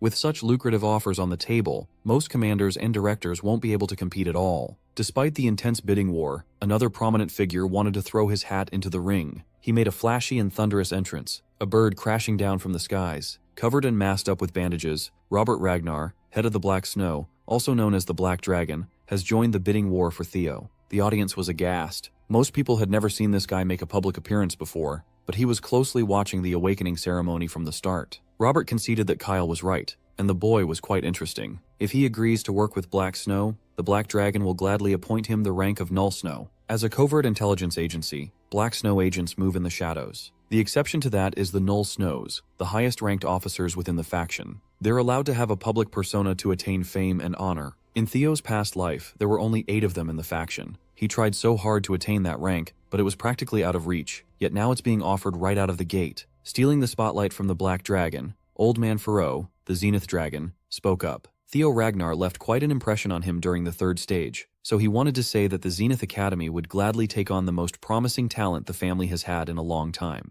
That makes 4 out of 9 dragons, personally throwing their offers on the table. Of course, the Demon Dragon, Julius Ragnar, commander of the White Armored Dragon Cavalry, would surely try to recruit Theo too. Despite everybody's attractive offers, Julius strictly stuck to his guns and refused to offer Theo any special treatment. His troops were yelling at their commander that this was not the time to stick to principles, but Evelyn already expected this from Julius. Honor comes from proving oneself. The White Armored Dragon Cavalry lives and dies by that philosophy. Julius wants to remain fair to the other recruits, but he proudly guaranteed that Theo would receive full support for proper development and the pride of being a dragoon. Theo understood where the commander was coming from. In fact, he respects it. Just as he was about to make his choice, a sultry voice from some supple lips rang inside his head and his head alone. The former clan head, Hilda Ragnar, asked him if he was a regressor. Judging by her tone, she already knows for certain that he is. Trying to maintain his composure, he telepathically replied, feigning ignorance. Hilda praised Theo's impeccable acting skills, curious as to what kind of life he lived in his previous cycle. Hearing her mention some sort of cycle made Theo realize that regression might not be limited to just one do-over. While he was having an existential crisis, everyone else in the arena was still waiting to hear his choice. So, he asked for a little more time to gather his thoughts. Hilda smirked at his flustered appearance. She assured him that there's no need to hide anymore. After all, she's also a regressor like him. But the cycles she's permitted to repeat had already run out. This old-ass, fine-ass grandma of his is basically admitting that she's been through the cycle of regression multiple times. This is a lot of information to process on the spot. Perhaps asking Hilda directly for a better explanation would be better. When he asked about the meaning of cycles, Hilda was surprised that he didn't know such a basic thing. That son of hers, Kyle, must not have told the poor boy anything. Well, it's hardly a surprise given that Kyle absolutely despises regressors. It's weirder that he let one live, even if the kid shares his blood. Perhaps that's why Theo was given such a brutal life-or-death challenge at the mountain peak. Hilda was pleased to see the boy's thirst for answers, but they didn't have time to go over everything right now. If he wishes to learn the secrets of the Ragnar clan and the world as a whole, he had better seek out his grandma later and finish this conversation. During the last round of the awakening ceremony, all his father gave him was the merciless heart sword. At least now he knows to be even more wary of Kyle Ragnar, given his alleged hate for regressors. Perhaps the patriarch took Lodbrok's heart because of the ancient dragon's welcoming attitude towards regressors. A human defeating such a powerful life form sounds impossible, but his father is hailed as a demigod for a reason. Kyle Ragnar is always on demon time. In order to uncover the secrets of regression, he must have a long and hard face-to-face with Grandma. Other than that, Theo Ragnar has finally decided on which faction he will go to. Puffing his chest with pride, he announced his decision with full determination. We're not going to reveal our boy's pick yet. Remington Narcio, the runner-up of this batch, selected the Zenith Academy and became the Zenith Dragon's disciple. It was a match made in heaven, given that they both use water current breathing. In Theo's past life, Remington returned to the Narcio clan and developed on his own. He would eventually start a blood-soaked rebellion against the Ragnar clan. Having the Silver Lion as your enemy never ends well. But this time, he opted not to leave the clan, a change brought on by Theo's influence. It is a temporary farewell for the rivals for now. They will be going on to improve themselves in different factions with a promise to meet again when they're stronger. In a short span of time, they have become true brothers in arms. As expected, Rey Ragnar returned to the Daffodil Palace, where her mother, the Ice Dragon, reigned supreme. There is no place better suited for that lady. As expected, Sybil and the other schmucks from Training Ground 4 wanted to follow their young master, but their grades were insufficient to get accepted to his chosen faction. It was a shame to part ways with comrades, but it is a necessary change. Theo is looking forward to seeing his new friends spread their wings on their respective paths. After everyone was dismissed, the Lanka siblings approached Theo. Hulkus tried to pretend that it was just happenstance that they ended up in the same faction as Theo. Of course, he politely greeted them and extended his thanks for their assistance during the second stage ceremony. Erica will be holding that debt over his head for the future. She likes strong guys, and so does her hulking brother. No Diddy. One of the supervisors warned the new recruits to pay attention. The commander is coming. You already know that Theo would pick the most honorable unit within Ragnar, the perfect place to boost his career and spearhead his campaign as the next clan head. The white armored dragon cavalry was led by the relentless demon dragon. Talking to Grandma Hilda would have to wait for later. For now, it's time to make their declarations as fresh recruits. Hulkus Lanka boisterously declared that he's aiming to become an awesome dragoon. Some wanted fame, to be known far and wide. Erica wanted to be the strongest of her generation. That would be hard. One kid just wanted to be acknowledged by the commander. That earned him a few odd looks. Finally, it's the Golden Boy's turn to shout his declaration for the future. To prepare for the great war that will inevitably come in 5 years, he vowed to become the commander of the white armored dragon cavalry within half a decade. Saying that in front of the current commander takes a lot of balls. Julius didn't take the direct challenge to his position as an insult. He actually likes hearing grand dreams from new recruits. Whatever reason these young ones might have for choosing the cavalry, they must remember one thing. Every drop of blood and sweat they spill serving this unit will be immortalized in legends. Today's hard work will become tomorrow's pride. The cavalry's shield does not break. Swords will never yield. From now on, they are bound by creed and must always have each other's backs. Waiting at the end of the road forged in blood and sweat is sweet, sweet glory. With that being said, the demon dragon congratulated his rookies. As a show of force, his daunting ride made quite a forceful entrance. The commander's partner is a flying dragon named Gullah. This big boy right here is the symbol of the dragoons. After Gullah's entrance, the rest of the draconic pack blotted out the sun with their wings. Riding on their backs were the seniors of the cavalry. The rookies are assigned to their personal handlers for the day. The admittance test is about to begin. This means that fresh recruits will be venturing out to obtain their own partners. The spectacle and awe-inspiring sight of dragoons flying in a formation was breathtaking. Any child of the Ragnar clan dreamt of having their own flying dragon partner once. Assigned as Theo's handler was none other than Evelyn. He was quite surprised to see her out of Training Ground 4 and back in service of the cavalry. Curious, he asked if she had finally returned to active duty. She happily replied that she is taking up the mantle once more. With a brand new prosthetic arm made by the demon craftsman, Evelyn can finally go back to doing what she loves most. A few days ago, Mommy Cecilia and Kirsum paid Evelyn a surprise visit to express their thanks. She was in the middle of teaching the Training Ground boys a lesson when it happened. As usual, Evelyn deflected the praise and thanks, attributing Theo's success to the young master's natural talent. Still, Cecilia believes that Evelyn's acknowledgement and support played a big part in her son's success. Hearing that Theo has someone highly dependable in his life, Cecilia wanted to express her gratitude in some way. Evelyn continued to speak lowly of herself. Cecilia doesn't like that. Kirsum commented that lights that shine the way in the dark are often unaware of just how bright they really are. The elf could see that in this one-armed swordswoman, and she would like to help Evelyn shine even brighter across the world. Back to the present, her life as a premier dragoon for the cavalry has been reignited. Cecilia gave Theo all the credit, telling Evelyn that her son was the one who called in this huge favor. Thanks to that, Evelyn can hold the reins of her beloved dragon again. Theo had no clue that this was happening behind the scenes. Even without him knowing, his mother really is the best mom out there. To pay back this life-changing favor, Evelyn Nereville pledged to be the young master's loyal sword. He promptly accepted her vow as they flew into the perilous nest of the white armored dragon cavalry. The nest of white dragons is not a place fit for human settlement at all. The name is a bit misleading since it's mostly home for the flying wyverns. This place is also where the cavalry holds the admittance test. Although failing to find a fitting partner would result in failure to be inducted into the cavalry, failures rarely happen. Theo wasn't too worried for himself, but he's a bit concerned about the brutish Lanka siblings. Evelyn explained that choosing a partner typically comes down to vibes and sixth sense. You know it when you see it. Their first observation point was the stomping ground of Opterex.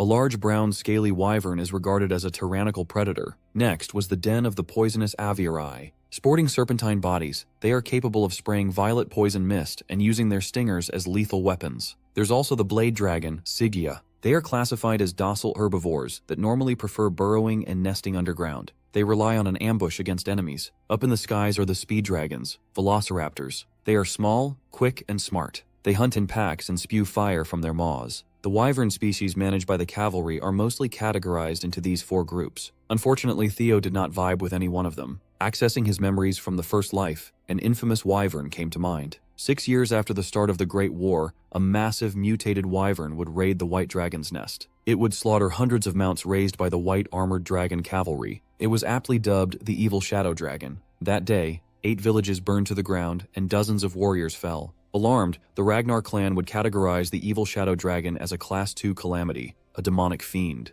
In the end, it took the deployment of the Demon Dragon and Sword Dragon working together to defeat the vile thing. It gained its name for its ability to hide in the shadows. This is just how to train your dragon with blood. Theo would love to pair up with that anomaly. As far as he could remember, the beast was characterized by something obvious. After flying around for some time, he luckily spotted the glaring distinction. While the rookies are doing their best to secure a partner, the commander is chilling on the deadly cliffs with Gullah. Interrupting his peaceful delight, the sword dragon entered his territory. Today, he doesn't mind interruptions. He just secured the most talented prospect in the clan's history. A dragon he wasn't anticipating fell within his grasp. Well, that's actually what brings Osa here. She knows that Commander Julius is planning on establishing Theo as a pillar of the cavalry sooner rather than later. Of course, he refrained from denying or confirming Osa's claims. Running one's mouth is many men's downfall after all. The sword dragon could just tell that this man is painting a bigger picture than she originally thought, even though he hasn't said a single incriminating word. Well, Osa didn't come here to cause trouble. On the contrary, she just wanted to put forth a proposal for the sake of the golden boy. Julius kept his reply curt. He already has Theo in his faction. Changing teams to the Plum Blossom Palace is out of the question. What kind of proposal could this plump woman have? Not mincing her words at all, she suggested joint mentorship for the rising star. This is an unprecedented idea. Factions within the clan never mix and bend traditions for a single prospect. Back to the action, Theo and Evelyn flew closer to the corner he had spotted from afar. In there, 4 rascals are ganging up on a single wyvern with bluish-white scales. Evelyn was made aware of this particular wyvern getting bullied by his peers. The cavalry tried every remedy they had, but nothing worked. The others are ostracizing him for not being pure-blooded. The poor dude is a child of a female wyvern and a male viper. You see, vipers are Class 1 demonic fiends that live deep in the Demon Sea. It's a mystery how one could even reproduce with a wyvern. Such a union, let alone birth, should have been impossible. Theo could not believe the lore he was hearing right now. Class 1 demonic fiends are blights to humanity. They are living calamities that seek destruction. If one ever successfully crossed the Great Wall, it would wreak untold havoc. Not to mention they are ugly pieces of shit. Vipers are ghost-type monsters that dwell in the shadows. Now it makes sense how the evil shadow dragon gained such exclusive abilities. It must be the Viper blood.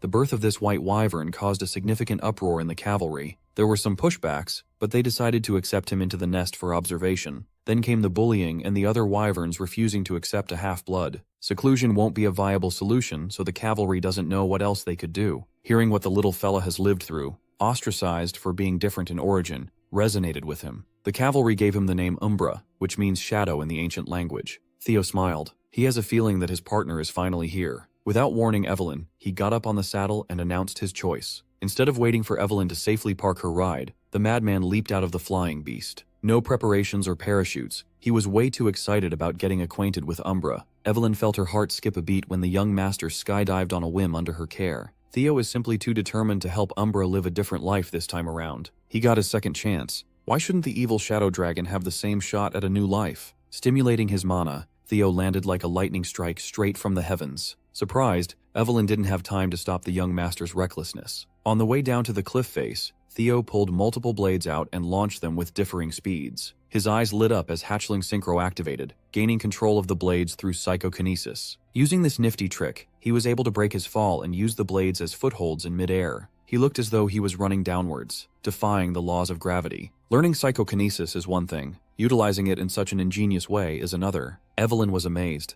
The young monster's growth rate is truly unbelievable. On the cliff, the wyverns, ganging up on Umbra, hissed and screeched in hostility. The bullied beast did not back down and met their snarls. Seeing this injustice unfold, Theo was reminded of his days as the clan's imbecile, the times when his peers would sneer at him for being an incompetent bastard. Back then, all he could do was grit his teeth and take the insults. Now he's a completely different person, the undisputed goat of his generation. Sparks flew around Theo as Thunder Dragon breathing kicked in. Reaching his effective range, he used the blades for their intended purpose, sending them flying to the bullies. Charged with ungodly amounts of wattage, he unleashed his dragon mark. If he wanted to, he could have slain those wyverns, but he merely scared them off with his attack. As the bullies flew away with their tails tucked between their legs, Theo Ragnar landed. He scorned the gang of wyverns for being a bunch of cowards hiding behind their superior numbers. When his glance fell on Umbra, his eyes softened with concern. Feeling threatened by the newcomer, the beast warily growled, ready to pounce at the slightest bit of antagonism. Once Theo got close enough, Umbra chose to retreat, flying away to God knows where. Evelyn finally caught up to the young master and explained that the beast is on edge, and approaching him won't be easy. When advised to take it slow, he disagreed. It's more important for Umbra to have someone by his side right now. Why would one linger around the nest, despite being constantly ostracized? Umbra is lonely. His emotional wounds are harder to bear than physical ones. Given Umbra's injuries, he couldn't have flown far. So Evelyn and Theo got back on the saddle and searched for the poor guy. As expected, Umbra quickly ran out of stamina and chose to rest in one of the nearby rocky peaks. Even though he's feeling weak, he forced himself to get up as soon as he sensed the humans arrive. Many dragoons from the cavalry tried to tame this one, but none succeeded. He's highly cautious around humans, and given his wounds, his wariness will be especially heightened. So,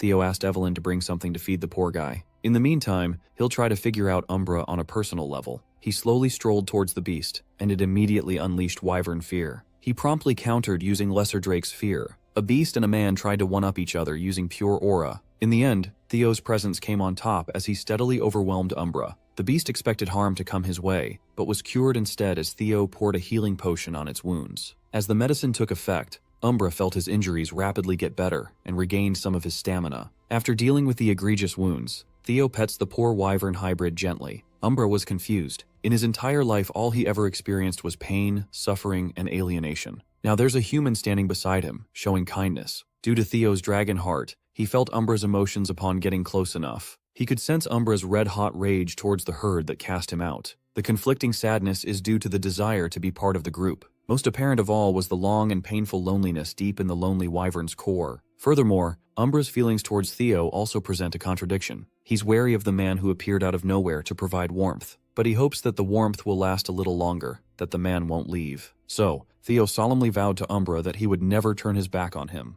To seal the deal, Theo retrieved the gem he got from the previous mission and gifted it to his new friend. Seeing the shiny gem sparkling with a beautiful luster, Umbra was mesmerized. Still, the wyvern was a tsundere and tried to resist temptation. There's not much he can do when Theo puts the gem around his scaly neck. Theo promised that if Umbra follows him from now on, they'll get plenty more shiny things. It was an offer that was borderline impossible to refuse. To sweeten the pot even more, Theo proposed that they make reins and saddles encrusted with invaluable gems. It will be super flashy and pretty. They might need to rob someone's grandma to make that though. That grandma in question is his own. Far away in his workshop, Kursum felt a foreboding feeling that she was about to lose a ton of money. With all the promises of companionship and opulence, Umbra roared with elation. Theo Ragnar has been successfully recognized as the Viper Wyvern's master. With this, he also unlocked the wyvern taming skill. It would grant him a higher master proportional to his partner's trust. It also gives a 10% power boost to both rider and mount. A few minutes later, Evelyn came back. She's dragged 2 bulls by the horns as her wyvern catches its breath. The beast that no dragoon in the cavalry could tame was now cuddling with the young master. They gave the bulls to Umbra, and he happily munched on a hefty lunch. When Evelyn curiously asked how he pulled this off, Theo simply explained that he looked after Umbra's wounded heart.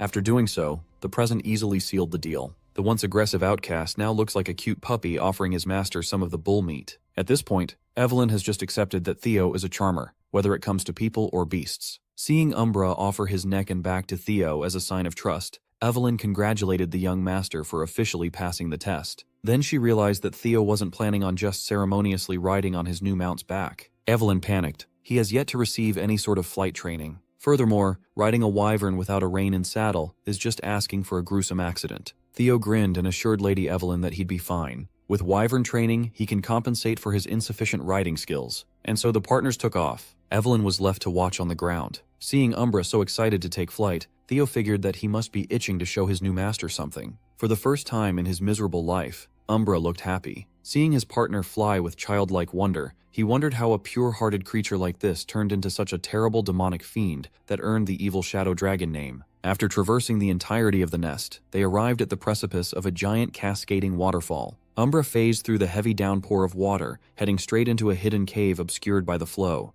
Theo thought he knew the layout of the entire Winter Mountains, given his experience in the black snow, but he never knew that a crystal cave was hidden behind the waterfall. Given how shiny this place is, it makes sense why Umbra loves it. Looking around, Theo found the reason why Umbra eventually became the evil shadow dragon. He's been eating the many ghost spirit flowers growing around the crystal cave. These things normally grow in the deepest reaches of the demon sea by consuming pure demonic energy. Dragons and demons supposedly possess opposing energies, so it's a mystery how Umbra survived on such a diet. Whatever the case, burning these flowers is a must. Umbra was opposed to the idea, but Theo promised not to mess with the crystals. Deep in the cavern, another surprising sight revealed itself: an emaciated and rotting corpse chained up on a wall. By Theo's estimation, this guy has been dead for at least a decade with oddly minimal rot. The coldness of the cave played a part, but this is also a sign of tremendous magical power. This man must have been a high-level martial expert in his heyday. Theo must come back another time for a proper investigation. When he turned his back on the corpse, it seemingly regained its life with a resentful glare. It started screaming the current clan head's name, Kyle. Umbra quickly responded to the threat and pinned the corpse deep into the wall. He roared at the enemy that exhibited hostility to his master. The corpse continued spouting Kyle's name, and Theo sensed that his new friend was in grave danger. Mr. Corpse tried to take a bite out of Umbra's feet, but Theo sacrificed his arm to block the rotting teeth. It refused to let go of Theo's arm as it cursed Kyle and Robert Ragnar from beyond the grave. Theo's father and the Black Dragon must be connected to this random chained-up dead body. At that moment, Evelyn came to the rescue, utilizing the white-armored dragon cavalry's shared technique, Blade Barrage. Through innumerable stabs, she effectively deleted the corpse's head, and Theo was freed. He hobbled down to his knees and apologized for messing up. Traveling from the bite, an unbearable pain shot all throughout his body. The bite was infused with a toxin comprised of demonic energy. Without an antidote, Theo might succumb to an extremely agonizing death. Evelyn panically tried to lift him up for transport to the HQ. Umbra was opposed to the idea, pushing her out of the way. He continued to nudge Evelyn away from the young master, seemingly trying to tell her something. Sensing this, Theo asked his partner if there was a solution. Without hesitation, he put his complete trust in Umbra. Theo grinned and left his life in the Viper Wyvern's hands. Evelyn immediately opposed such a ridiculous idea. A corpse toxin mixed with demonic energy is a death sentence if left untreated. As far as Theo knows, he has less than a 30% survival rate even with conventional treatment, so he wants to gamble it all on Umbra's method. This beast evolved into a Class 2 demonic fiend by eating ghost spirit flowers. He must have tangled with the corpse before and learned how to subdue demonic energy and corpse toxins. Before losing consciousness, he asked Evelyn to please follow Umbra's lead. Looking around the cave, the Viper Wyvern worked fast to harvest a bunch of ghost spirit flowers and broke some of the crystals off. He handed the smattering of materials to Evelyn, asking her to blend and feed the mixture to the young master. She clenched her teeth and followed Theo's request. Evelyn grabbed the crystals and flowers. Using her mana, she forcefully crushed and mixed them together. It resulted in a dark purple mixture that she dripped through Theo's mouth. The loyal soldier and the concerned beast held their breaths, waiting for the concoction to take effect. When the mixture reached Theo's chest, his dragon heart loudly thrummed. With his heart as the engine, Theo started visibly recovering. His mana overflowed from his body, eventually taking on his natural electric affinity. Slowly, his lightning became infused with the extracted corpse poison. The color of his magic power attribute is changing to black. Once the transformation was complete, the black lightning re-entered his body, restarting his system. Body cleansing purification is now underway. The trait of the evil shadow dragon has been obtained. While our boy is literally fighting for his life, Commander Julius Ragnar is in his office, receiving grim news. The black snow had already cross-checked the facts, and the report was confirmed with 89% authenticity. His emotions got the best of him, and the demon dragon shattered his office desk. He has been riding high with winds. He should have expected some bad news to rain on his parade. Still, this type of devastation was completely outside of his expectations. Trainer Isvin, captain of White Armored Dragon Cavalry's 5th Platoon, and 15 of his men have all perished in battle. Body cleansing purification was an ancient secret technique that forcibly purges impurities from the body. It refines one's constitution for better magic power cultivation. Typically, the process requires multiple experts with tremendous power to channel their energy for days on end. Even then, it was only proven effective for children under the age of 5. For Theo to experience this invaluable process, multiple coincidences were required to overlap. The extreme corpse toxin running through his veins contains an incredible amount of concentrated magic power infused with demonic essence from feeding on ghost spirit flowers. Then, Umbra's antidote served as a stabilizing agent. These unfortunate events eventually created the perfect balance where, instead of being overrun or cured from the demon shadow toxin, he was able to absorb its uninterrupted power instead. Theo finally jolted awake with Evelyn and Umbra by his side. Feeling a little worn down by the process, he apologized for worrying them. The loyal soldier and the new partner finally breathe a sigh of relief. Looking at his status window, imagine Theo's surprise when he found out that he's now the second iteration of the evil shadow dragon. Just from the cleansing alone, he obtained an additional 85 status points. It's a tremendous amount. Now he's certain that the crystals inside this cavern are a condensation of pure energy. That pureness diluted the toxicity of the flowers, turning it into potent medicine. He couldn't be happier that he trusted Umbra with his life. A Ragnar's body can already be considered perfect. Now that he had undergone body cleansing purification and had become the evil shadow dragon, he was on pace to reach the absolute pinnacle. The big question now is who this corpse was prior to becoming just a vengeful spirit. Taking a closer look, Evelyn noticed something fascinating about the writing on the wall. Riddled throughout the surface was a journal cleanly inscribed by a high-level martial master. It chronicled the man's experience hiding in this cave after his defeat at the hands of Kyle and Robert Ragnar. He planned to bide his time and plot his revenge before his body gave in. His frame degraded due to Robert Ragnar injuring his mana hall, and his demise was hastened by the ghost spirit flowers he's been consuming to survive. Eventually, his sanity slipped away without enacting his revenge plan. He was forced to accept the reality that he would die with this undying grievance. The man eventually chose to leave everything behind, binding himself by melting his precious emerald serpent sword. Hoping that someone would eventually discover this place in the future and fulfill his dying wish, the man left his legacy. The next section detailed the flying sword technique of the god of tempest. This corpse must be the legendary swordsman said to have freely wielded the wind, a tragic hero who fell into the hands of Kyle Ragnar in the battle for the throne 40 years ago. The Wind Baron, Hector Ragnar. Tales of his legend ended in that final battle. In reality, he survived and died a miserable and lonely death in some cave. Ever the loyal sword of Ragnar, Evelyn Nereville got on her knees with utmost respect. Though the Wind Baron lost to the clan head, he was still a Ragnar with the right to succession in the previous generation. As a vassal, Evelyn harmed a potential successor, a capital crime deserving of summary execution. Theo dismissed her extreme pleas. What she killed was not a Ragnar but a madman. Besides, she did what she had to do to save the current successor. Pulling his weight, Theo ordered Evelyn to forget everything that happened in this cave. But if she still wasn't satisfied, he proposed that she take the secret techniques of the Wind Baron for herself. Naturally, she argued that she is not worthy of power rivaling even the techniques of the 9 dragons. But Theo stood firm in his decision to make Evelyn the successor of Hector Ragnar. There is no one more deserving of carrying forth that legacy. Besides, it would allow the Wind Baron to finally rest in peace, and a legacy disciple cannot be questioned for her crime. As Theo's sword, this is the right path forward. Moved by the young master's words, Evelyn Nereville, a high-ranked swordsman of Ragnar, bowed to Theo with utmost reverence. She pledged her undying loyalty as a faithful vassal and humbly asked for her oath to be accepted. Theo smirked. This girl has always been uptight and by the book. Indulging her desire for proper acceptance, Theo drew his blade. He gracefully knighted Evelyn, accepting her oath of loyalty and engraving it upon his heart and soul. She is now the esteemed lord's first sword. With Umbra as witness to this pact, the vassal-master relationship between the two has been solidified and formalized. By sundown, most of the rookies have returned to the white-armored dragon cavalry headquarters. Holkus feels proud of himself after seeing that he got back faster than Theo. He and his frog-like mount were shocked to see the last rookie land. Theo Ragnar brought back the most unique partner out of everyone in here. Some of the cavalry veterans immediately recognized Umbra, the disobedient brat. Seeing that Theo was the one who tamed the untamable, they just chalked it up to him being the Millennium's greatest prodigy. Poor Holkus had his confidence crushed. Evelyn submitted their formal report for the complete aptitude test and asked where the commander was. Other dragoons just saw their boss rush off to the office a moment ago after receiving some urgent message. Speaking of the devil, the demon dragon and his intimidating partner reappeared on the field with a heavy and serious landing. Julius Ragnar apologized for relaying some bad news right after the admittance test. Everyone present here, veterans and rookies alike, will be deployed to Fort Blanky immediately. This announcement sent confusion and worry around the HQ.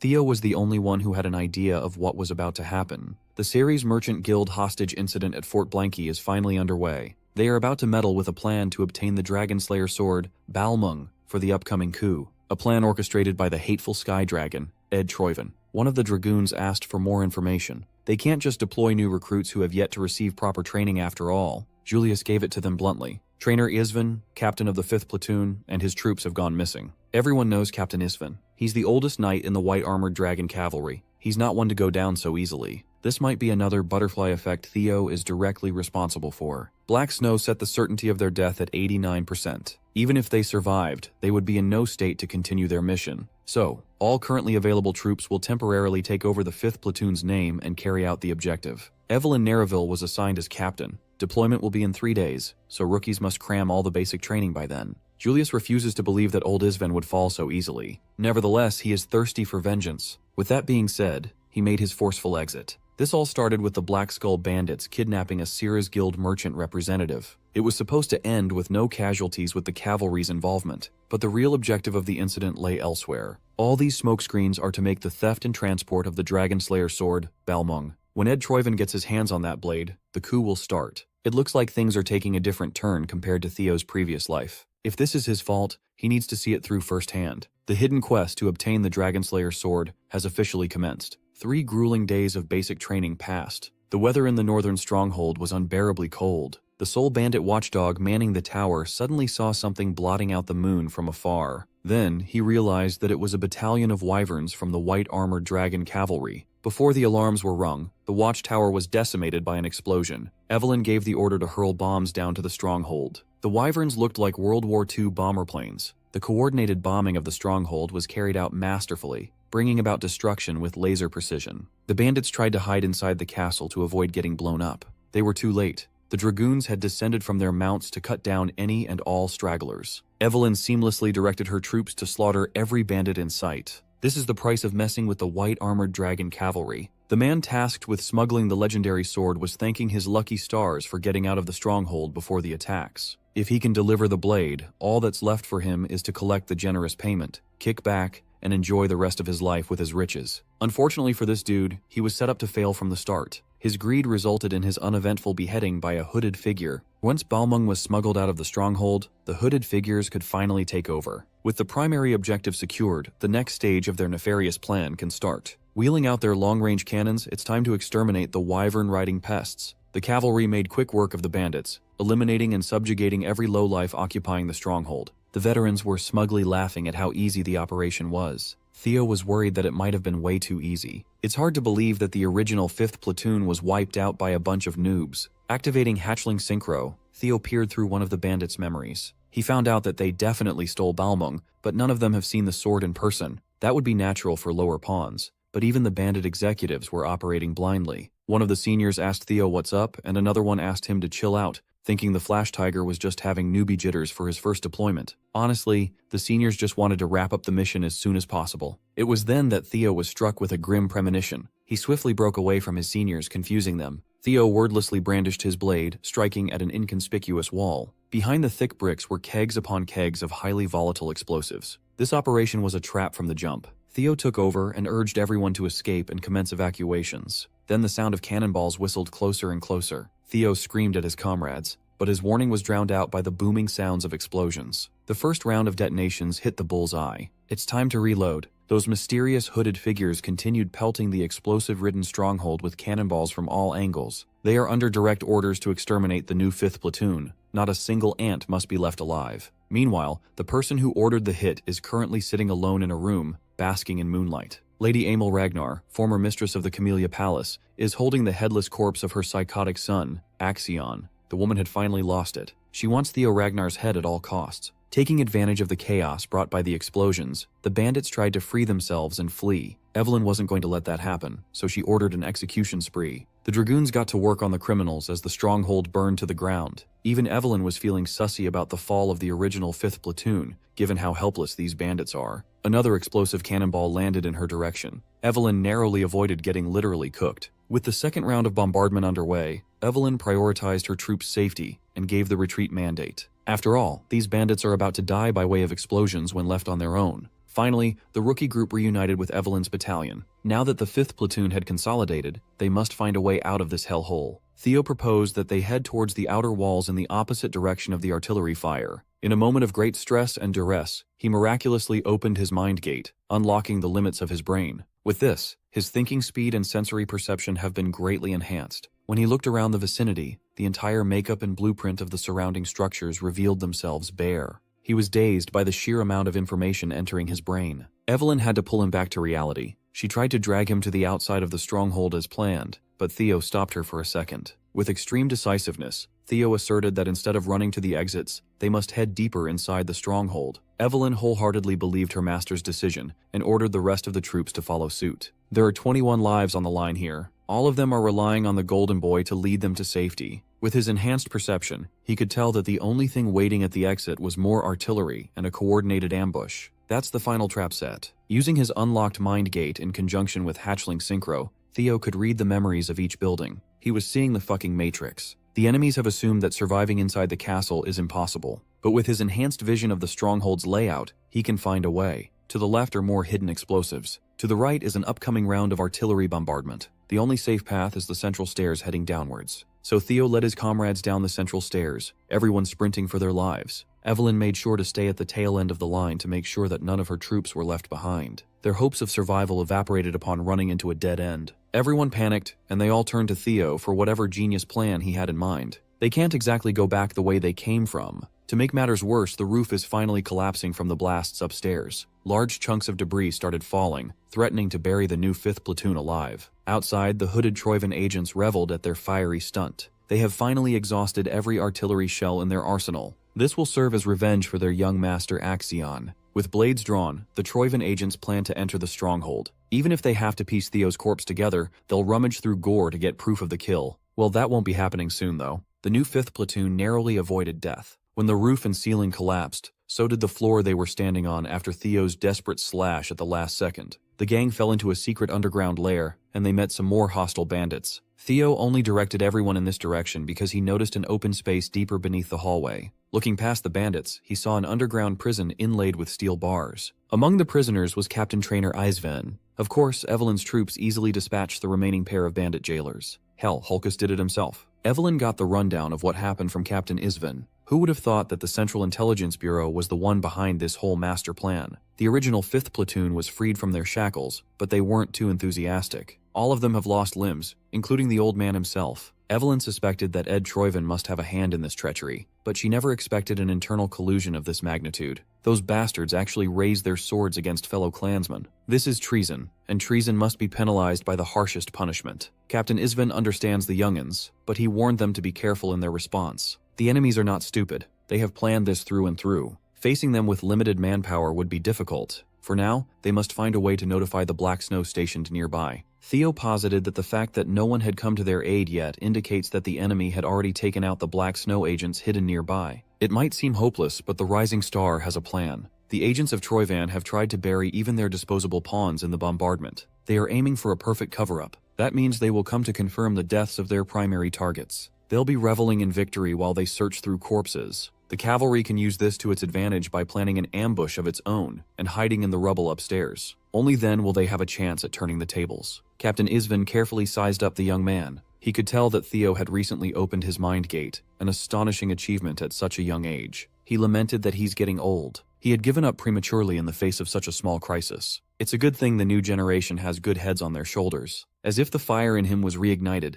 Captain Isven stood up on his remaining leg and roused his troops up with pure will. The white-armored Dragon Cavalry's original and new 5th platoons shall move forward with the plan as Theo laid out. An all-out deathmatch between two of Ragnar's factions is about to go down. Troivan agents swarmed the stronghold in search of dead bodies. They had to literally turn over every stone and debris to identify their victims. Those who were still alive were promptly dealt with inhumanely. It's been a minute since they started, and they haven't found any remains of the cavalry. The western side was devoid of corpses, and the eastern side wasn't looking too good either. The ambush team reported no sightings of the dragoons going out through the exit either. All they could see spread across the burning, flattened stronghold were the remains of Black Skull bandits. Sensing something fishy going down, the operations leader stopped his men from the futile search. Then, blood spilled when the hidden cavalry finally showed themselves for an ambush of their own. The traitorous leader almost got his head pierced by Evelyn's blade. Two captains of the opposing factions are about to have a showdown. The Troivan tried to play dirty to trip her up, but Evelyn is way too skilled to fall for petty tricks. She acrobatically got out of the way to reset the fight. Captain Troivan screamed, warning his men of the ambush, but was way too late. He ordered a change in formation, but his boys had already stopped breathing, cut down by the skilled dragoons. With this treasonous operation exposed, Evelyn became the arbiter of Ragnar law. She hereby sentences them to death. The Troivan captain refused to go down without a fight. He exchanged blow for blow with Evelyn. He kept her in check and even launched some decent counterattacks. Inwardly, he can't make sense of how these wyvern-riding bastards survived the total bombardment. His confusion distracted him for a moment, giving Evelyn enough opening to exploit. She went for the killing blow and narrowly missed beheading the turncoat.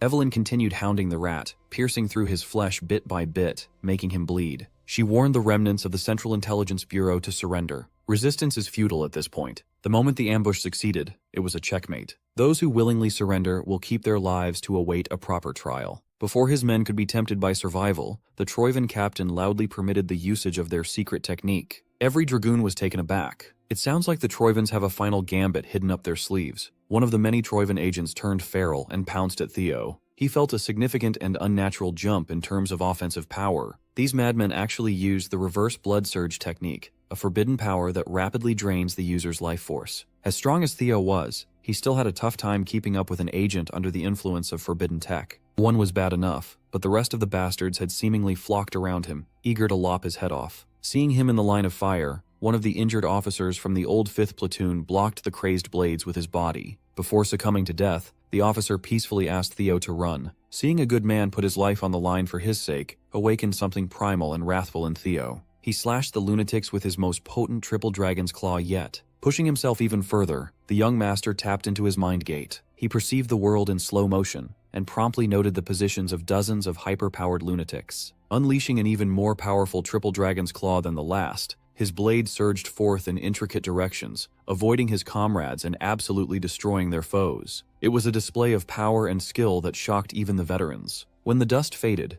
the ground of the stronghold was left with terrifying marks of annihilation. The only traitor that survived was the Troivan captain. Seeing as the thorn in the family's side had become this powerful, the captain became dead set on dragging Theo to the grave, even if it cost him his life. Applying the reverse blood surge technique on himself, Cap sped up like a loose arrow. Meanwhile, Theo's platoon seniors were uselessly standing around, glazing the rookie. Theo is over here struggling to stay conscious after overdrafting his mind gate. Unleashing this level of power and intricacy is still way too impractical for him to utilize effectively. To make matters worse, the remaining lunatic is about to descend like a very angry meteor, burning his life force by the second. As a loyal Troivan vassal, he will drag the young man to hell if that's what it takes. Theo tried to prepare a defensive maneuver, but his mana hull had become twisted from his last attack. This loyalist is showing signs of mana hull detonation. He's about to sacrifice himself and blow the whole area up. Thankfully, Theo's official first sword is here to defend her master. For the first time ever, Evelyn used the God of Tempest technique, sending the suicide bomber up to the stratosphere with Squall. After juggling the rat up in the air, Evelyn followed suit, gathered the pure power of wind in her fingertips, and pushed it out to create a maelstrom.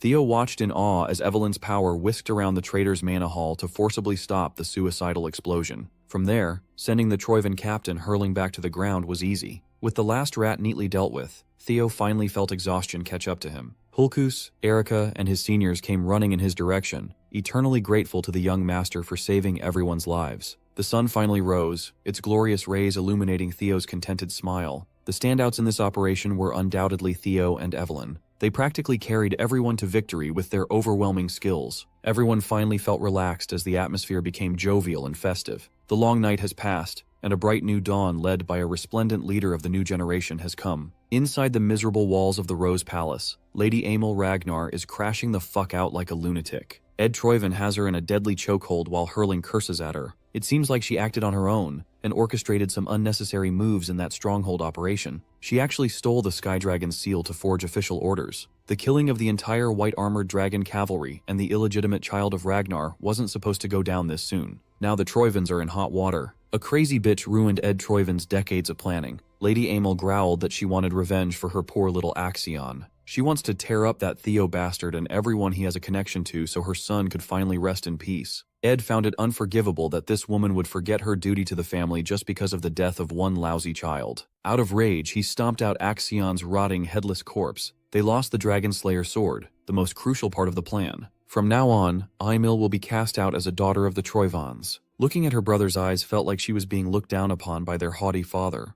Before leaving, the Sky Dragon ordered the palace attendants to lock Emil up, never to be seen again. They can't have any information leaks, so the pests must be dealt with too. Realizing that she's about to be sealed and forgotten, Emil came to her senses and begged for mercy. Ed Troivan easily wiped out every single attendant present in the palace just to vent his frustration, now that the coup he painstakingly planned has been ruined. If you think about it, the root cause of his recent failures is one single bastard, Theo Ragnar. The Sky Dragon is itching to get his hands bloody with that boy's organs. With his first mission being a success, Theo finally has some downtime to check on his spoils. In the chaos, he picked up the Dragon Slayer sword, Balmung, and found that it was currently sealed. He tried to hold and get a feel for the blade, but it immediately rejected his hands. Theo was forced to drop the thing when he felt a strong zap. It's not called a Dragon Slayer for nothing. Its properties are the polar opposite of Ragnar's blood. If he could unravel the mystic's secrets, he might be able to wield them. Mystics are legacies from the primordial mythic age. They are akin to mirages, rarely falling into someone's hands. When obtained and unlocked, the wielder would obtain quite literally a mystical power like the heroes of old. They are legendary items that could change the course of history. In Theo's previous life, Ed Troyven would figure out the secrets of the mystic Balmung. Thinking back to his movements at the time, Theo has a pretty good idea as to where the Sky Dragon truly ascended. Until he can go to that place to solve the mystery, Balmung will just have to rot in the inventory. A knock on his door interrupted Theo's musings. It was Evelyn. It's late into the night, but she brings an urgent request. The commander wishes to see Theo as soon as possible. In Julius Ragnar's office, the atmosphere felt heavy despite the pleasantries. Sitting opposite him was Captain Trainer Isvan, bringing up the idea of retirement. The old man is ashamed to even say it, but losing his leg and his wyvern, Rocinante, during the last mission felt like a pretty solid reason to call it quits on the cavalry. He has gotten old and he's not as strong as he used to be. With his remaining years, he'd like to return to his hometown and mourn the countless comrades he outlived. Julius could tell that there was nothing that could change the stubborn mind of the old geezer, so he approved of Captain Isvan's retirement. As he sips his tea, the old man brings up the topic of that brilliant rookie, Theo Ragnar. He relayed how the kid had already opened his mind gate. Julius was obviously pleased to hear that his rising star had surpassed the wall that divides normal humans from superhumans. Isvan is certain that the boy wasn't one of those naturally gifted geniuses who were born with an open mind gate. There are strong indications that Theo forcefully opened that bottleneck through his own efforts. That means his power vessel is about to undergo a massive expansion, perhaps indescribably larger than what he could even fathom.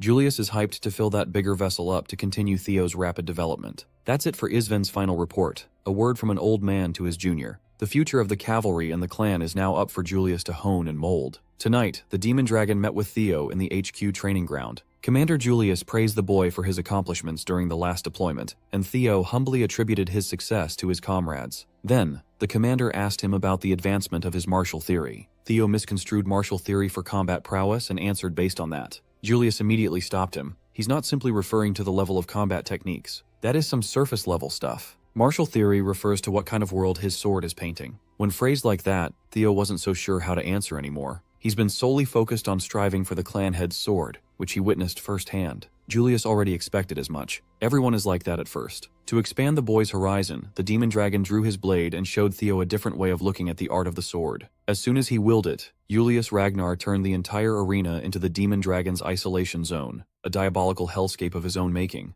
It's a far cry from the sword dragon's vigorous and beautiful isolation zone. This is the world painted by the commander's martial theory. It's basically a domain expansion. Julius Ragnar explained that his sword is demonic by nature. Just looking at it and feeling its pressure was suffocating for Theo. Then, the commander took a stance and started fluidly going through the heavy motions of his attack sequence. It consisted of heavyweight slashes, deadly blade spins, forceful stabs, and various killing blows. Theo felt a mixture of awe and fear at the sight of the commander's skill and power. After storing enough momentum, Julius Ragnar shattered his own world and made a crimson tidal wave rise. It surrounded Theo, making him feel trapped and helpless, consumed by something incomprehensible. Julius Ragnar finished his sequence, letting the tidal wave dissipate, and asked Theo what he gleaned from the demon dragon's martial theory. The only words Theo could use to describe that experience were strength and destruction. He wasn't far off. In fact, he hit the nail on the head. Strength and destruction are the essence of demonics. The concepts are direct and intuitive. Even if it means breaking, the blade cuts in a direct line, hungry to break through anything in its path. An explosion of destructive strength that is the foundation of the commander's swordsmanship. He embodies death itself. In contrast, Julius asked what Theo gleaned from the Plum Blossom's sword. He defined it as flashy and beautiful. Julius found the answer satisfactory. Lady Plum Blossom's sword holds the essence of life after all. She goes through the process of a seed germinating and growing into a flower, the purest depiction of life. It is slow and gentle, filled with infinite variations. It turns, bends, and adapts to the situation. It does not stop spreading out until it blooms. 2 of the 9 dragons showed Theo such widely different interpretations of martial theory. Seeing him deep in thought, Julius asked if life and death are separate interpretations with completely polar opposite definitions. One would assume that they are, but the commander hinted that this might not be the case.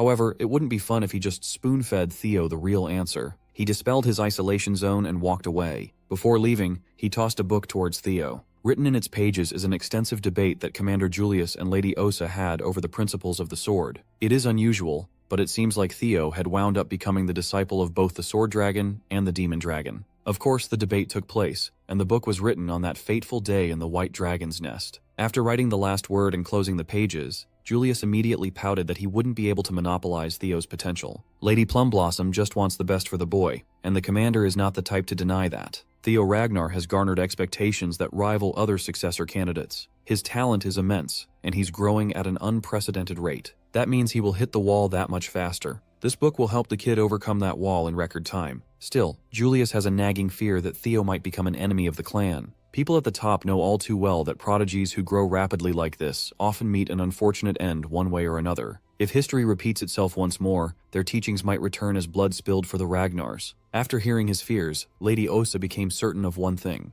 Commander Julius is indeed the right person to hold on to the book and watch over Theo. When the day comes that he is certain that the boy will remain untainted by greed, he can pass the teachings on to the young dragon. That day arrived sooner than anyone anticipated. The insights of the two dragons, who are said to be number 1 and 2 with the sword, are now in Theo's hands. He questioned if he truly deserved something this valuable. Julius had already assessed his worthiness and passed the test, so he gratefully accepted. Thinking back on it, his meteoric rise had only been possible thanks to a few people. They continue to help him unconditionally, propelling him to the top. From the Randon incident to now, Commander Julius had always been partial to him. For that, he promised to repay this debt one day. Actually, there is a way for Theo to repay that favor now, but it won't be pleasant at all. The demon dragon is aching for a jewel. It's been a while since he found a fun new toy. Sure, the book will help, but the real painful lesson starts now. Evelyn averted her gaze from the sidelines, feeling sorry for her master. She made sure to lock the arena before leaving. She even chained the door up from the outside while repeatedly apologizing. The torture didn't stop until the sun rose. When the chains dropped and the gate opened,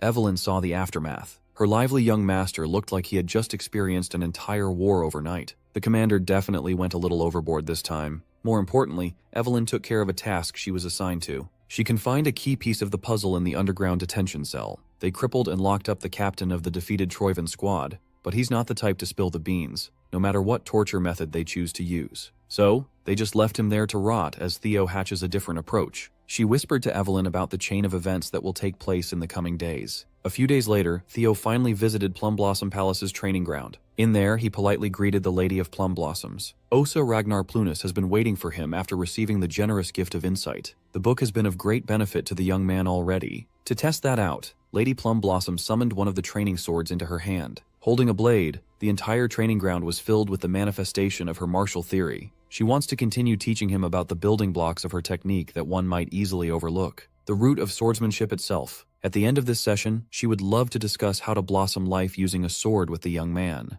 For the second time, she formally asked Theo to become her official disciple. Before giving a definitive answer, he wants to ask a question first. He wants to know if she's speaking as the Heaven Dragon Swordmaster. Lady Osa was quite surprised. Not many know of her secret title after all. The Heaven Dragon Sword is a secret school that passes its teachings through only one disciple. Currently, she's the sole inheritor of this secretive legacy. Lady Plumblossom could tell that the boy wanted to know her true intentions. She truthfully confessed that the offer doesn't come with any ulterior motives. From the full bloom of the Plumblossoms to the Heaven Dragon Sword, she wants to pass everything in her arsenal to Theo. A few minutes later, Theo came out of the training ground after locking in a decision. While walking through the beautiful halls of the Plumblossom Palace, he was surrounded by some flowery faction idiots. Theo wasn't the type to take disrespectful shit lying down, and these bastards are easily offended by his curt reply. They reckoned that Theo just got accepted as the Lady Plumblossom's newest disciple, and they demanded respect as seniors. Theo was wondering what these dogs were barking about, but it was just an immature attempt at protecting their fragile egos. Nothing new. They're not even his direct superior officers, so ranks shouldn't matter. Still, these flowery mutts wanted to big dog the rising star of the clan for some clout. But they are gravely mistaken about something. He was offered to become Lady Plumblossom's direct disciple, but he rejected it. When he was presented with the choice to accept two incredibly valuable legacies, he was naturally enticed to accept. But he wasn't clear why Lady Osa cherishes him so much when he hasn't done anything to benefit her. She confessed that there is no big reason or crafty scheme. Lady Osa wanted to help him out because Theo reminds her of a young Kyle. He looks and acts exactly like the clan head in his youth. He too used to chase his dreams and ideals relentlessly. Perhaps that man is still dreaming and chasing to this day. He was not allowed to despair. He worked hard to break through any trials and challenges on his own. Every day was an unending hardship. Despite that, Kyle Ragnar never once yielded or bent his principles. When Lady Osa sees Theo, she's reminded of the Kyle that she fell in love with. How can she stand by and remain still? Stepmom here can get it. Since she truthfully laid out her reasons, it's time for Theo to decide. Though it is an attractive offer, he chose to decline. Currently, he has too many teachers guiding him. Including Lady Plum Blossom herself, a lot of people have thought of him in many ways. The Demon Dragon has taken him under his wing. His senior dragoons, Evelyn, Selford, and Aaron, continue guiding him every day. Even his friends and comrades, Remington, Hulkus, Erica, and the boys from Training Ground 4, made him the man that he is today. Hell, he would even add Axion and Ed Troyvan to the list of his teachers. Lady Osa wasn't expecting that last bit in particular. Everyone knows Theo's beef with the Troyvans, but the hardship those villains created is what built and pushed him to become the current him. His sword has learned and changed because of everyone who either loved or wronged him. For that same reason, he's not confident in upholding a school's tradition and passing it down to the next generation. Lady Plum Blossom understood what he was trying to say. Theo's sword is ever-changing and ungovernable. That is both endearing and regretful to hear. But even if he cannot be her direct disciple, he would gladly be her son. Lady Plum Blossom was moved by that sentiment. After he left, Osa Ragnar Plunus retreated to her leisurely wine time. She looked happier than ever. Her attendant noticed the significant improvement in her mood. The heavens decided that she would never bear a child of her own, and yet a boy like Theo promised to be her son. How could she not be delighted? Her attendant is happy just knowing that her master is happy. Lady Osa wants to thank Theo for finally making her a mother, so she intends to send a letter to her husband. She wants to advance Theo's promotion exam soon. Hearing this, the attendant advised her to pump the brakes a little. Theo is a rookie who just finished the awakening ceremony. Garnering even more attention at such a young age might expose him to more danger than he already is. But that's precisely the reason why Lady Osa wants to prop him up in a hurry. They need to help Theo ascend before the great winds that are on their way to Ragnar consume everything. This way, she can give her new son as much as she possibly can. Meanwhile, in the underground cell of the cavalry, their sole prisoner opened his eyes as the help he'd been waiting for finally arrived. That helps being an assassin sent by the Troyvans to cut every loose end. The captain willingly presented his neck, ready to finally die as his final service to the family. Before the blades of the assassin could draw his last breath, a harsh sword wind interrupted. Evelyn burst through the ceiling to apprehend the assailant. She's been waiting for this to happen for quite some time now. This was the trap the young master set from the start. With Evelyn's blade mastery, a lone assassin without the element of surprise was no match. The Troyvans never listed her down as a skilled threat, and they're about to pay for that. Though it's a shame that Captain Cedra cannot be taken out, things will become worse if the cleanup guy is also caught. The assassin racked his brain for an escape plan, but Evelyn won't just let him waltz out of this dungeon so easily. Executing the secret technique of the God of Tempest, she summoned Whirling Squall, trapping the assailant. Within the limited walls of the dungeon, there wasn't much room to maneuver out of the way. At his wit's end, the assassin chose to just get rid of the evidence by detonating his mana haul as a last resort. Evelyn continued being a nuisance, not letting him get a sly technique off. She'd already seen this stunt once. It didn't work then, and it certainly won't work now. She handily subjugated the cleanup guy of the Troyvan family. In the middle of an unknown woods was a secluded black site. Inside, operatives are discussing Evelyn's capture of the assassin who sneaked into the underground dungeon. They confirmed that he was affiliated with Serpent Season,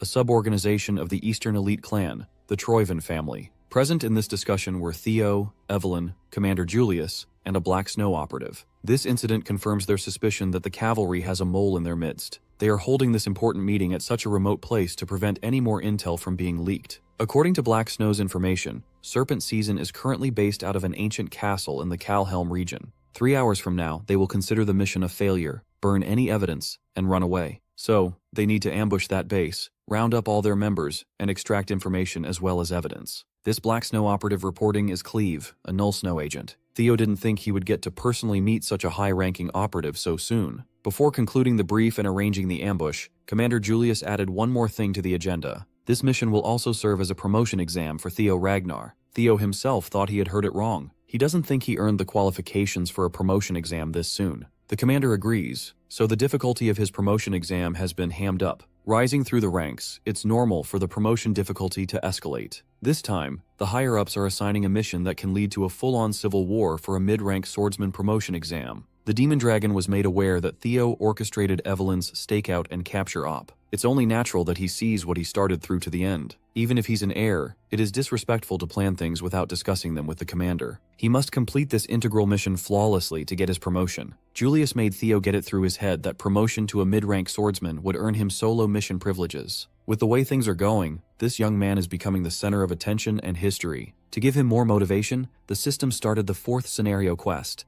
a chance to clean up the dark ties of his previous life. Theo is pumped to uncover what's really happening under the hood of this rotting clan. With conviction, he vowed to complete this mission no matter what. With that being said, Operation Snake Cleanup has officially begun. Due to the possibility of a mole inside the cavalry, the mission was limited to just 3 people: Cleve, Theo, and Evelyn. As swordsmen, they should have the advantage in direct confrontation against these viperous assassins, but they are vastly outnumbered. Whatever the case, they must adapt and pull this off. Inside Serpent Season's HQ, the assassins just finished compiling every document linking them to the Troivans. While they were preparing in case of failure, a little orb-like gadget rolled its way inside. It was a smokescreen, a prelude for an ambush. Before they could move in response, heads flew and rolled onto the floor. Cleve is a null snow operative for a reason. Only one assassin survived, but was badly injured, bleeding from a gaping neck wound. Cleve wasn't going to let an injured prey escape, so she doubled back. With that, her area was successfully cleared. She and Evelyn will confiscate the compiled documents while Theo is assigned to take the basement. He was quite impressed to see someone at such a high level in action. If the blueprints they got during the mission briefing are accurate,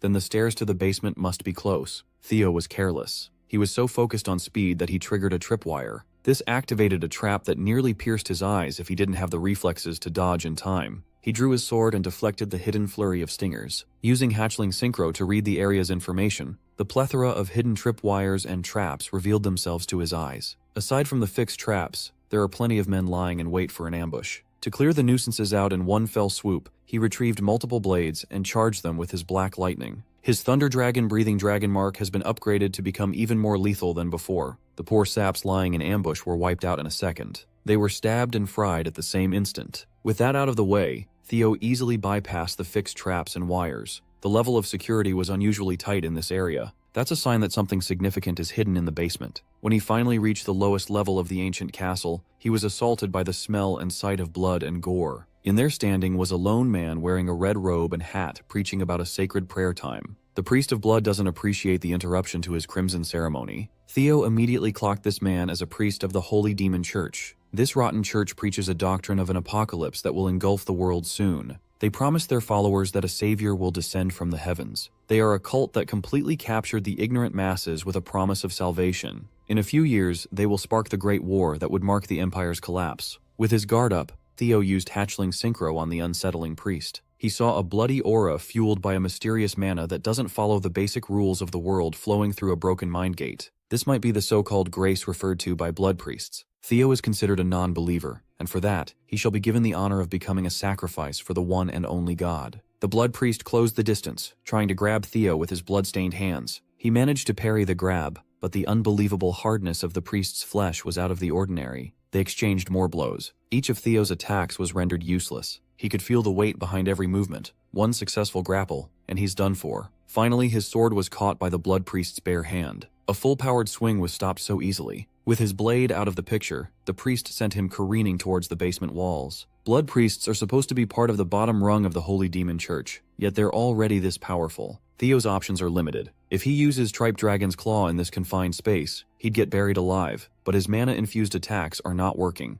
What can he even do with his sword right now? Time slowed down, and he remembered what the demon dragon taught him. Explosive and destructive strength signifying death itself. The sword dragon, on the other hand, taught him the beating root of swordsmanship. Life and death should not be interpreted as polar opposites. The crazy priest charged at him again, ready to bash his head and spill his blood. Theo clumsily got out of the way in the last second. He persistently avoided death blow after death blow, annoying the priest. It was then that he made a breakthrough in his martial theory. Life and death don't oppose each other. They are a natural cycle. Death awaits the end of life, and life blossoms using death as a catalyst. They might seem like two completely different powers, but they are one. Theo was so focused on applying his power too widely when attacking. Gathering it into a single flash of light would be far more refined and devastating. Confident in his invulnerable skin, the priest took on Theo's next attack without fear. Theo tested his theory on the spot and learned Dragon Flash as a result. The priest chortled, unbothered by the louder sound the blade made. Then, he started panicking when the skin he was so confident in was shredded to bits. The technique moved like it had a life of its own as it rampaged throughout the priest's body. It is Theo's turn to send the pale-ass bastard crashing towards the walls. The priest called him a seed of evil for attaining a breakthrough during slaughter, an existence that cannot be allowed to exist. Theo doesn't give a crap about his ominous yapping. He wants to throw hands. Gripping the blood priest's face tightly, he used hatchling synchro to peer through the lunatic's memories. This is his chance to figure out the source of this strange power that the Holy Demon Church wields. Theo felt his world swirl as his consciousness was sucked into another dimension. It was a familiar feeling, his soul floating through a vast expanse of infinite space. This is a completely different experience compared to the other times he tried reading memories. Then, his system sent him a glitched-out message, a completely garbled mess of characters. As if it were overloading, it warned him that he was about to encounter an enemy who was at a far higher level. The user is strongly advised to run for his life. But where will he run? There is nothing but darkness in every direction. Then, he heard a primal voice that shook his very being. The voice demanded to know who and what he was. Zooming out, the infinite darkness surrounding him was just a tiny part of an eye that belonged to a being beyond human comprehension. Theo is fucked. He just disturbed the sweet, sweet slumber of this universe's final boss. The god that the Holy Demon Church worships finally knows of his existence. Growing irritated by his lack of response, the god demanded an answer. Forced to confront the grace that the cultists keep on raving about, Theo was completely paralyzed. It was as if, seeing through his very being, that God had uttered his name, Theo Ragnar. In fact, this existence has been searching for him, for he is considered a blight to this plane of existence. The being's infinitely stretching body wriggled and reformed, surrounding Theo's soul. It bent, twisted, and squirmed into incomprehensible forms. As Theo's soul was being consumed, a golden light shone to shield him. An avatar of the ancient dragon, Lodbrok, tore through the fleshy form of the primordial god to break him out. Theo reveled at the sight of two beings far beyond his level facing off. Lodbrok sweetly referred to him as a significant other, and gave him a stern warning that this thing is not a being he can face just yet. Even if he can reach Sigurd Ragnar's level, victory won't be guaranteed. For now, Lodbrok will take care of this cosmic disturbance, tail slapping Theo's soul back to reality. He has many unanswered questions, but Theo was forced back to the bloody basement. The young man is still shivering from the ancient terror that tried to consume him. Lodbrok has been standing up against a thing like that for eons all by herself. While he was trying to process what he just experienced, the blood priest was crashing out. How could a non-believer like Theo be graced by the Lord's presence when someone like him, who dedicated a whole lifetime of devotion, has never received recognition? Theo finally finished the job and beheaded the bald bastard. That thing might be referred to as a god, but that's not his god. More importantly, he's now certain that the Holy Demon Church worships the nameless sovereign that Lodbrok once hinted at. Protecting the world from that presence had been her duty for a long time. Without her heart, Lodbrok won't last for more than 3 years. And in 5 years, the Great War will break out. The death of the Guardian Dragon will be the beginning of the end. The rise of the Holy Demon cult spearheaded by Ed Troiven's rebellion. It's all connected. It makes sense now. Theo stumbled, his mind still scrambled from the out-of-body experience. Thankfully, Evelyn was there to lend her shoulder. Cleve was thoroughly impressed to find that the young master had taken out a blood priest on his own. With that achievement alone, he has proven himself enough to pass the promotion exam. After cleaning out every hostile threat in the castle, the trio was free to investigate the damning documents. Unfortunately, everything in writing can only be considered circumstantial evidence. Nothing works as a smoking gun to prosecute. So, Theo brought out a familiar box he allegedly found tucked away in the basement. Evelyn immediately recognized it as the object she and Remington were tasked to collect before the awakening ceremony. Inside were secret trade logs between the Ceres Merchants Guild and the Troivans. She was impressed by her master's foresight to see this far out,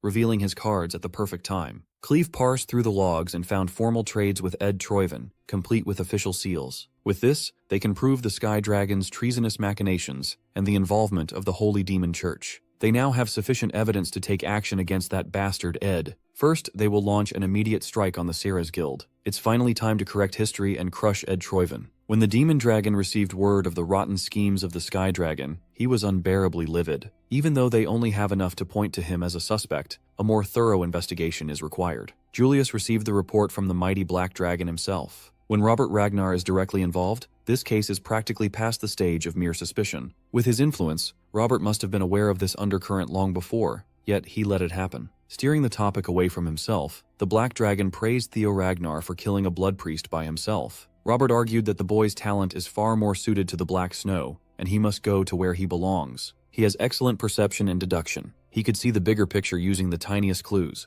Even his methods greatly resemble a Black Snow operative. It's as if he were trained for it. Of course, Julius wasn't going to let his star rookie get poached by the shady Black Dragon. Osa already tried, now Big Bro Robert is circling. Hearing Julius call him Big Bro made the Black Dragon nostalgic. Before they became who they are today, Kyle, Osa, Robert, and Julius were once sworn brothers and sisters. Julius could tell that this conniving bastard was just trying to tug at his heartstrings to get his hands on Theo. Still, Robert tried to insist that he's just a big brother trying to look after a little brother. Before leaving, he effortlessly swiped some of the commander's wine bottles and demanded something more expensive he could steal next time. Julius helplessly cursed Robert Ragnar as he cheerily hop-skipped his way into the shadows. The Black Dragon also came by to see if there was a mole in the cavalry. He's quite relieved to find that this place managed to stay free of the Sky Dragon's clutches. Walking to the door, Robert's physical form disintegrated, blown to dust by the wind. He's looking forward to witnessing the fall of the Sarah's Guild. Today of all days, the corrupt family is in the middle of a wedding ceremony. All the higher-ups were gathered at the Central Branch's wedding chapel. The groom, Navan Bacchus, formally introduced himself as the second son of the Bacchus clan. Quadrak Ceres, guildmaster of the Ceres Merchant Guild, requested the betrothal between the two families. His fourth daughter, Lily Ceres, shall be the bridge between two powerful factions. With the matrimonial bond, the Ceres family and the Bacchus clan shall now be connected by blood. Quadrak Ceres could barely contain his greedy giddiness. With this marriage, he could finally obtain the name of an elite noble. This is just the beginning of his plans. He intends to make the Ragnars pay for looking down on him. Soon, he will enact a great and bloody vengeance. While Quadrak the Pig is feeling giddy, the patriarch of the Bacchus clan is seething. As one of Ragnar's 6 pillars, this is a humiliating union for them. Even so, they need the dowry from this marriage to save the family from dire financial straits. So the salty patriarch sent Navan, an illegitimate child. The bastard could barely contain his amusement. He could tell that the geezers of his clan were boiling in anger. However, he doubts that these calculative merchants really intend to help his clan. Nevertheless, the Ceres store is in line as collateral. Navan is hatching a plan of his own. He'll get rich by spilling blood. He's just here to see through the fall of a cursed family. With utterly convincing acting skills, Navan vowed to treat his bride-to-be with utmost care and love. Much to his surprise, Lily Ceres asked him to prove that he'd stand by his words. Sensing that she had a request in mind, he openly listened. He would love to be of assistance as long as it doesn't involve money. Just to piss the bald-ass patriarch, Navan promised to hand over the Bacchus family seal. But Lily Ceres doesn't give a damn about some random family seal. What she wants is the head of Theo Ragnar, the man who left her a grotesque scar from an amputated arm. Navan immediately thought that the bitch was crazy. She's asking him to assassinate a family heir in public. Quadrak immediately jumped in to shut his daughter up. But what Navan said afterwards was arguably crazier. He agreed to give what her young bride wants. He would love to lop Theo Ragnar's head off to seal this marriage. Outside the chapel, citizens of the Central Branch collectively looked up at the wyverns filling the skies. Arriving at their destination, Theo, Evelyn, and Cleve ditched their ride to make a flashy landing. Contrary to their last covert operation, this one is bold and public as they openly fly the banner of the Ragnar clan. From this point forward, they will be enforcing clan justice. Cleva announced the Ceres Merchant Group's transgressions against the Ragnars, presenting the warrant to search and analyze any trace of treason. Those who interfere will be killed on the spot with no exceptions. She suggested that the culprits surrender peacefully and allow a thorough investigation to be conducted. Quadrak is well aware of the litany of his crimes, but he chose to appear strong. Cleve gave the criminals a countdown to peacefully exit the chapel. However, Quadrak argued that a small piece of paper can be easily fabricated, and his family won't yield. He alleged that this was just a frame-up job, the authorities playing dirty. Quadrak maintained his firm stance that his family has unwavering loyalty to Ragnar, and to fight these unreasonable accusations, he sent his soldiers forth to exterminate the law enforcers. He's looking so innocent right now. Trapped and visibly associated with criminals, Patriarch Bacchus tried to wash his hands. Seeing that things were about to turn for the worse, he tried to dissolve the marriage agreement. The pig is not going to accept that after going this far. It's way too late. The enforcers already think the two families are bound by matrimony and working together. Quadrak claimed that if the cavalry really had concrete proof, there wouldn't be just 3 people deployed, but a whole army that could cover the sky. Operating under that idea, the pig wants to borrow the blades of the Bacchus clan to break through and escape. Interrupting the discussion between two family heads, Navan calmly joined in the fun. He sees this development as merely a chance to bring his wedding present to the bride. Much to the patriarch's disapproval, Navan drew his blade, parkoured through the city, and aimed to mess with the law enforcement. The moment he picked up the sword, the Bacchus house had become a Sarah's accomplice. Working with the cards he was dealt, Baldy ordered his men to follow and assist Navan. Meanwhile, our trio has been surrounded by city guards, encircled by spears. Cleve solemnly gave the poor civilians one last warning to move away before her hand was forced to execute everyone for treason. Then, Navin jumped in the middle of the trio, stealing the show away from everyone. He muttered how the people of Ragnar always jump at the threat of execution at the first chance to do so. Theo and Evelyn were taken aback. This guy is bad news. With a circular slash, he made the three scatter and jump, forcing them to defend. This is Navin's greeting to Ragnar's entourage, especially to the young master Theo. Our boy was stun-locked. He knew Navin Bacchus. In the future, everyone will. During the Great War, he was a force of nature who brought chaos to Ragnar. He married into the Sarah's merchant group and worked alongside Ed Troyven on the front lines. He was hailed as Ghost Sword Navin, and he wants to behead Theo for some reason. Ignoring the ladies, Ghost Sword focused solely on killing the Ragnar heir. Theo's mind is working overtime. If he can make use of information from his past life, this encounter could become a chance to get a tremendous boost in power. So, he called ISO on Navin, telling the ladies to go ahead with the mission as he soloed the eccentric swordsman. Evelyn was reluctant to accept, but Cleve agreed with Theo's call.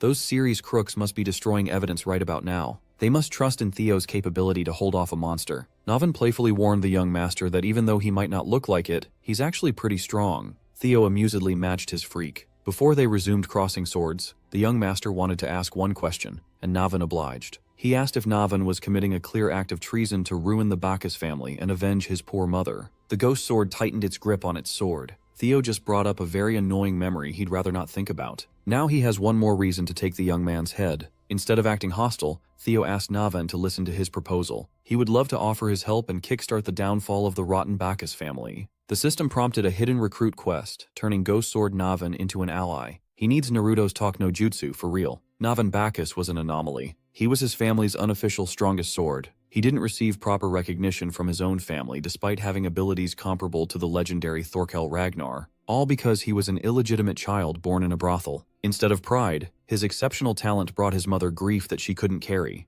As a young boy, Navin watched his mom take her own life. From then on, he lived his life with a burning hatred towards his own family. Theo can make use of this fact to bring a valuable comrade to his side. Unfortunately, Theo underestimated Navin's displeasure at talking about his mom. He was forced to receive another lethal attack from the ghost sword, and it almost knocked his socks off. Navin doesn't see any reason to accept such an offer from a stranger. He believes that the Bacchus family is going on a downward trajectory, even without working with some hotshot punk. That might be true, but going down the route of inaction will result in Navin going down with the family he loathes so much. Well, that's a useless worry. Navin doesn't have any regrets or prospects in life anyway. But Theo knows that this man is only talking pessimistically because of his ether fever. Navin has an illness. His young and frail body couldn't bear the sheer weight of his talent. Of course, ether fever could be cured with intensive treatment in the early stages. Navin already missed that critical window, and he is living on borrowed time. His dumbass family just did him dirty since day one. Right now, he only has about 5 years of miserable existence left. Candidly, he's impressed that a noble young master would dig so much dirt from his past. With all that being said,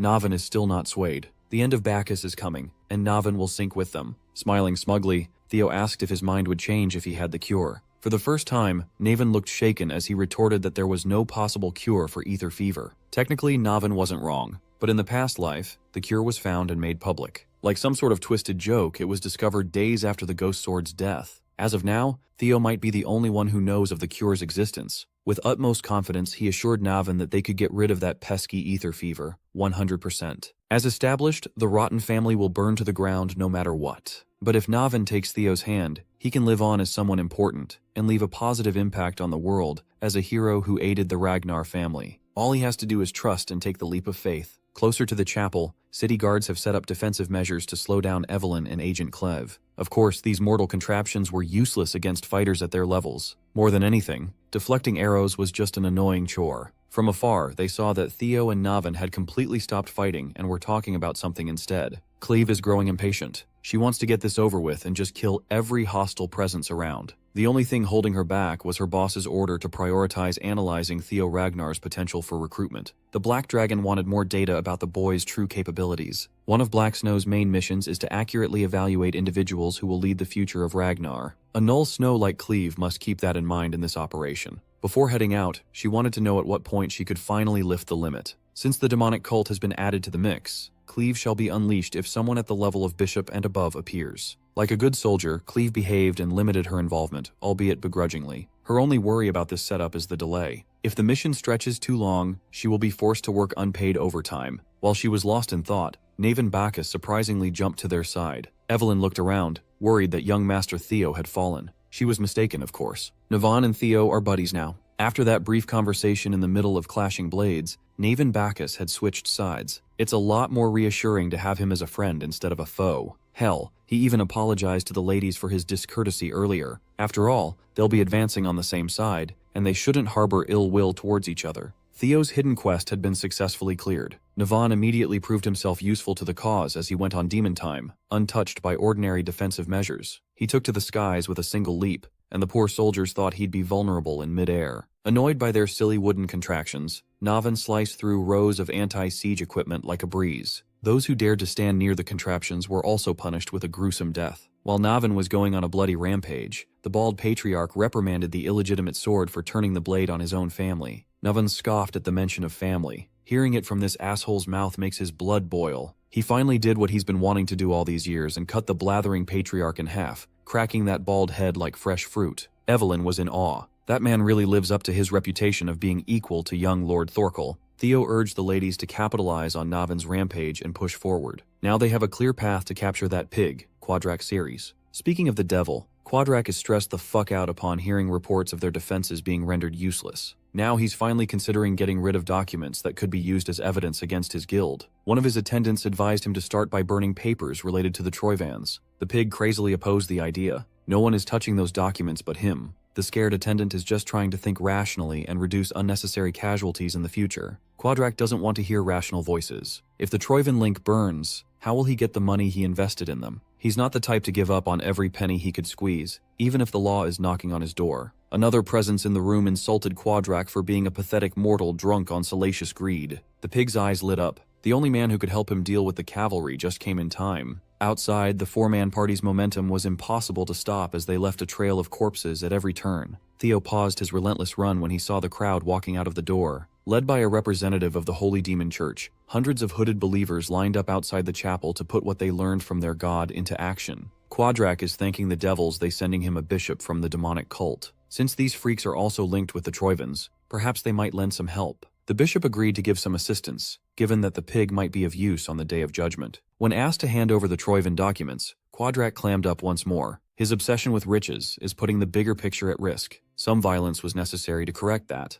The bishop doesn't have the patience to pacify an arrogant and foolish man, a wretched non-believer to add. So the bishop ordered the death of Quadrak. They have no need for his money anymore anyway. As his neck was being wrangled, the pig managed to utter a sincere apology. He admitted that he was being way too rude earlier. He added that his death would only complicate the link with the Troivans. Quadrak might be a greedy pig, but he knows how to stay alive. The bishop gave him one more chance to burn the evidence, and warned that running away is not an option. Their lord is watching over everything. Quadrak hobbled over to the basement door, afraid that the bishop might change his mind. Outside, Theo's party is about to experience a welcome party courtesy of the Blood Bishop. The believers spread out for the time has come to carry out the holy war. The sickly bishop of the demonic cult preached about the descent of their god, bathed in blood, and the brainwashed fanatics echoed his insane ramblings. There were only 4 fighters on Theo's side, including himself. They are up against an entire army of cultists. They already expected some demonic cult involvement in this case, but it's a surprise to see a bishop this soon. Seeing the dead and emotionless eyes of the cultists through their red hoods,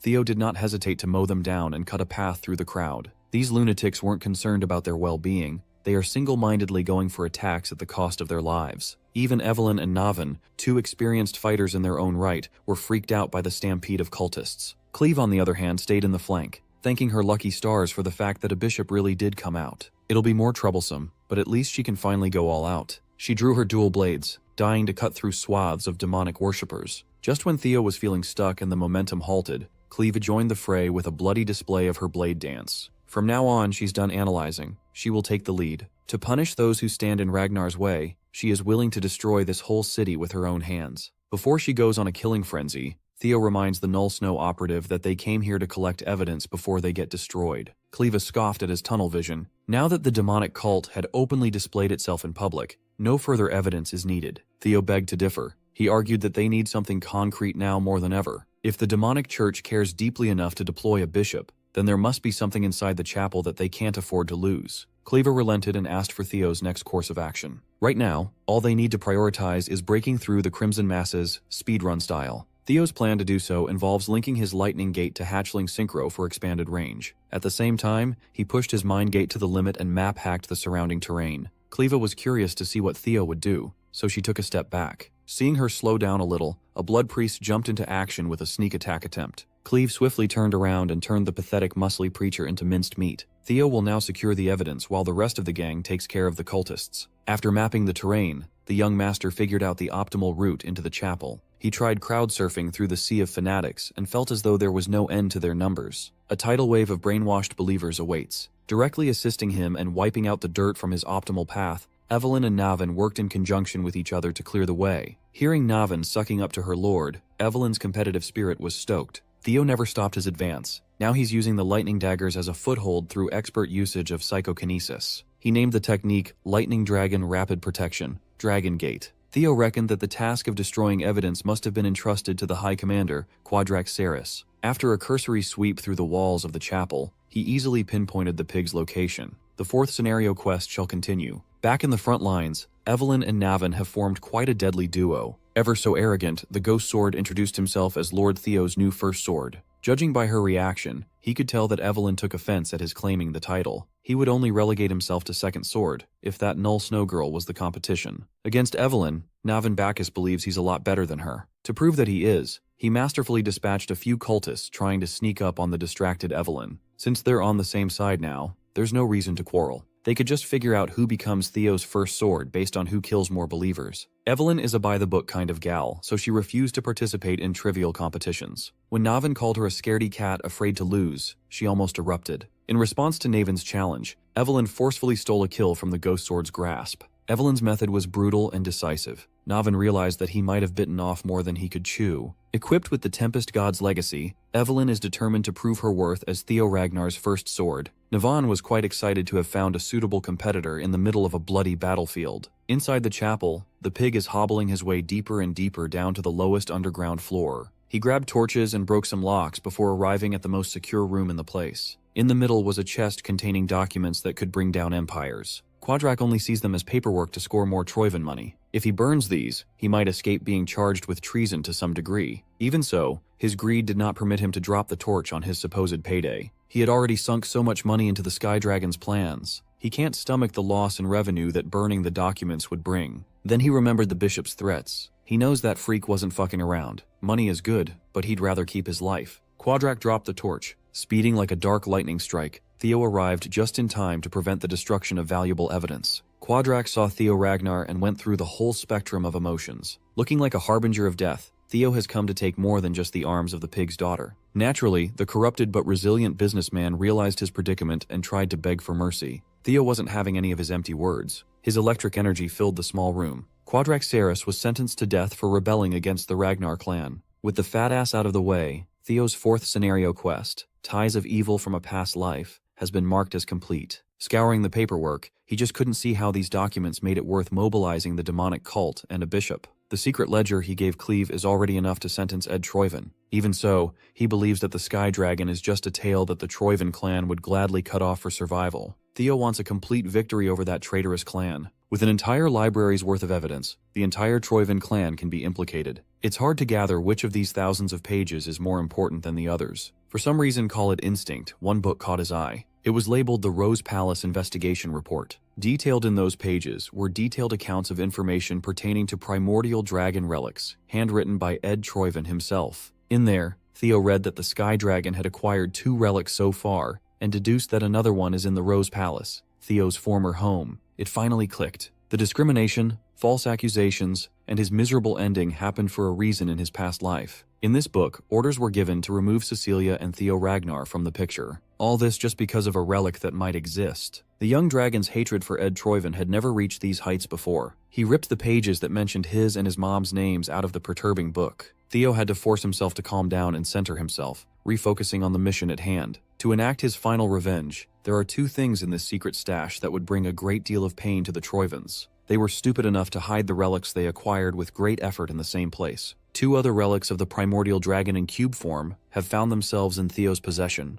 Back outside, Navin and Evelyn are holding strong against the horde of blood cult fanatics. She chose this moment to reminisce about the past. 7 years ago, she witnessed Navan place second in the blooming ceremony, and then vanish into obscurity. He was just honored to be remembered by someone, but now is not the time to ponder such things. After all, with his kill count, he's in the lead to snag the title of Lord Theo's first sword. To wipe the cocky grin from his face, Evelyn summoned wind blasts derived from the Wind Thunder God technique. With one wide-reaching attack, she brought back the competition to a tie. Interrupting their friendly competition, the bishop's right-hand man snuck up on Navan. He almost got pulverized but managed to stumble away in the last second. Holding a mighty axe, the cultist refused to let his great god's plan be disturbed. Navan and Evelyn arrived at a consensus. The winner of their competition shall be decided by who kills this freak. Evelyn, empowered by the Wind Baron's legacy, and Navan, the forgotten genius, greedily went in for the instant kill. Before a winner could be crowned, Selford and his wyvern partner crashed into the party by crushing the enemy. Under the tight grip of a giant wyvern, Mr. Right-Hand Man growled in agony. Selford was extremely pleased with his badass entrance. Instead of praise, he only garnered hostile looks from Evelyn and Navan. With their prey stolen, the two monsters erupted in anger. Following Selford was the rest of the white-armored dragon cavalry's 5th platoon.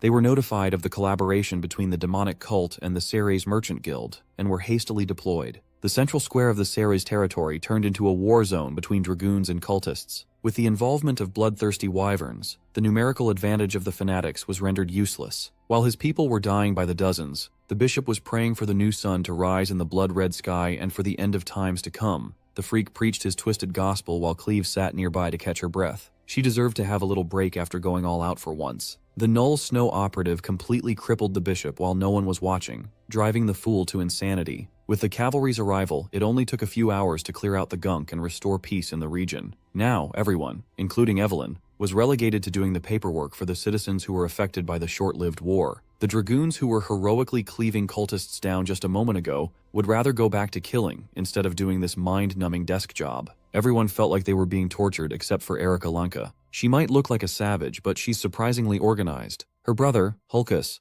was also enjoying his task of compensating those who sustained property damage. Evelyn, on the other hand, is nearing her breaking point. Everyone kept on approaching her for help with their assigned task. It was driving her nuts. When she finally snapped, she tossed her subordinates away, generating a whirling storm. While the cavalry was stuck doing administrative work, Cleve and Theo had convened to compile the mountains of evidence they saved. From the traces of Ragnar's relics to detailed plans for treason, it was all recorded. For his indispensable work in this operation, Cleve was the first to congratulate Theo for reaching the intermediate rank. She also regarded him as someone who would flourish in Black Snow. Theo awkwardly tried to skirt away from the subject of being recruited by the Black Dragon. Cleve has one more piece of good news. The operation to capture the Sky Dragon had started. The ledger from last time was deemed enough proof to start the hunt. That means the elite arrest team of Black Snow has stepped up and is on its way to the capital now. Before they could even celebrate the good news, a messenger barged into the temporary camp with an urgent update. The elite arrest team was given a rude awakening. Ed Troyven has been hiding his true power level. Now that he has no more reason to hide in the shadows, the Sky Dragon is finally letting loose. He's well aware that showing all his cards at this juncture wasn't the smartest move, but by stacking bodies along his path, he could cripple the Black Snow a decent bit. Ed Troyven congratulated Theo Ragnar for forcing him into a desperate position.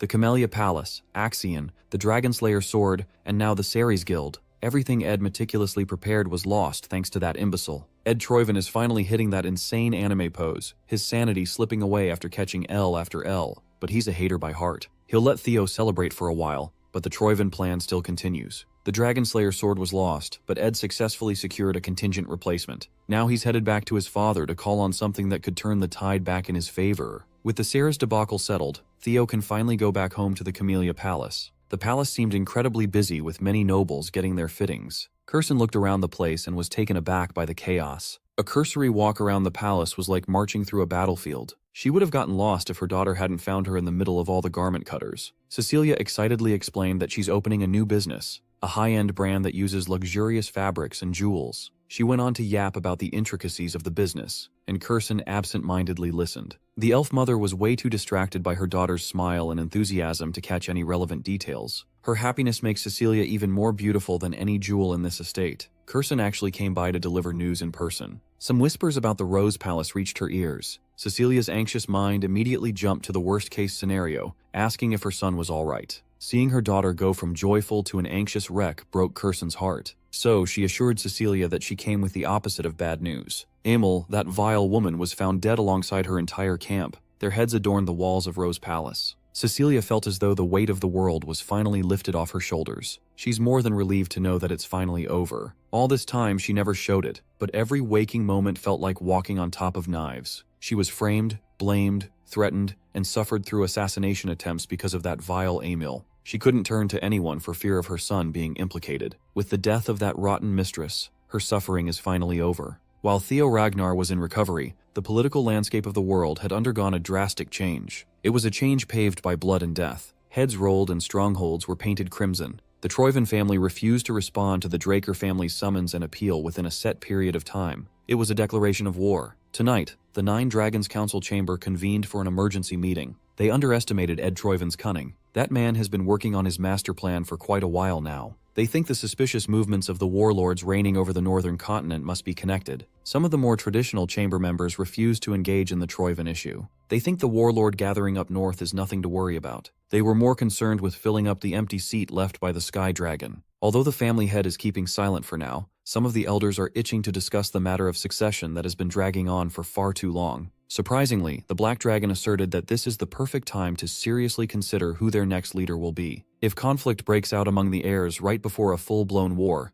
it would be disastrous. He's trying to minimize the variables that may come with war, but the old heads called him blasphemous. Thankfully, one of the Nine Dragons commanded the room to calm down. He believes that a proper gathering of all parties concerned is needed, and he'll work on it immediately. He already has an upcoming suitable event lined up to explore this idea a little. They can decide what issue to focus on after seeing it for themselves. Meanwhile, Theo had been cooped up in Lodbrok's lair. He's been recovering from being dog-walked by his father nicely. Devoid of any outside influences, he sharpens his blade. The scars of the Patriarch's wrath were still fresh and visible, but he's in the best shape he's ever been in. His movements were crisp and quick, with precise attacks. He extinguished the neatly arranged formation of candlesticks. Physically, he was as sharp as his relic blade. Mentally, he was struggling. The voices that drove his grandfather mad kept on intruding into his mind. They maliciously filled his head with thoughts of killing everyone and taking everything. The voices are pushing him to follow his basest desires and to cleave down whoever stands in the way. After his schizophrenic workout, this dude had the audacity to flex his perfect physique. He's built like a dragon-slaying supermodel.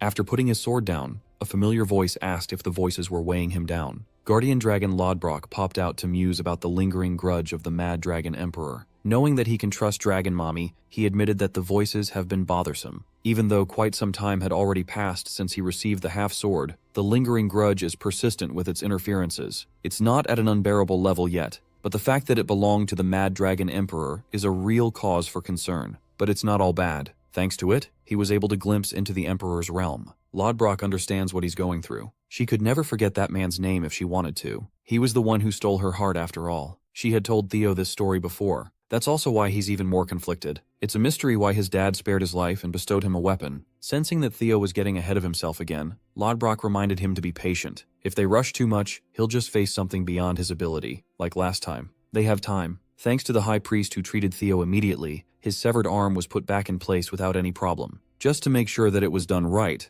Lodbrok gave him an up-close and personal checkup. Once she was satisfied with the in-depth checkup, she shooed Theo away for the day. She sensed that someone else was looking for him. Before going, Lodbrok gave him a stern warning to stop messing up her nest every time he came over to swing his blade. One makes the mess, another has to clean. That had been their routine. As soon as he returned to Camellia Palace, he was greeted by a familiar face he hadn't seen in a while. The one looking for him was one of his fanboys, Sybil Drea. He excitedly hand-delivered an important message for his young lord, an invitation. As the letter states, the Daffodil Palace kindly invites Theo Ragnar to a banquet in celebration of Lady Ray Ragnar's 18th birthday. Sybil admonished that this was an odd event. A banquet for Lady Ray's birthday, with war at their doorstep, seems out of touch. Judging by the murmurs around the event, it's going to be a grand affair too. Theo sees it differently. This event must be grand precisely because they are in tumultuous times. Troyven's betrayal has thrown the family's internal balance into utter chaos. Instead of Axion, who was being groomed by the Sky Dragon, Theo clinched the spot of the sixth successor. To make matters worse, one of the 9 dragons pulled the wool over everyone's eyes with his treasonous moves. Now there's a power vacuum in the chamber. The upcoming banquet is not a simple birthday party full of merriment. It is a performance to show outside powers that the Ragnar clan still stands strong and unbothered.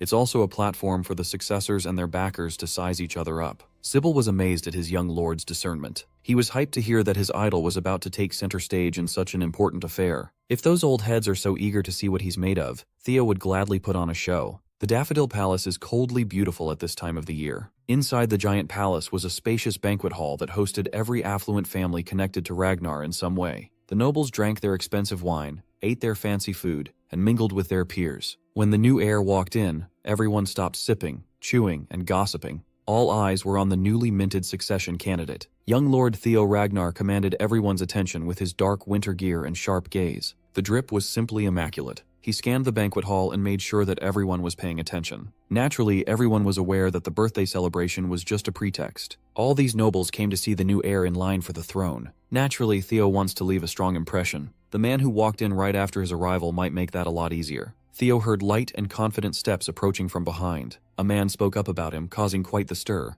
Navin Bacchus offered proper salutations and respectfully referred to Theo as his lord. He made sure that everyone in this joint heard him loud and clear. Theo lit up at the sight of his buddy. He almost didn't recognize the rascal. Even on his sham wedding day, he didn't shave his beard. Yet here he is, clean-shaven. The nosy nobles discussed among themselves. They all heard about the Bacchus family purge and the rise of the sole survivor as the new family head. Even though the Bacchus clan had collapsed, they're still one of the 6 pillars. Hearing the new family head address the 6th successor as Lord caused the stir Theo was expecting. All it took was a well-timed entrance and a few words to set the mood. Just when Theo was about to share the next step with Navin, a man built like an absolute tank snuck up behind him without getting noticed. Theo and Navin's instincts immediately kicked in upon sensing a mortal threat. The big man lowered the intensity of his sheer presence and properly introduced himself. With a smile, he casually mentioned that he's the 5th successor. Theo was thrown off his game a little. The beast approached him sooner than he thought. This is the commander of the Black Iron Cavalry and Theo's competition, Thorkel Ragnar. Towering over Theo's frame, Thorkel magnanimously offered his hand to shake. At last, 2 of the latest successors have met. Every noble present held their breath. The former leading heir and the newly risen successor, who will come out on top when all is said and done? With a disarming and charming smile, Thorkel assured Theo that there's no need to be so guarded. He just came to meet the rising star everyone's been talking about. He even laughed and expressed his relief that the childish Axion got slimed and a more fitting candidate received the patriarch's blessing. His words were casual and believable, but Theo remained cautious. In Ragnar, where only the strong are respected,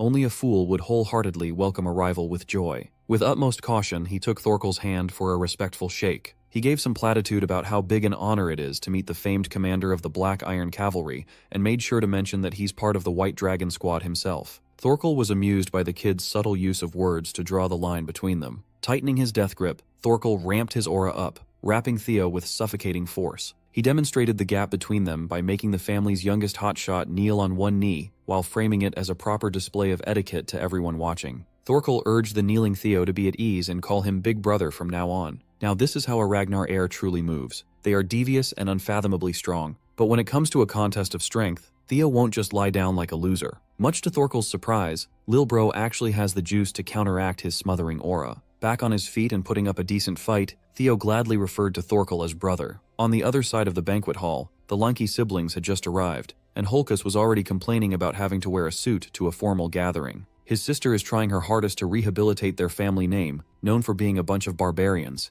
and he's not making it easy. While Holkus was melting in discomfort, another familiar face walked into the grand hall. Remington Narcio, the Silver Lion, strolled in to greet his old comrades. The pretty boy of the West had made quite a name for himself over the past few months. People are saying that he's giving the Ascendant Dragon a run for his money. Remington has not changed at all. He is still the humble knight. He just made the trip all the way up north to catch up with Lord Theo and to ask about how the white-armored dragon cavalry is doing. Imagine how awkward he felt when the birthday girl happened to overhear his words. The Silver Lion looked like a guilty kitty as he profusely apologized to Lady Ray. She just laughed it off. Ray knows what this gathering really is for. Suddenly they felt the aura showdown happening in the heart of the party. 2 distinct powers clashed in the middle of the massive event space. The Hounds of the North immediately knew that Theo must be somehow involved in this mess. There's no one better when it comes to causing a scene than that guy. On the surface, Theo and Thorkel were just sizing each other up with a polite handshake, but no one dared to get too close. Their auras swirled around and vied for supremacy while the guests maintained their distance. Eventually, Thorkel pulled his hand away and laughed. He jokingly admitted that he's no match for his little bro and surrendered.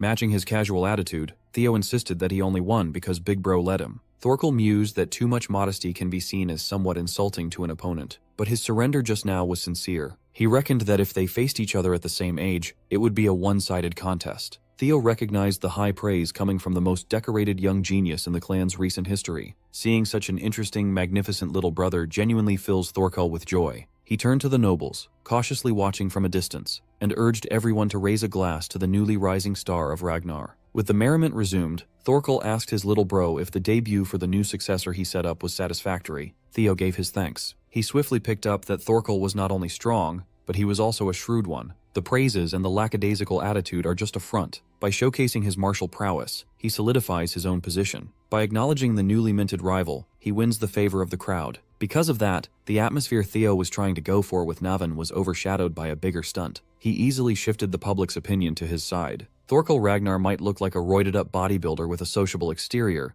but he is a ruthless opponent who can see the race to the throne through multiple angles. After that pissing contest with his big brother, Theo was surrounded by his batchmates. They shared wine and laughed the night away. Unbeknownst to him, a lot of eligible noblewomen had just placed him on top of their bachelor list to go for. While everyone was having fun and socializing, there was a boomer seething while watching from upstairs. The elder dragon thought he could use a half-breed's foul behavior to kick him out of this place. If that clueless fool, Thorkel, hadn't interrupted, he could have made this party all about his old ass and his agenda. He cannot stomach the fact that a mere bastard is running around and stirring up the hierarchy and the family's affairs all willy-nilly. Since he could not go after the big fish, he looked for something to mess with. This fossil is just bored. He saw Captain Evelyn Nereville having fun and drinking with her peers, and the elder dragon's hateful gaze lingered. He thinks it's up to him to judge whether people should be allowed in this place or not. Tonight, Evelyn ditched her usual armor and put on an absolutely stunning dress that accentuated her beauty. Her comrades were showering her with compliments. They almost never see their captain out of uniform after all. She's not exactly used to being called cute, so every cell in her body was telling her to get out of the dress and put the armor back on. Tonight was supposed to be a time to celebrate and unwind, yet some bastard had the gall to throw a glass of wine on Evelyn's head, soaking her dress and staining her skin. As soon as he heard that hateful voice, deep-seated trauma reared its ugly head. The elder dragon strutted closer to her like he owned the damned palace. Evelyn shivered and subconsciously shivered in fear. The old bastard asked her where she got the balls to crawl out of her hole and interact with nobility. Evelyn's comrade bravely spoke up for the captain. Even if this man is one of the 9 dragons, this kind of inhumane treatment is simply unacceptable. Evelyn held Aaron back before she did something she'd regret. For her sake, they must not mess with one of the highest-ranking douchebags in the clan. Evelyn was trying her hardest to contain her anger and fear. It was evident in her wine-soaked face. This is Aaron's first time seeing the captain so terrified. She wondered what could have possibly happened between her and the elder. The elder dragon towered over the ladies and reminded Evelyn about his warning to never appear before her ever again. His hateful eyes caught a glimpse of shiny luster hidden by an ornate scarf. Without hesitation, he grabbed onto her prosthetic arm and yanked it to pieces. With no remorse, the elder dragon casually destroyed the gift that the young lord had thoughtfully given Evelyn. He then tossed the shattered piece of metal like it was trash. The freak called it a toy pinned on a useless hunk of meat. In his perspective, trash should live like trash, crushed on the floor. He then gave Evelyn one last warning to get the hell out of this place before he tears her to shreds. Not wanting to cause any more trouble, she sucked it up and fled. Seeing her run away like a scared little girl thoroughly amused the elder dragon. He joked that the stench was finally starting to fade. Aaron threatened to report this unjust incident to the office of the law, and the old fart just looked at her like a crazy person. If she really wants to snitch, she can do as she pleases. She's bound to realize what Ragnar's survival of the fittest truly means if she goes down that route. Evelyn ran and ran like her life depended on it. Her past reared its ugly head once again, and she beat herself up for thinking that she could comfortably have fun with her comrades. She's tried so hard to overcome all the trauma from when she was just a powerless little girl, but one interaction with that man undid all her work. The man hailed as the elder dragon used to beat the living shit out of her for daring to call him father. She didn't understand why she was being punished and hurt back then. She was just a kid. In the end, she's still that scared and confused little girl. Nothing has changed. Evelyn was running so fast with tears clogging up her vision that she failed to notice that someone was standing in her way. The demon dragon was puzzled to see her running off in the opposite direction from the banquet hall. Seeing a familiar face finally made her stop and break down. Back in the banquet hall,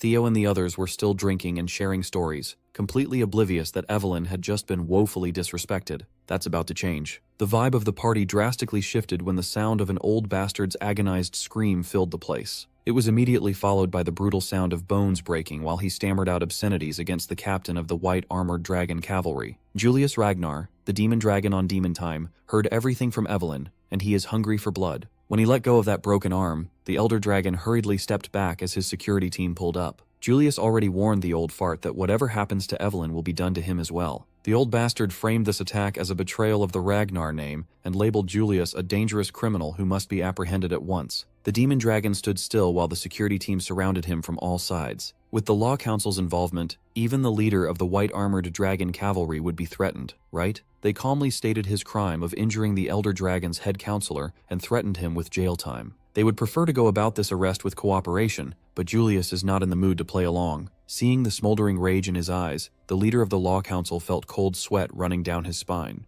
Julius quoted the written oath sworn upon the sword in Ragnar's autumn. 4 years ago, he swore upon his sword before those old men sitting on their antiquated laurels. They came to an agreement that Evelyn is untouchable. If the Elder Dragon doesn't want to respect that oath, it's fair game to seek revenge. Like everyone else in the banquet hall, Theo moved closer to the commotion and overheard what had just transpired. This event never happened in his previous life. He's changed way too many variables. As far as he knows, Evelyn Narival was born an illegitimate child of Wolfgang Ragnar. Such a cool name was wasted on a piece of shit. Wolfgang valued pure blood above everything, but he couldn't keep his dragon in his pants. The mere existence of Evelyn contradicts everything he stands for. She was a disgrace. He desperately wanted to hide away from the public eye. He planned to cast her out of the family for good, but Julius stepped up. Seeing the kid's potential, he brought her into the white-armored dragon cavalry, and Wolfgang's nefarious plan fell apart. She blossomed into a competent fighter and capable leader, quickly climbing through the cavalry's ranks. When she rose to prominence as a young captain of her own unit, Wolfgang's fear of being exposed as a freak flared up. Ignoring the possible consequences, he tried to kill his own daughter under the guise of a mistake. He missed the kill shot and ended up severing her left arm cleanly. She barely survived the attack, but the loss of one of her limbs made it impossible to hold the reins of her mount. Evelyn was forced into an untimely retirement. After that, she spent her life managing the 4th training hall, never to be involved in noble business ever again. Upon meeting Theo Ragnar, her life was redirected back to glory. One can say that the chain of events leading to this commotion was a direct result of Theo's actions after regression. If so, it's only right that he set things straight himself. It would be hard to prevent the situation from deteriorating even further, given the demon dragon's killing intent. Wolfgang turned to the nobles and tried to get them on his side. He admonished Julius for showing contempt for an elder who had safeguarded Ragnar for decades. He accused the demon dragon of using the authority of the 9 dragons to threaten his own kin, a behavior that is akin to outright treason. Hearing the old fart cry about abuse of authority enraged Julius even further. The situation could have been disastrous if Theo had not stepped up to mediate. He reminded both parties that this day is supposed to be a joyful celebration of his dear friend's birth. This is not the time to freak everyone out.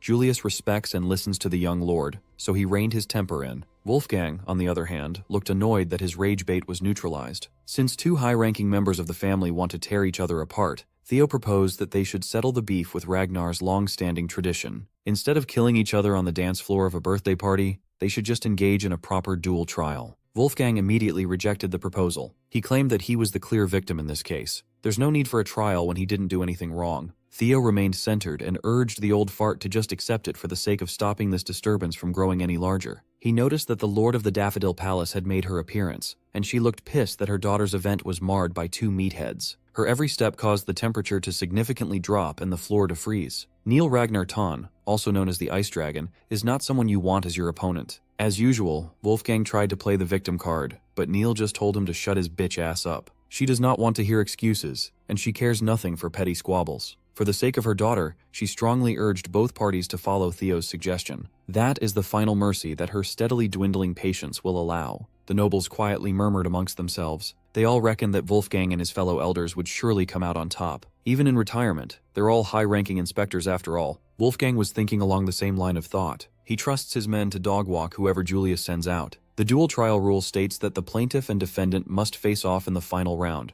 while the first 2 duels must be fought by chosen representatives. Looking around the room, Julius only has a 1-armed cripple and a wretched bastard child on his corner. By his estimation, he won't even have to lift a finger. His boys should win with a clean 2-0. He acted reluctantly, but Wolfgang eventually agreed to a pure contest of the blade to decide who was right and wrong. While the guests filtered out of the banquet hall to watch the duel trial, they all speculated on what the results would be. Amongst the crowd, Thorkel watched with an amused smile plastered on his face while drinking wine. Admittedly, he did not expect his lil bro to step up like this. Knowing the demon dragon's infamously short temper, this was bound to spiral out of control. If Theo had not stepped in, the rage-baiting dragon would have crushed Julius using the corrupt legal system. He would have been ruined politically. In that fleeting moment, the young man managed to find a solution that would defuse the ticking bomb within agreeable terms for both sides. Thorkel could tell that whatever happens after will be an entertaining watch. Everyone gathered outside the Daffodil Palace and sat their asses down on a snow-plowed arena. From this moment, under the supervision of the Law Council, the dual trial will begin. To ensure fairness, mana use is banned. Everything that occurs within the trial shall be protected by Ragnar's laws. Both parties shall solemnly swear that revenge after the fact, regardless of the results, will be punished. Lingering resentment is prohibited. Julius and Wolfgang verbally agreed to the terms and conditions while eyeing each other up. With the formalities out of the way, the first combatants were asked to step forward. Much to everyone's surprise, the rising star Theo Ragnar confidently drew his blade, basking in the bright moonlight. His peers know that Theo is a beast, but they are still worried for their boy. The other side's leadoff combatant doesn't seem like an easy one at all. Remington recognized Theo's opponent, the Elder Dragon's aide, Galesword Beta. Among high-ranked inspectors, he is among the best in terms of skill and combat prowess. Before stepping into the arena, Wolfgang gave Beta an unsettling pep talk. He gave his loyal aide the green light to go for a killing blow without holding back. Beta was reasonably reluctant to cleave down a successor candidate for the Patriarch position, but the old fart assured him that any accidents that happen inside the ring would be absolved via the dual trial rule. If he cannot snuff the life out of the young man, Wolfgang wants at least an arm as a souvenir. While the other corner was making some nefarious coaching calls, Theo calmly stood on his side of the arena. Julius had calmed down considerably, and was stressing over implicating such a promising young man in his mess. Earlier, he apologized to Theo for his reckless actions. He kept on asking the young lord if this was really the right way. With utmost confidence, Theo just asked him to trust in the process. Through this duel, what he really intends to do is to resolve a long-standing grievance, while hogging the spotlight for himself just a little bit. Once both combatants were in position, the Law Council referee blew the whistle. Beta decided to play it slowly with a stationary defensive stance at first. On the contrary, Theo pushed the pace and went with a flashy charge. Upon seeing the incoming youngster, Beta matched the push. Their first collision looked roughly equal in strength. With mana use banned, they can only rely on their physicality. Sparks flew as the clash sent both of them flying in opposite directions. As soon as they regained their footholds, both combatants flash-stepped for another round. What followed was countless collisions that would be hard to keep up with using the naked eye. All the audience could see was the light produced by steel crashing against steel. Beta might have an unfortunate name, but he is a competent swordsman. He was practically neck and neck against Theo's raw strength. The Elder Dragon's aide was more surprised that he couldn't seem to find an opening he could exploit. Even though they're only exchanging probing blows, it's still hard to believe that a youngster could keep up with a veteran.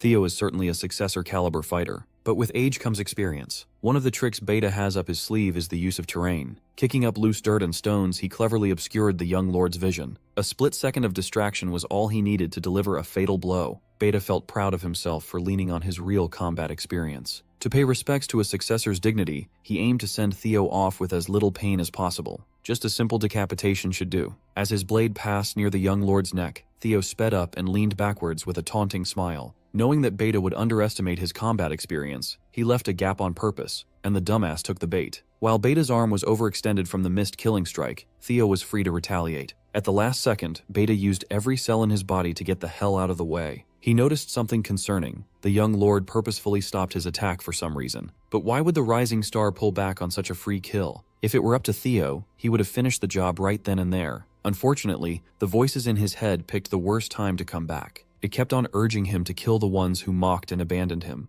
Thoughts of indiscriminate murder filled his mind. His vision and thoughts were clouded by the desire for violence. Beta noticed his odd behavior but felt reluctant to go in again. He was burned by a fake opening, and he worries that this was just another deliberate bait. If that was the case, he felt offended that a young buck would underestimate him this hard. An experienced inspector never falls for the same trick twice. With utmost confidence, Beta rushed forward with the intent to kill. Theo raised his blade and easily blocked the strike. He addressed the voices in his head out loud. He managed to make them shut up with sheer willpower. If it is murder they want, he can handle bloodshed without annoying chirps. Suddenly, Theo started moving at an even higher pace. He countered by unleashing a barrage of chaotic slashes that severed one of Beta's arms. One arm down and panicking, Beta felt the pain and pressure while trying his hardest to not lose any more body parts. Using his remaining arm, he brute-forced his way out of being cornered by an unhinged Theo. The young lord made Beta's last stand look like a joke, sending the fool careening off the arena. Those sitting on the other side of the battlefield would have been turned into collateral damage if the ice dragon had not stepped in to shield the nobles. Feeling the force behind the attack, she quietly praised the young man's outstanding talent and power. Even without the use of mana, he managed to destroy the arena in a single slash like an absolute monster. Poor Beta was laid flat on a crater, armless and unconscious. Half of his drip was deleted.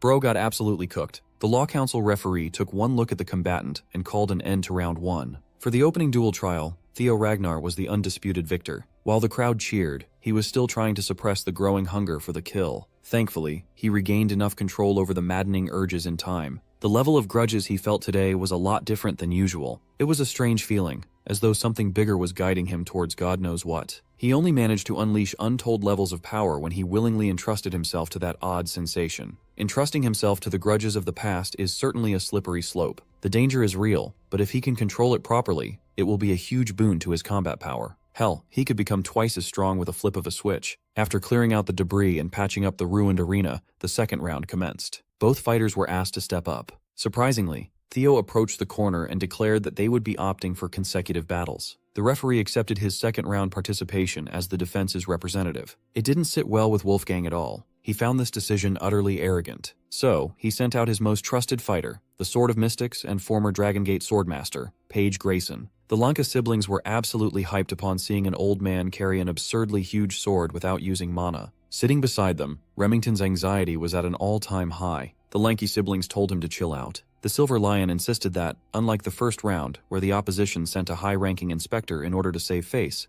Paige Grayson is a well-known elder himself. Those with common sense could see that Wolfgang's corner intends to kill Lord Theo without fail. With that in mind, it's hard to imagine Theo losing when the aftermath of his previous battle was still fresh. As soon as the referee blew the whistle to signal the start of the second round, Theo politely raised his hand. Instead of wasting time and clashing swords with another old man, he simply waved the white flag and forfeited. Everyone was shocked by this decision, especially Old Man Page. Theo humbly explained that a mid-ranked inspector like him could not possibly match an established elder. Even without fighting, he can recognize the gap between them. The Sword of Mystics was rightfully frustrated that he was denied a fair fight. Mr. Law Council referee was also taken aback as he announced the second round's winner. The audience applauded Theo's clever business decision. He basically took a thorny variable out of the equation for free. Remember, the plaintiff and defendant are required to face off in the duel trial's third and final round. Wolfgang was so laser-focused on getting rid of the problematic successor that he was blindsided by such a simple maneuver. Now he must fight with a broken arm. In all her years alive, Evelyn had never seen her deadbeat father so shaken before. When Theo approached their corner, she apologized for dragging her into her problems again. He responded like a true comrade, giving her reassurance. The warmth of his words reminded Evelyn of everything good in her life. Julius Ragnar was just an upstart in the cavalry when he enthusiastically invited her into the squad. He was the first to recognize her burgeoning talent. After she lost her arm, the demon dragon continued being her friend, reminding her that she can always make a comeback. Then, he met the charismatic young lord who changed the trajectory of her dead-end life. She swore to be his sword, giving her a newfound purpose. Lord Theo gave her the courage to fight for her long-standing wishes. Her past was filled with pain,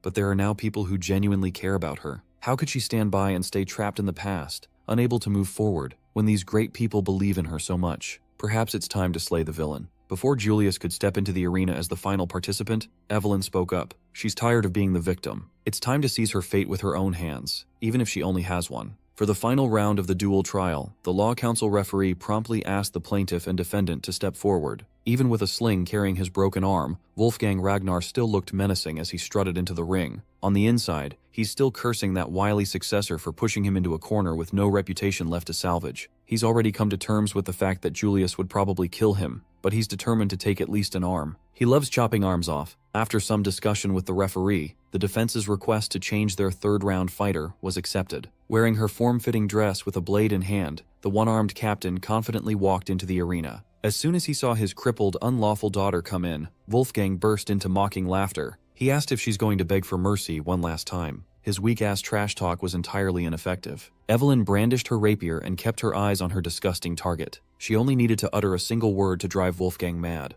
This bum absolutely hates being called father. The audience was floored upon hearing her utter the forbidden word. They had no idea about the connection between the Elder Dragon and Evelyn Nereville. They all heard rumors about an illegitimate child, but they never paid that much attention to hearsay. Desperate and panicked, Wolfgang tried to paint Evelyn as a crazy person spouting nonsense. If she knew that she could get this reaction from him, she would have done it sooner. She mercilessly aired out all the abuse she suffered in the hands of this son of a biscuit. She recounted how he nearly beat her to death once when she was just a little girl, and even tried to end her again when she climbed the ranks of the white-armored dragon cavalry just to protect his image. Enraged, Wolfgang's true colors finally surfaced. He asserted that as an esteemed elder of House Ragnar, He was well within his rights to clear his history. He was rage-baited so hard that he practically confessed to his lowly crimes. The nobles watching felt bad for Evelyn and disgusted with the old fart. Who would have thought that the high and mighty elder, always fussing about bloodlines, was guilty of spreading his seed outside the family? Those who knew of Wolfgang's shameful proclivities remained silent.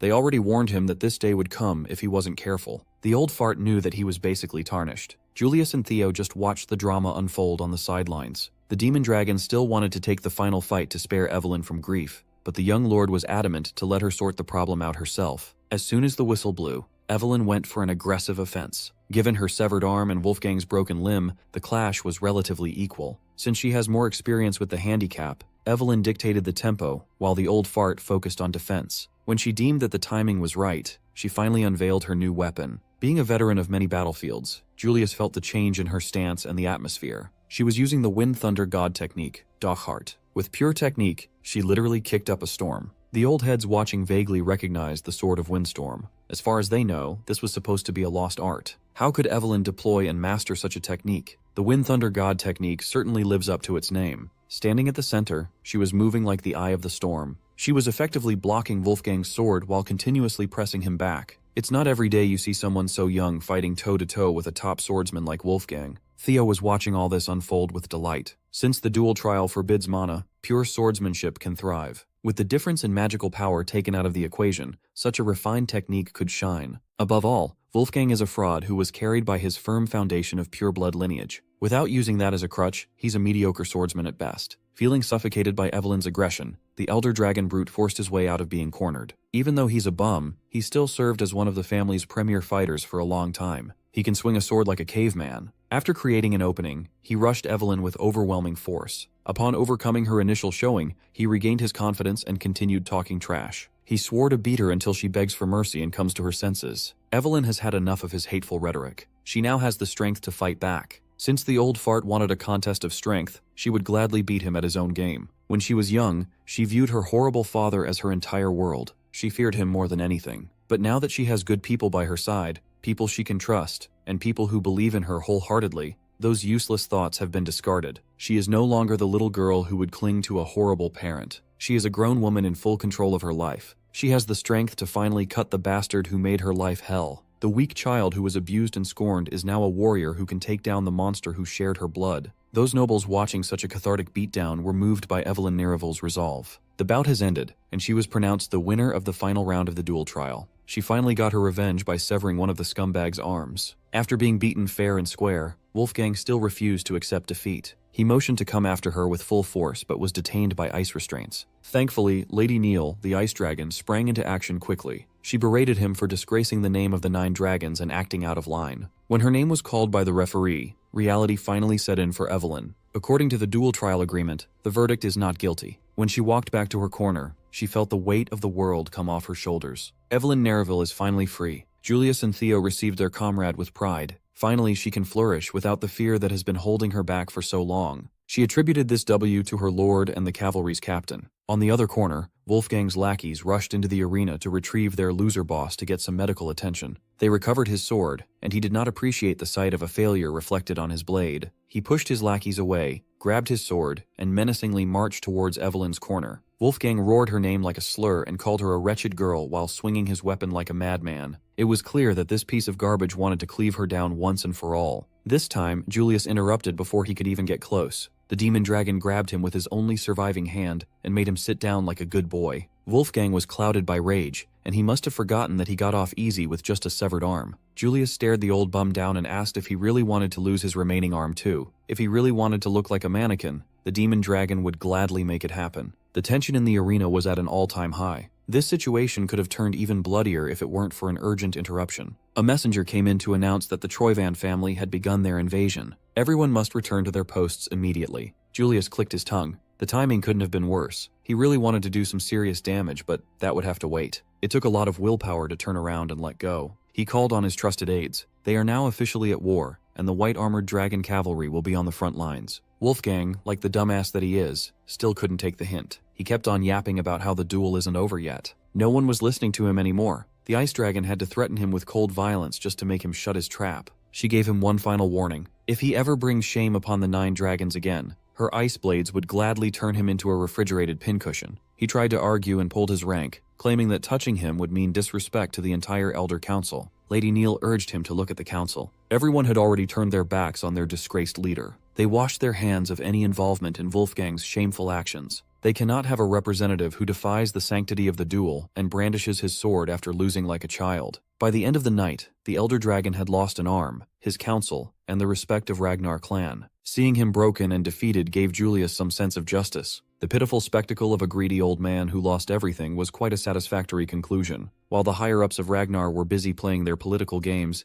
Ed Troyvin was moving like an absolute villain. His troops had already occupied the central plateau, and they were closing in on Castle Harmon. According to reports, the Ragnar forces, both the Lord's cavalry and the private troops of the Six Pillars, are gearing up to meet them at the central plateau. Ed Troyvin laughed to himself. Those dumb old dragons are moving exactly as he expected. It's about time to make them realize that this war is just one piece of a far greater plan, because the one piece is real. While they focus their forces on the plateau, Troyvin will freely devour the real prize. All pieces are in place for his wicked takeover. On the other side of the map, the Bacchus family territory seemed oddly quiet. One of the Six Pillars had undergone a drastic change after the Sarah's Guild debacle. The guards manning the walls couldn't help but gossip about the new head of the house. Since taking over, Lord Navin has done nothing but lock himself away and drink all day. In such turbulent times, his people are doubting whether he even deserves to be called family head. One of the more experienced guards insisted that with the whole family locked up, all that's left of this territory are debts. A lord is useless when even the knights and vassals who had sworn loyalty to the Bacchus family for generations have left. It's understandable that the new family head chooses to drown himself in booze every day. Freedom to do so is a blessing in itself. Recently, the guards received some reinforcements sent by the Ragnar clan. These troops were deployed to fix the manpower problem, but they turned out to be useless freeloaders. Just like the family head, all they do is drink the days away. The captain of the Ragnar reinforcements just happened to be Sybil Drea, along with Eod Naran and other Theo fanboys. They were supposed to be the night watch, but every single night they're just drunkenly passed out in the streets. Their deployment is like the main family's way of saying, get lost. One of the guards stationed at the wall heard all this distressing info, and he seemed a little too pleased. As soon as the sun set, that guard made his way out of the territory and reported back to someone shady. He recounted how the morale inside is already at rock bottom. The operation might as well be considered an automatic success. Even more hooded, shady figures emerged from the shadows and marched toward the Bacchus territory. They've heard enough. It's time to roll out. With the current state of the fallen household, they could probably finish their objective in record time. As expected, Captain Sybil, who was supposed to man the walls, was passed out with a bottle in his hand. One of the hooded figures snuck into his position. With a knife flourish, he cursed out the drunk bastard for sleeping while on guard duty. He aimed for Sybil's head and plunged the blade with incredible precision. Back in the White Armored Dragon Cavalry HQ, Julius just heard an unreasonable request. Theo just requested to invoke independent operation rights as an intermediate inspector. Captain Demon Dragon swiftly denied such an unreasonable notion. During wartime, all military operations take priority, and he can't make an exception even for a successor. Theo asserted that his request is very much related to the war effort. He has the documents to back it up. Julius was wide-eyed in shock upon skimming the contents of the documents. Theo elaborated that Troyvin's main invasion points, namely Castle Harmon and the Central Highlands, are nothing but clever diversions. He is positive that the real target of this invasion is the floating archipelago and the compromised Bacchus territory. Backed by reports that shed light on this theory, Julius could tell that Theo's assessment was sound. Judging from the Black Skull's recent actions during the series' hostage crisis, it was clear that they were in cahoots with the Troyvin family. Theo added that Black Skull originated as a maritime league from the floating archipelago, the hub through which all the Empire's gold once flowed. That certainly explains how the Troyvin clan amassed such seemingly vast war funds. Given the archipelago's geographical position, it's only a matter of time before that place turns into a direct threat to the Ragnar territory. So, Theo suggested bumping up the priority of fortifying the neglected Bacchus territory. Even if his calculations are airtight, the majority of Troyvin forces have already gathered in the Central Highland and Castle Harmon. They have enough numbers for an all-out war. Their side had already deployed troops to counter that imminent clash. The clan has no manpower left to spare. Still, they can't just abandon the real strategic points. That's precisely why Theo asked for independent command authority. He will oversee the reinforcement of Bacchus territory and the archipelago investigation. In doing so, they can shine a light on Troyvin's financial artery. Given some hand-picked troops and a little bit of time, he's confident that he can make a more direct impact on this war. Julius was astounded by the young man's clever thinking. How can he not approve of such a bold plan? This is a matter tied to the war. They must pull out all stops available. Even so, he reminded Theo to never overextend. When the young lord left the HQ, The demon dragon was left to ponder how the kid pieced everything together by himself. He somehow got his hands on highly classified information. He would have been better off sharing this precious intel with an intelligence expert like Black Dragon, but he chose to report to his captain. That means Theo wants to keep this operation under wraps so he can move freely on his own. Julius could tell that the kid asked for permission as a mere formality. By Julius's estimation, Theo had already made his move long before he entered the HQ.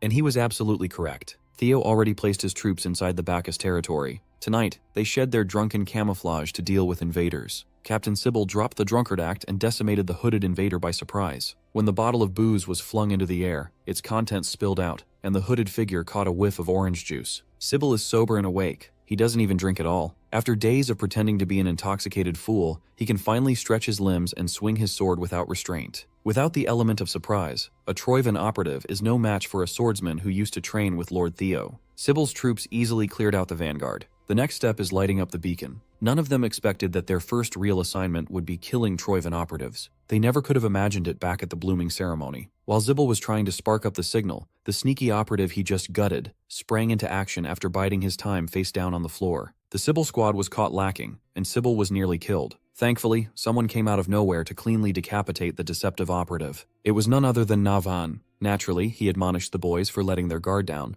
If any of them got hurt, how could he ever face Lord Theo? Realizing that he had messed up, Sybil stood up straight and paid respects to the head of the Bacchus family. Navan told him to be at ease and just relax. Though if they really want to relax for real, they need to take care of the Lord's orders first. With a smile, Sybil resumed his task of lighting up the beacon. Navan liked having these boys in his territory. They match his vibe. Once the walls of the Navan territory were lit, crossbowmen lined the rampart, waiting for the next wave of invaders. Navan casually monitored the situation from the highest point of the castle. Just as his lord predicted, enemies will come crawling tonight. How could Theo even see through the Troyvan's plan of attack to such a terrifying extent? He's really just built different. With the Troyvan rats exposed by the fire, Sybil roared the mandate to defend the Bacchus castle at all costs. While the hooded invaders were crawling up the tall walls, thousands of arrows pelted them from above. It was a bloodbath. By the time Theo reached the castle aboard his Viper Wyvern Umbra, the battle had already broken out. He arrived just in time to watch his boys in action. He sped up in excitement. He's eager to see some familiar faces once more. When the sun rose over Bacchus Castle, the land outside the wall was littered with corpses of Troyvan operatives. As Lord Theo commanded, the mission to defend the territory has been completed. Sybil was rightfully proud of his work. Theo knew that the boy could be loud sometimes, but his report was extra rowdy this time. Must be the adrenaline from slaughtering an entire battalion. Of course, the exceptional defense of Bacchus territory was worthy of praise.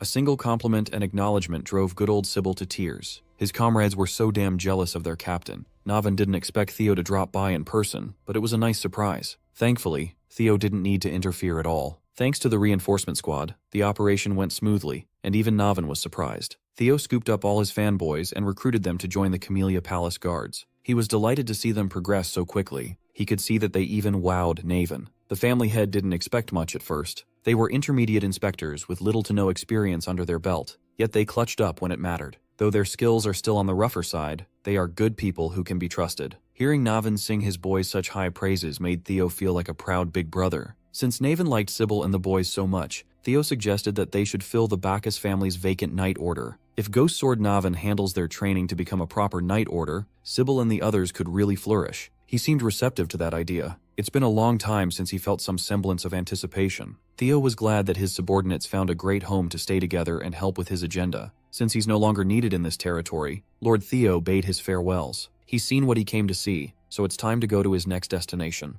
He's bound for the floating archipelago to conduct a thorough investigation. Navan thought he'd be used to his lord's boldness by now, but Theo still catches him off guard sometimes. The archipelago is notorious for its hostility towards outsiders. It's hard to even get in. Luckily, Theo has his ways. After a few days of smooth sailing, he arrived at the port city of Dion. Donning his hood to avoid standing out, he went straight for the pub. Right away, he was met with trouble. A man twice his size deliberately bumped into him on the way in. The big man was quite aggressive, but Theo kept his cool and backhandedly insulted the brute. He then swiftly grabbed a pint of booze and smashed it against the troublemaker's head. The whole pub erupted upon hearing the commotion. They all wanted to see a fight. Based on how the pub service continued undeterred despite the fight happening at the doorstep, trouble seemed quite commonplace in this area. On the other side of the door at the end of the pub hallway was a neatly maintained office. The man in charge of the establishment is listening to a report by his subordinate. Recently, they have been under pressure to regularly supply the Troivans with gunpowder and steel. All of these goods shall count as the rental fee for the dragon-slaying sword. Spinola family's next patriarch, Antonio Spinola, was rightfully pissed. The Troivans worded the letter as a request, but it's really a bloody threat. They stole the dragon-slaying sword, and now they're trying to lend it to the original owners in exchange for precious resources. Antonio doesn't even want to acknowledge the report. But at the end of the day, they have no choice in the matter. Without the dragon-slaying sword, the floating archipelago will sink. If they hadn't lost the legendary blade, they wouldn't be at the mercy of exploitative overlords. He's trying to wrestle with the thought that there might be no hope left for the archipelago. Right then and there, the sounds of a rowdy mess leaked through the closed door. Already pissed that he's being ripped off, Antonio kicked his office door open to stop the noise. If his customers want a drink, they should drink a little quietly. Under the hood, Theo smirked. The man he wanted to see finally showed himself. He just needed a little encouragement to get out of that office. Antonio Spinola will be instrumental for the next phase of his plans. After being escorted down the pub's liquor storage for causing a scene upstairs, Theo immediately shared his desire to go to the floating archipelago. He wants to tag along with Antonio's ship as a combatant. He asserted that sea monsters have been appearing more often on the route lately, so he wanted to lend his sword. He already demonstrated his skill from the brawl upstairs,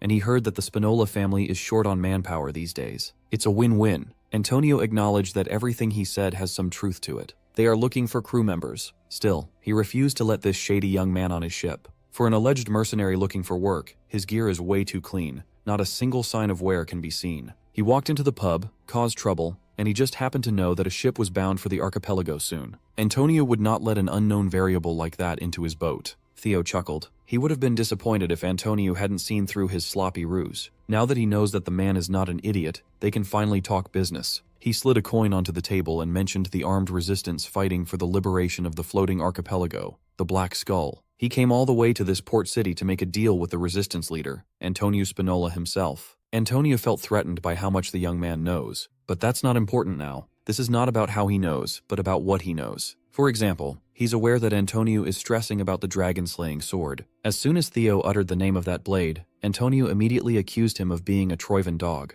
Theo just laughed and reminded the businessman to conduct himself with composure. Antonio checked himself and reined in the hostility. His security detail checked on them upon hearing the noise, and he waved them off. Theo hinted that he's got the dragon-slaying sword in his possession. Antonio called him ridiculous. As far as he knows, those Troivan dogs have it under lock and key. But Theo poked a hole in Antonio's belief. Those Troivan dogs probably just claimed they had the sword. There's no concrete evidence that they really have it. Come to think of it, the Troivans never even showed the thing they were holding for ransom. He recognized that his judgment might have grown cloudy with the archipelago's fate at stake. Since he's got nothing to lose, he might as well listen to what this stranger has to say. So Antonio calmed his tits and sat down as Theo brought up the legend and mystery of the infamous floating archipelago. The tale begins with the hero known as Kriemhild. This is a legend near and dear to Antonio's heart. He even has the storybook in his drawer. Kriemhild supposedly drove his sword into the head of the sea dragon that once ravaged the vast ocean, sealing the beast beneath the waves. It's a generic fairy tale, but he knows it to be a real historical fact. People say that the floating archipelago stays afloat above the sea thanks to mysterious natural currents, but that's not true.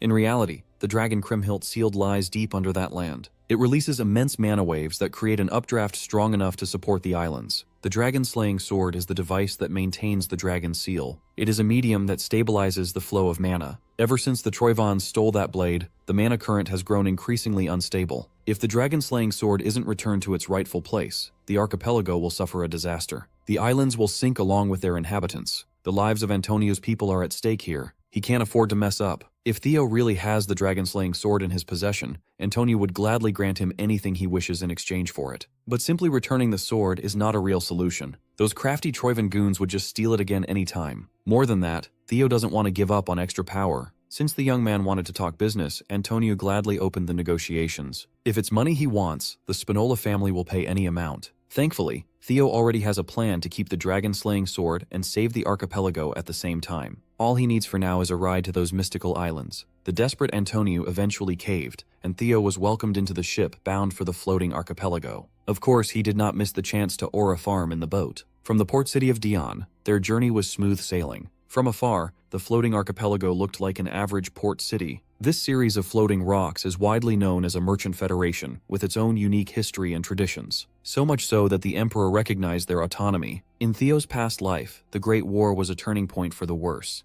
It was occupied by Troivan. Its rich history was erased, and it was reduced to a mere production base for war supplies. Towards the end of the Great War, the entire archipelago sank and vanished from the map. For the sake of both Ragnar and the people of the archipelago, Theo is determined to drive those dogs out of this place. Antonio was promised that his homeland would be saved, but he still can't fully trust Theo. The young man's plan sounded ridiculous. Antonio was particularly skeptical about Theo's plan to move the entire landmass. He confidently assured the nervous businessman that it's a feasible solution. After all, the sea dragon sealed at the bottom of the archipelago is another guardian of an ancient dragon's relic. Prior to sailing off, Theo consulted his guardians regarding the dragon-slaying sword. They immediately confirmed that the blade was an ancient dragon's relic. It only stumped him even more as to why it's incompatible with the Ragnar's. He can't even touch it without feeling the painful rejection. The Lesser Drake wasn't privy to the specifics, but he could tell that the guardian of this blade had abandoned its duty and escaped the relic altogether. There's precedent for that. Mr. Griffin over here tried and failed the same stunt. Curious, Theo asked his guardians if they could escape their relics if they paid the price. They all claimed that escaping and continuing to live was only possible because it was perpetrated by that guy. It's not something a regular guardian can do. That sea dragon has enough power to keep an entire archipelago afloat with just residual mana. That's when the genius idea of subduing the beast entered Theo's mind.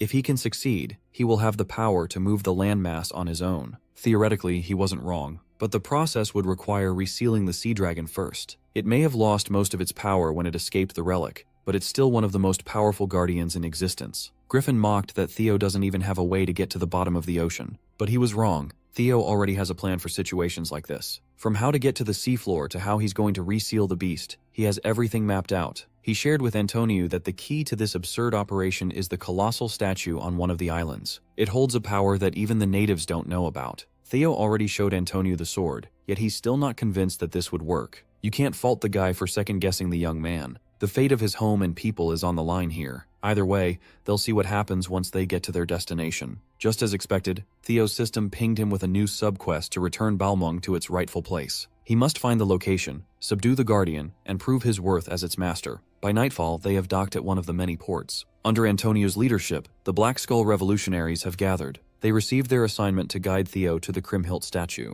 After that, they must stay out of the way while the young man does his thing. As everyone knows, all the heads of major families have already been bought by Troyven. Security around the statue has been heightened, so they'll be using the infiltration route. For the floating archipelago, every Black Skull member growled with resolve. Antonio gave Theo one final good luck while he scanned the Black Skull lineup. Theo immediately spotted the odd man out. As expected, the colossal statue was manned by guards from all sides. Those corrupt families did not skimp on fortifying the security around the historical site. Unbeknownst to those diligent guards, the Black Skull agents have already closed in using their secret route. Theo followed his guides through a tunnel and found himself near the target in no time. The sound of the waterfall nearby masks noises from this point forward, so they can move freely. Theo retrieved the dragon-slaying sword from his subspace and immediately felt its electrifying rejection. He thanked the Black Skull agents for escorting him this far, but he'll move solo from this point forward. Seeing him pull the Blade of Legends out of thin air made the Black Skull people wide-eyed with excitement. Theo noticed that the negative reaction is getting stronger the closer he gets to the statue.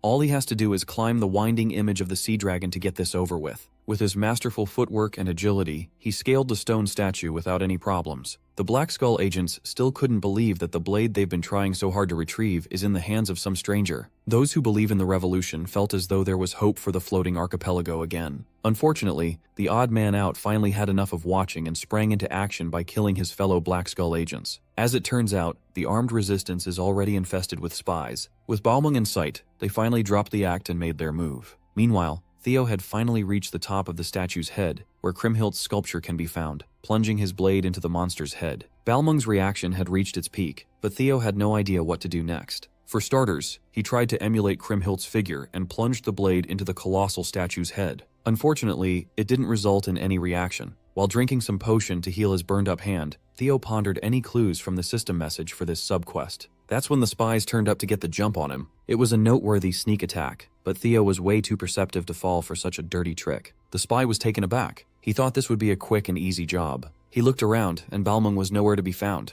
That momentary scan opened him up for a nasty kick to the gut. The spy was pissed that a momentary lapse got him injured and compromised. Baldy Spy tried his hardest to maintain a foothold while enduring some minor internal injuries. The other spies flocked to his side, concerned about their Lord Grey. Grey warned his men to avoid engaging Theo recklessly, unless they wanted to get one shot. The guards outside the site were alerted by the sound of something shattering inside. When they looked up, they could not believe their eyes. The statue of Kriemhild that had stood for God knows how long was violently crumbling to pieces. Further away from the statue, Antonio and his team were waiting for any updates. It's been a hot minute since the infiltration team left. One of the agents from the squad rushed back through the secret tunnel, wounded and exhausted. She reported how Gray and his brothers suddenly attacked and killed everyone. Antonio realized that he had messed up. The Troivan servants had already infiltrated his group right under his nose. Up in the sea dragon statue, Theo was busy fighting off the traitors to the cause. He wasn't too threatened, but they are annoyingly delaying his mission. To make matters worse, Gray and his posse were quite combat savvy. Even when given an opening, they won't show aggression. It's clear that they are stalling for time. He reckoned that they must have taken control of the nearby 3rd district and are now waiting for reinforcements. If they won't bite what he's putting down, then Theo just has to go on the offensive. He attacked relentlessly, chipping blocks off the colossal statue. His indiscriminate strikes eventually thinned the stony layers out and revealed an ancient metal box hidden beneath. As soon as Gray saw the hollow slit meant to house a blade, he commanded his brothers to stop Theo at all costs. The young lord kicked himself for overcomplicating this mission for no reason. Since the subquest explicitly stated that Balmung must return to its original place, he just had to follow where the blade is leading him. The hollow slit of the ancient box lay before him. He just needs to insert the tip. Gray threw his body over Theo, hoping that he could prevent the inevitable from happening. He was too slow, and Theo was simply too fast. He plunged the blade into its rightful place, and a bright light drowned the perimeter. It produced a strong impact that repelled the Troivan dogs. Theo endured the blade's rejection and the overwhelming impact, keeping his hands on Balmung's hilt. That's when the shattering alerted the useless guards outside. When they looked up at the statue they were supposed to safeguard, it was already breaking apart. They never could have fathomed that they would witness the collapse of the Colossus tonight. The fall knocked Theo out and inexplicably transported him somewhere else, somewhere he could not recognize. When he regained consciousness, he was battered by the worst headache he had ever experienced. The pain was unbearable, but that means he's alive. Upon taking in his altered surroundings, he reckoned that he must have been transferred inside the relic dungeon. He was surrounded by tall and lush greenery from all sides, wildly different from every other relic dungeon he'd been in. While he was still taking in as much information as he could, he heard a tiny voice coming from beside him. All 4 of his guardians have decided to come out in their chibi forms. Fairy Dragon explained that they've manifested a corporeal form using Theo's mana as the medium. Due to his insufficient magical power, they could barely sustain a miniature form. She also shared that this relic dungeon reeks of deep longing and pity for a particular human. Theo's mind immediately jumped to Kriemhild, but the Guardians couldn't say for sure. They could merely read the remnants of the Guardian's thoughts. Using context clues, it's pretty easy to tell that the legendary hero must be involved somehow. Since the Relic Guardian abandoned this space, they should be able to look around and investigate slowly. That was a mistake. Unbeknownst to Theo, a skeletal archer had already locked onto him as a target. When the arrow was unleashed, it caused a massive explosion. The sound triggered Theo's reflexes as the arrow's tip inched closer to his head. With his ultra instinct, he moved his noggin out of harm's way and caught the arrow in mid-air. It looks like the intel his guardians fed him has some holes. This land is not as ownerless as he thought it would be. The skeleton archer was just the start. Multiple skeletal creatures have emerged, clearly hostile to the only one with flesh in this space. They all see Theo as an intruder, a threat that must be deleted from the dungeon. The bony inhabitants of this odd dimension chanted Kriemhild's name with veneration and respect. Little Griffin asserted that the original guardian must have manifested these beings just to protect ownership for the human called Kriemhild. More arrows came flying in, and the little birdie almost got hit. Theo easily deflected the incoming threat, redirecting its trajectory to crush a skeleton swordsman's skull. He estimated that these skeletons were not particularly threatening, but they have the numbers to be extremely annoying. If he could just take them out en masse, clearing the dungeon would be simple enough, but it won't be that easy. Fairy Dragon could tell that these beings were no ordinary skeletons. They are undying soldiers that won't stop until they fulfill their duty.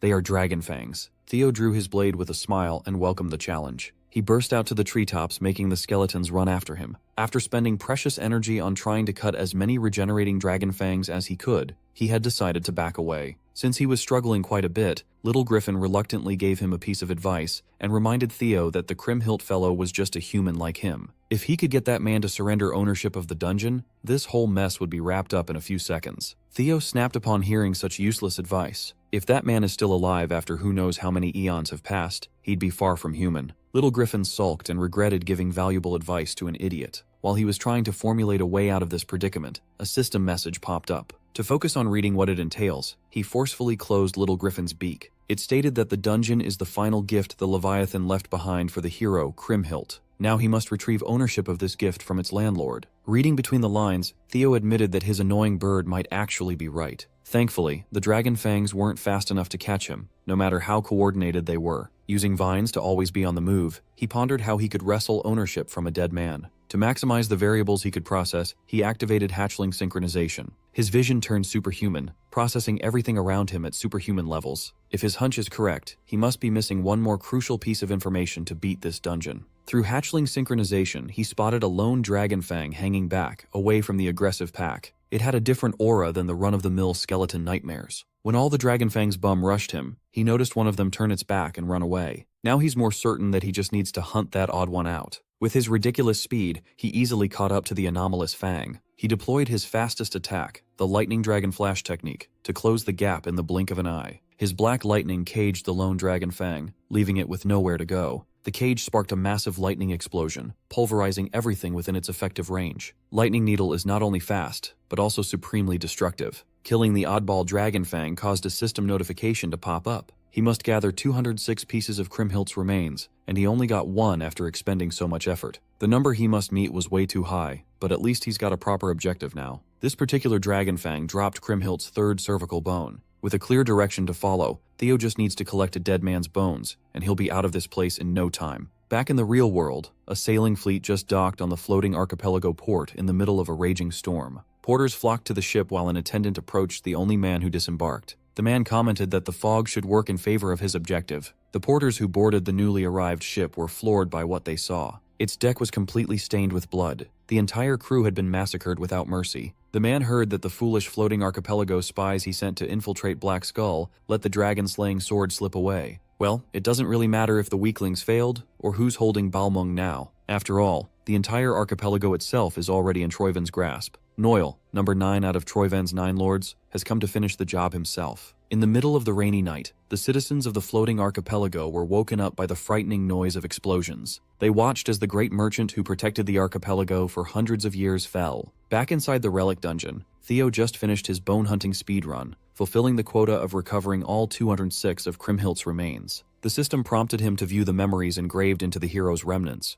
As the surroundings blurred, he wondered what the real hero of legend looked like. Suddenly, Theo's consciousness was transported to a snapshot of Kriemhildt's life. At this point in time, a kid would regularly traverse an island, excited to visit his friend, Levi. She would trek across the tropical island to reach a giant cavern bearing food. The Dragonslayer sword found itself strewn around the nondescript cave. The child excitedly tapped Balmung, urging Levi to wake up. Slumbering inside the ancient relic was its guardian, the Leviathan, Levi for short. Levi was a bit of a haughty beast. He kept on telling the young human that he must be addressed by his full title, Leviathan, guardian of the primordial dragon's relic. Even the Ragnars wouldn't dare to address him as familiarly as Levi. The kid didn't mind his rough edges. It's too hard to pronounce his whole title, and Levi works just as well. At some point, the guardian gave up and accepted that the child wouldn't learn how to pay proper respect to his name. Talking to a foolish child makes his jaw ache. To conserve energy, he would often go into his miniature form to break bread with the cheerful girl. They would often hang out until the sun comes down as she yaps about her day-to-day life. Levi had gotten used to her ceaseless rambling,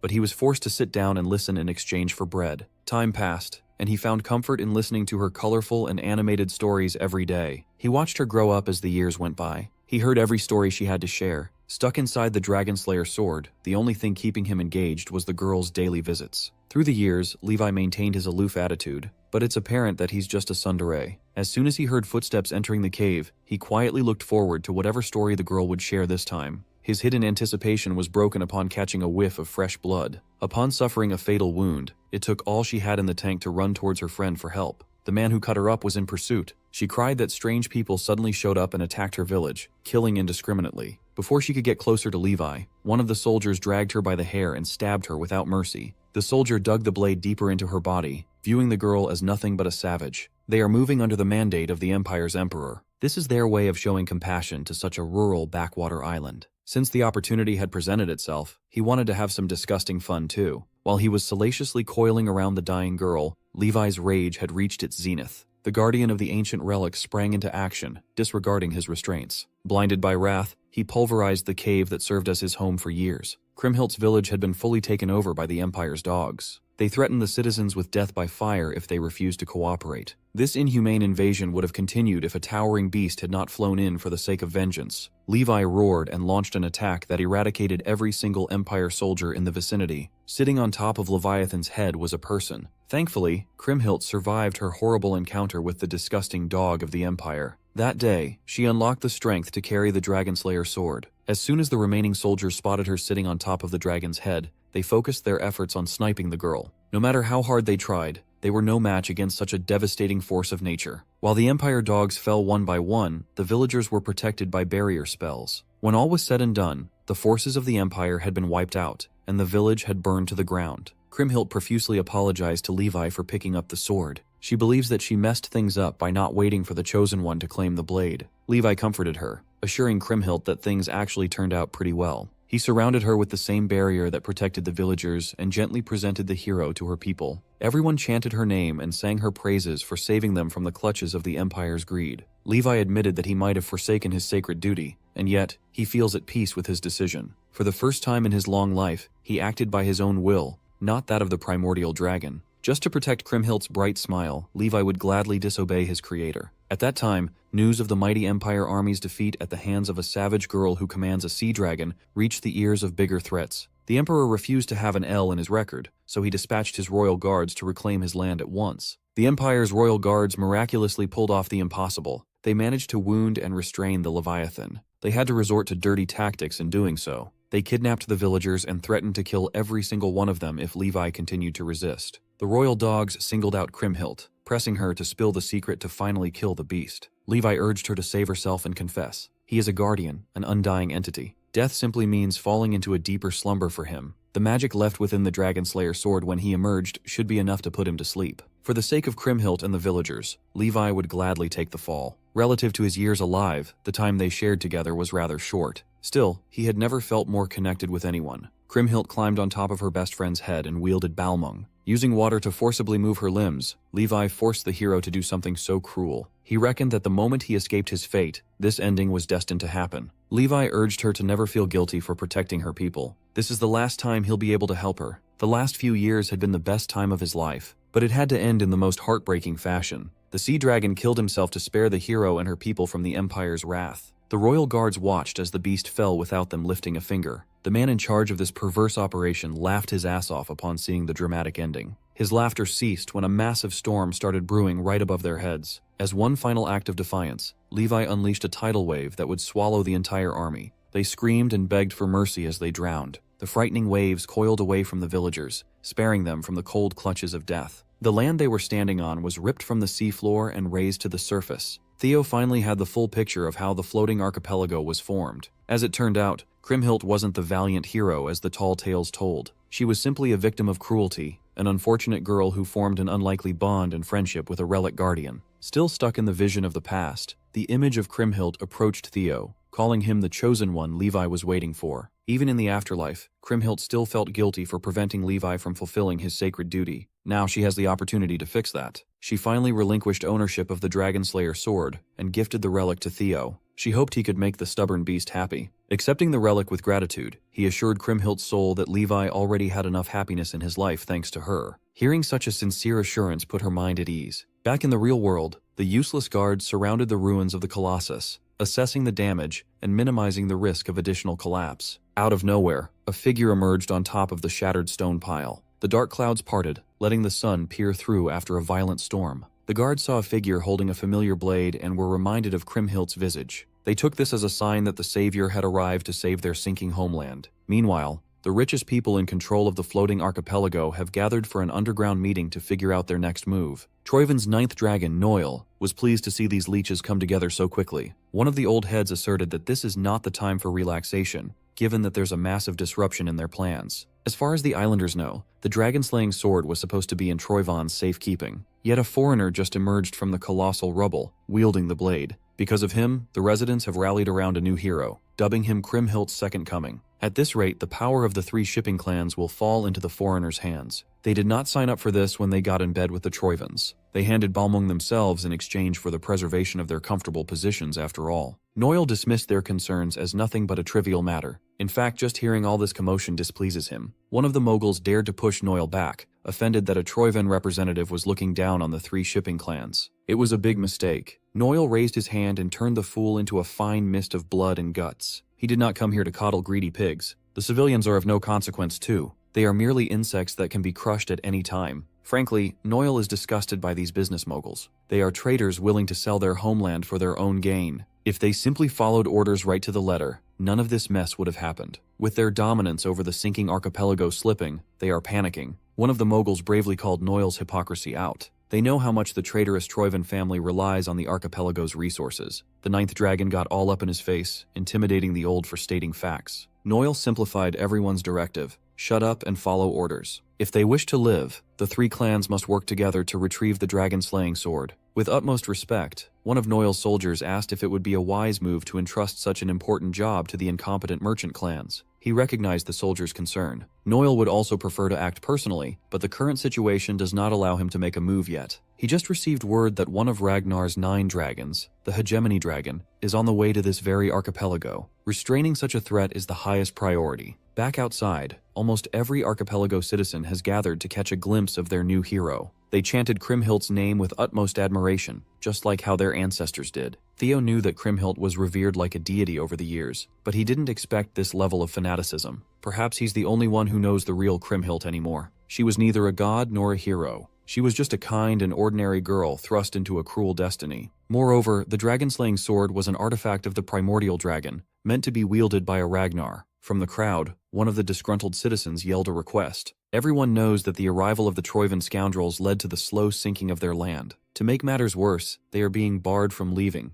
All they ask is for the hero's second coming to save the floating archipelago. Deciding to play into the misunderstanding to set the mood a little, Theo raised the legendary blade and addressed the people. He solemnly swore to save them in their home. His sword shall bring salvation. After sneaking out of the rowdy district, Theo was welcomed by an odd fella. With a bunch of priestesses backing him up, the femboy introduced himself as Marty, the priest overseeing Kriemhildt's temple. From here on out, they will serve Theo wholeheartedly. Following Marty's lead, Theo made a pilgrimage to the said temple. The crowd followed them all the way to the bridge connecting to the sacred ground. Marty dismissed everyone else and walked with Theo alone. He explained that Theo's coming had long since been prophesied. The temple had been maintained for generations for this very day. Along the halls of the sacred ground, Marty introduced a necklace once worn by Kriemhild hundreds of years ago. The system tagged it as a magical, enchanted accessory and a gate connection key. This would be an essential item for reaching the sea dragon slumbering in the depths. Seeing how the femboy priest was giving him the VIP treatment befitting of a hero, Theo decided to confess to his lie. Marty assured him that he's well aware of Lord Theo Ragnar's true identity. That really caught Theo off guard. The priest explained that he knows about Balmung's origin as a primordial dragon artifact. He's privy to the fact that such a relic would only awaken at the hands of a Ragnar. Yet even after knowing everything, Marty still continues calling him the reincarnation of Kriemhild. Going into further detail, Marty asserted that those who guarded this place for generations know the hero's real story. They know the sorrow of having no other choice but to harm a friend. Since Theo had been acknowledged by their reluctant savior, the temple deemed him deserving of befitting treatment and respect. At the end of the temple halls, they have arrived at the top of seemingly endless stairs leading to the bottom of the archipelago. Marty instructed Theo to throw the necklace below, and a gate leading to the sea dragon will open. Carrying the artifact will also allow him to move freely underwater. The femboy priest placed all his hopes in Theo's hand, and the Ragnar Lord promised to deliver. Outside the temple, the citizens huddled together to pray for their salvation. They pleaded for Kriemhildt's well-being and the archipelago's safety. The solemn vigil was interrupted by the threat of aggression. The three clans have arrived, and they aim to make the crowd disperse. They announced that they conducted an investigation and found that the man falsely claiming to be the hero was a terrorist. This three-clan coalition is hell-bent on pinning the crime of stealing the Dragon Slayer sword on the alleged terrorist. Citizens were strongly urged to disperse immediately. Umberto Spinola, the head of the Spinola family shipping clan, reaffirms that his judgment is correct. Antonio might share the same last name as this bug,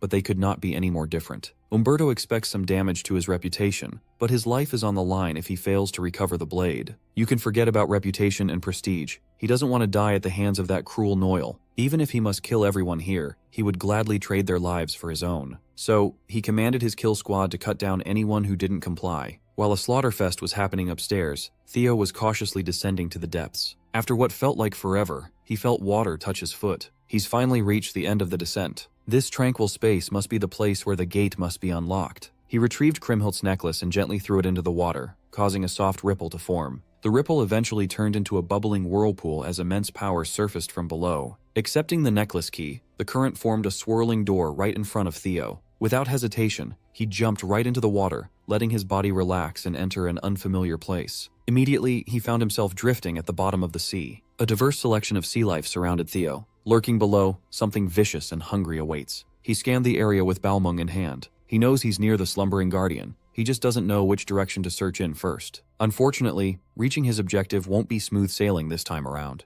Theo sensed killing intent circling him. Something has locked onto him as prey. Something big. When he finally caught a glimpse of what that something was, he was gobsmacked. An entire army of starving sea serpents surrounded him from all sides. All of them were looking at him like the last slice of pizza in the box. As the army of sea serpents swam in circles, slowly eliminating any and all escape routes, Theo Ragnar smiled. No matter how menacingly they look in their home court, these sea serpents have nothing on the goat. Up on the surface, the Spinola Patriarch has officially laid down the hammer to wipe out everyone who dares to stand in their way. The crowd rightfully banded together to defend themselves. They tried to reason with the armed guards, but their pleas fell on deaf ears. It wasn't until femboy priest Marty intervened with a commanding shout that the armed forces stopped. He was offended that these knuckleheads were accusing the temple and the civilians of being terrorists on absolutely zero grounds. Marty asserted that the man he escorted was clearly the reincarnation of Kriemhild. He swore it upon the honor of the priests that came before him, spanning multiple generations. If anything, the ones who should be explaining themselves are the three clans and their hired thugs. Marty exposed the shameless Spinola Patriarch for employing and bringing Troivan mercenaries into the archipelago's religious sanctuary. Upon hearing that the same people who stole the dragon-slaying sword are now trying to cause mayhem once more, the masses were enraged. Their rage escalated the situation from mere confrontation to an all-out brawl. Their wrath and dissatisfaction were justified. The devout believers of the temple formed a barricade, putting their bodies on the line to protect their hero. Umberto thought he could bulldoze through the masses without much struggle, but he underestimated their faith. Even some of the people in his camp tried to convince him to stop being so cringe. They should just retreat and plan their next move more extensively. Since his local soldiers refused to raise their weapons against their fellow archipelago citizens, Umberto simply left the job to the Troivan mercenary corps mixed in formation. The goons had no qualms spilling the blood of the innocent as long as they got paid. They were quick and vicious, an efficient death squad. It was a travesty, a massacre right outside a holy sanctuary. Umberto's most trusted aides tried their hardest to get the senile old man to back off. Such forceful measures will inevitably fuel the residents' resentment, damaging the family's reputation. The cruel patriarch argued that he's just doing what needs to be done, and everyone else needs to keep up. Reputation means jack shit when you're 6 feet under. Once the floating archipelago becomes nothing but the Troivan slop factory, the three clans must adapt and assume the role of perfect hunting dogs. The unwitting soldiers who thought they were deployed to capture a terrorist watched in horror as people wearing the same uniform as them butchered civilians. Troivan mercenaries jumped into the crowd and killed to their vile heart's content. Marty stood firm in his position. Right now, he must stand and fight with the citizens. Similarly, the civilians held their ground, refusing to budge an inch in the face of certain death. They wanted to fight back against this bullshit tyranny, but it's hard to stay tough when a spear is headed for your heart. Thankfully, the prodigal son, Antonio Spinola, arrived just in time to thwart his insane father's stunt. He brought along his armed resistance army, the Black Skull, to pick off the Troivan mercenaries in the crowd. Not expecting his son to crash the bloody party, Umberto threw a tantrum like an overgrown baby. Giga-Chad Antonio slowly made his way to his father's position while parrying casuals left and right. Umberto could not fathom the fact that his son would give up the coveted position as his successor for something as pathetic as protecting his people. Antonio was pissed. He's disgusted that his dog of a father would sell the country off to the villains, even going as far as murdering the innocent for a crumb of Troivan shit. Driven by rage and the desire to correct his father's sins, Antonio commanded his Black Skull soldiers to subdue every last one of these Troivan dogs while keeping the citizens safe. His war cry managed to boost morale somehow, but the fact remains that they are outmatched and outnumbered in every way. If this conflict stretches out, they won't be able to hold out for long. Their only hope is currently under the sea, encircled by hungry sea serpents. Admittedly, Theo Ragnar was a bit worried about the sheer number of sea serpents trying to size him up. He already gave the beasts plenty of openings, but they have shown no signs of blatant hostility. It was almost like they just wanted to watch him. He reckoned that the Leviathan's aura sealed within the dragon-slaying sword must be keeping them subdued. If that's the case, he followed his gut and reached for one of the serpents, gently petting its snout. The system immediately notified him that the sea serpents had recognized him as their master. Who would have thought that his wyvern taming skill would be applicable to draconic creatures underwater? He felt a similar sensation to when he tamed Umbra not too long ago. Their emotions flowed through his dragon heart, establishing an intimate bond. Through the sea serpents, Theo tapped into the emotions the Leviathan felt as it sank into the depths. There were hints of curiosity, fear, and awe. Levi must have had quite a layered experience. The sea serpents were initially drawn by the Leviathan's power and eventually claimed the area as their territory. It makes sense why they all came out to observe Theo, someone who carries the same aura as the legendary relic guardian. With the ability to communicate with sea serpents unlocked, he finally got the gist of whatever's happening down in this unfamiliar place. Theo is certain that he has the tools to put everything back in its rightful place. He mounted one of the sea serpents, and the entire army led their new master to his destination. Theo found that the deeper they go, the stronger the currents become. It would have been impossible to navigate these waters on its own due to the twisting and turning caused by warped mana. To make sure that he doesn't miss any details in the dark, he activated hatchling synchronization. Once they were deep enough, the abnormally strong currents died down. Theo finally laid eyes upon one of the strongest relic guardians in existence, the Leviathan. As expected, it was resting at the bottom of the deep sea. Even when in deep slumber, its overwhelming mana and gargantuan size were simply absurd. But contrary to the other guardian's purity, the mana flow of the Leviathan seemed strange. This must be due to the issue the sea serpents told him about. Griffin came out of hiding and cringed at the rotten state of their fellow guardian. The fairy dragon is usually tactful, but she agreed with the bird this time. She thought Theo had already pinpointed the problem, given that he carries the same aura deep in his soul. That's right. The Leviathan is suffering from a bad case of demonic corruption. Levi the Leviathan has succumbed to prolonged contamination by demonic corruption. With Levi the Leviathan compromised, wild currents underneath the archipelago were producing massive waves at the coast. In a home of worship somewhere in the many islands, a wicked meeting was taking place. Noel, the ninth vassal of Troyvon, entered the premises to confront someone about the ongoing war between two humongous powers. Even though they were on opposite sides, they had much to discuss privately. His co-conspirator Barian replied with an unserious smile. It's been a while since Noel, and this jacked homeless guy who doesn't believe in shoes has gotten together to talk shop. Seeing that ridiculous grin, Noel's annoyance rose up. He had no time to exchange pleasantries. They agreed to work together out of necessity. Barian was supposed to seize the territory up north while Troyvon forces clashed with Ragnar. In return, the annexation of the archipelago will be kept low-key. Homeless Muscle Man does not recall ever breaking the pledge he made. But seeing as Noel looks pissed, he figured that some complication must have arisen. The ninth vassal was nearing the limit of his temper. He suspects that Barian was feigning ignorance. That outsider, Theo Ragnar, somehow found the archipelago to meddle in its affairs. There was no way a fellow heir to the throne like Barian would fail to notice the movements of a rival. With a thinly veiled threat, Noel implored Barian to speak plainly. To show that he's not fucking around, the ninth vassal unleashed his bubbling murderous intent in Barian's direction. Since the mischievous heir would like to dance around playing stupid, Noel made a judgment call to end their little arrangement. Under the sea, Theo Ragnar was grappling with the implications of the Leviathan's current condition. The seemingly indomitable guardian was infected with demonic sea poison. Its whole body is on the brink of utter contamination by such a vile toxin. Based on its subdued savagery, it was highly likely that its reasoning had completely eroded. He might not have proof yet, but Theo reckoned that the Troyvon bastards might have a hand in this poisoning. Fairy Dragon added that once the dragon's sword is drawn and its seal undone, the Leviathan would have normally awakened to defend the archipelago. She was more intrigued by how mortals managed to intoxicate a relic guardian with a nasty case of demonic sea poisoning in the first place. Only some grotesque technique could have made this possible. In any case, the Leviathan is mere moments from rampaging out of control. With logic and reasoning tainted by demonic presence, it's about to cause a lot of damage. Fortunately, Theo seems to have avoided notice for now. The safe thing to do is to keep a distance and formulate a plan. But the Chosen One had a different approach in mind, a much more straightforward one. With Balmung drawn, he rushed forward. He wanted to seize the opportunity while the beast cannot perceive him yet. He activated hatchling synchronization to lock on to where the poison first began to spread. Thanks to his enhanced perception, he found the spot right on top of the Guardian's head. The concentration of the toxin had already taken over underneath, ceasing control of its brain. If he can destroy the very source of the Guardian's suffering, perhaps they could salvage the situation and seize the contamination. Balmung's tip approached the crystallized origin of the sickness with lethal force. Centimeters away from making contact, a powerful force stopped his attack. It then repelled Theo away, pushing him out of range helplessly. The repellent force did not show him an ounce of mercy, making the Chosen One eat rocks. He made a foolish decision. Whoever was responsible for this predicament installed some kind of protective ward to keep the contamination going.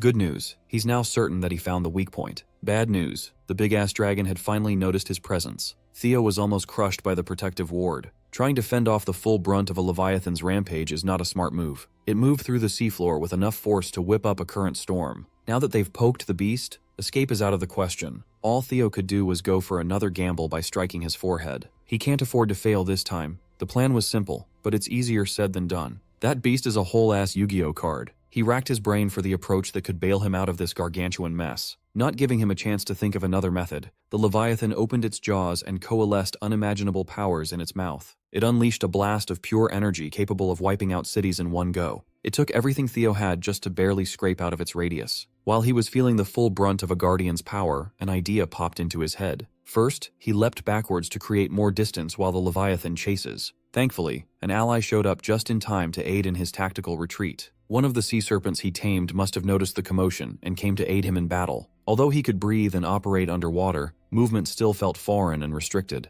But with the sea serpent's help, everything changes. With an upgrade in speed, he commanded the serpent to charge back in and aim for the wound on the Leviathan's brow. The closer they get to the crystal, the denser the demonic miasma becomes. Once he entered his effective range, Theo hopped off his mount. It's time to put what he learned while fighting the griffin into practice. His eyes turned black and red, his features becoming more draconic. Theo boosted all his stats with the help of his guardians. He activated Griffin's ability to suppress more formidable foes, Fairy's buff to enhance immunity against demonic influence, Flame Eater's augmented attack power to counter demonic energy, and Lesser Drake's suppressive fear. A Guardian Relic can only be subdued by a fellow Guardian Relic's strength. In the strongest state he could possibly muster, Theo unleashed a magnificent Dragon's 5 talons. His supercharged attack reached the crystal, bypassing the force of the protective ward. Theo pressed down as hard as he could, putting everything in the line in a single slash. Once the ward was effectively destroyed, breaching and shattering the toxic source was inevitable. Theo refused to let up until he knew that his mission was accomplished. He heard a loud explosion, its sound and impact traveling across the deep. It took everything he had in the tank, but Theo did what Kriemhild would have done. Once the source of demonic sea poison was crushed to smithereens,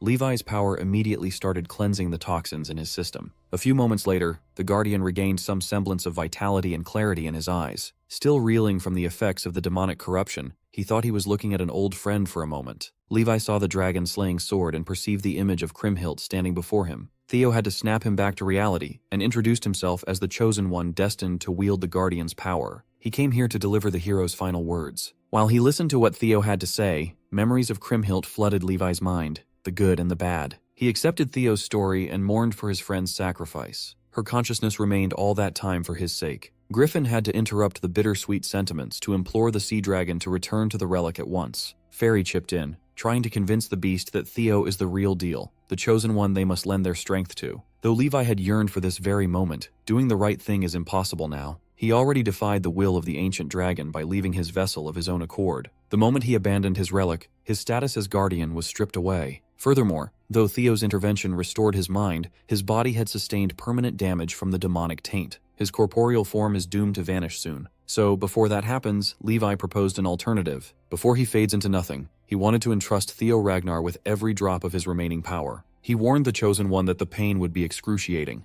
Not many can endure the process. Even so, Theo readily accepted the proposal. Who wouldn't want to suck some dragon juice for power? His confidence was precisely to the sea dragon's liking. All Levi asks is for Theo to use this immense power for those whom Kriemhild wished to protect. Since that's what he originally intended to do in the first place, Theo swore upon the hero's sword. One last time, the sea dragon extended his gratitude to the Chosen One. Levi's body faded into an ethereal mass made of his remaining energy and life force. Thanks to Theo's timely intervention, he can finally rejoin his friend. As soon as Levi's physical form disintegrated, the currents that once held the floating archipelago afloat weakened. At this rate, the whole damn place will sink. There is no time to dawdle. Theo must absorb the Leviathan's final gift quickly. He dove straight into the vortex that housed the crystallized form of the sea dragon's power. He grabbed onto the gift and held on as his life depended on it. Once he receives this power, Theo Ragnar intends to move that entire floating archipelago by his damn self. His confidence was sky high after freeing Levi from the clutches of demonic poison. He was quickly humbled as soon as he tried absorbing the sea dragon's remnants. Theo's flesh started to tear from the sheer force he tried to take in.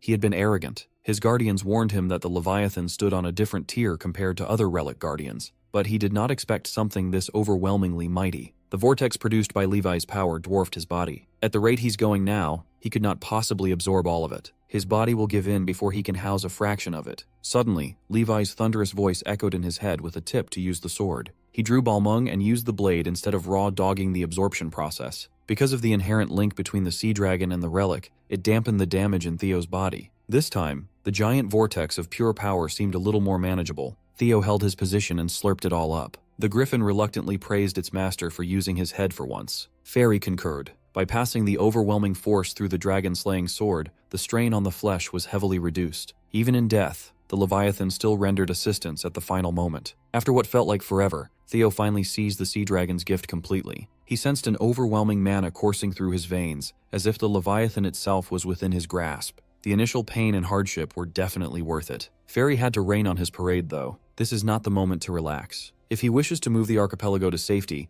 now is the chance to do so while he has a firm grasp on the sea dragon's power in its entirety. Following her advice, Theo commanded the sea itself to move according to his will. He tamed the wild currents and made them lift the massive landmass up above. Theo had already decided upon a destination. There is no location more perfectly suited than the one he had picked. The floating archipelago must return to the northeastern region of Ragnar, the very place where it once rested. With the power of a dragon, god, and anime by his side, he made the sea his servant. In front of the hero temple, the war between the three clans' army and the Black Skull was still raging on. The fighting only ceased when gigantic tidal waves started crashing into the bloodbath. The citizens who were caught in the crossfire looked and prayed to their hero, afraid that their homeland would sink into oblivion. No matter which side they were on, everyone in the archipelago was struck with the same fear. Finally, one of the soldiers noticed that instead of sinking, the coastline was actually moving. With the help of the tidal waves, the entire landmass was inching away from the position it held for all their lives. The mountains, cities, and everything within were being transported to the northeastern region.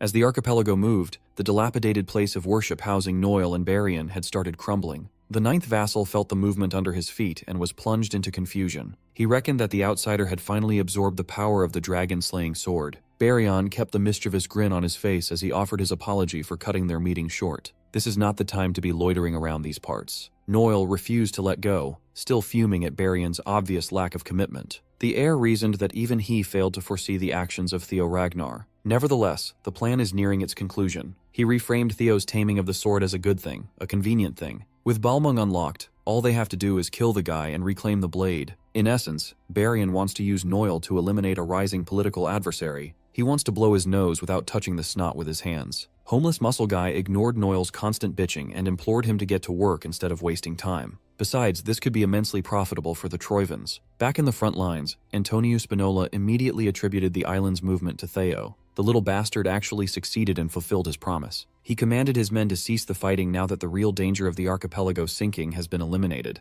Now everyone can be safe, and there's no point in shedding more blood. His reasonable command was taken advantage of. A blade coming from behind tried to sneakily cut the head of the Black Skull. Thankfully, the hero's successor surfaced just in time to save Antonio's ass one more time. As for the soldier who tried to kill the man trying to end the war, Theo didn't have any love for the guy. He cut that bastard cleanly in half with his shiny new sword. The believers rejoiced that Kriemhild had returned to stand with them after sealing the sea dragon and saving their homeland. Antonio confirmed if the issue was dealt with, if the archipelago and his people are safe now. Once Theo gave him the word, the weight on his shoulders was lifted. He wholeheartedly thanked the unlikely savior before shamelessly asking for one more favor. Theo didn't even wait to hear him out. He already knew what Antonio wanted. Looking around the battlefield, the corpses of civilians and severely injured survivors can be seen all around. It's easy to understand what went down in this supposedly sacred place. The Black Skull and the citizens went to bat for him to protect the archipelago and their hero. It's only fitting that he pays them back. As soon as the three clans' army saw him closing in on them, they seriously contemplated tossing their weapons away in terror. On the contrary, their master, Umberto Spinola, sees this as the dragon-slaying sword, walking towards their grasp on its own legs. He forced his men to stop hesitating and seize the prize. Afraid of the Spinola patriarch, they did as they were told and charged at Theo. Before their weapons could reach the target, an absolute menace rejoined the battlefield, covering it with thick killing intent. In the short time he was away, his useless pawns turned the place into a complete mess. Theo's instincts gave him a jolt. Someone monstrous just joined the fray. As loudly as he could, he implored everyone around him, friend and foe, to lie face down. A single slash traveled across the bridge in a clean and unbroken line. Those who fell victim to the terrifying attack never saw it coming. It was as though time stood still. The first one to fall was the banisters of the bridge, cleanly cut by the base. Next were the scalps of every soldier who didn't listen to Theo's warning. At least they get to keep half their brains. The already bloody battlefield was painted with a deeper and thicker shade of crimson. In a split second, the entirety of the three-clan coalition was wiped out. Those behind Theo only survived due to his meddling and their trust in his warning. Nobles and soldiers were massacred in the most helpless way possible. The culprit was, of course, Noel, the ninth vassal of Troivan. He cursed the worm-like pirate bastards for failing to dispose of a single brat and letting the situation get out of hand. Among the victims was Umberto Spinola. Like everyone else, he died with his head sliced open. He got to keep his mustache, though. Antonio hated his father with passion, but seeing his old man's corpse like that still filled him with dread. Theo had to snap him back to reality. The Black Skull leader needs to pull himself together to evacuate the citizens. The floating archipelago will need him for the rebuild. Casting his emotions aside for the meantime, Antonio sprang into action. While everyone retreated into the temple, Theo bravely stood his ground to size up the slaughterer. Noel's displeasure with the Ragnars ignited. He wants to cut down the insolent whelp meddling with Troyvan's grand plans. He is itching to shred the young lord as thoroughly as possible so that even the father won't recognize his bastard son. You know it's serious when the art style turns diabolical.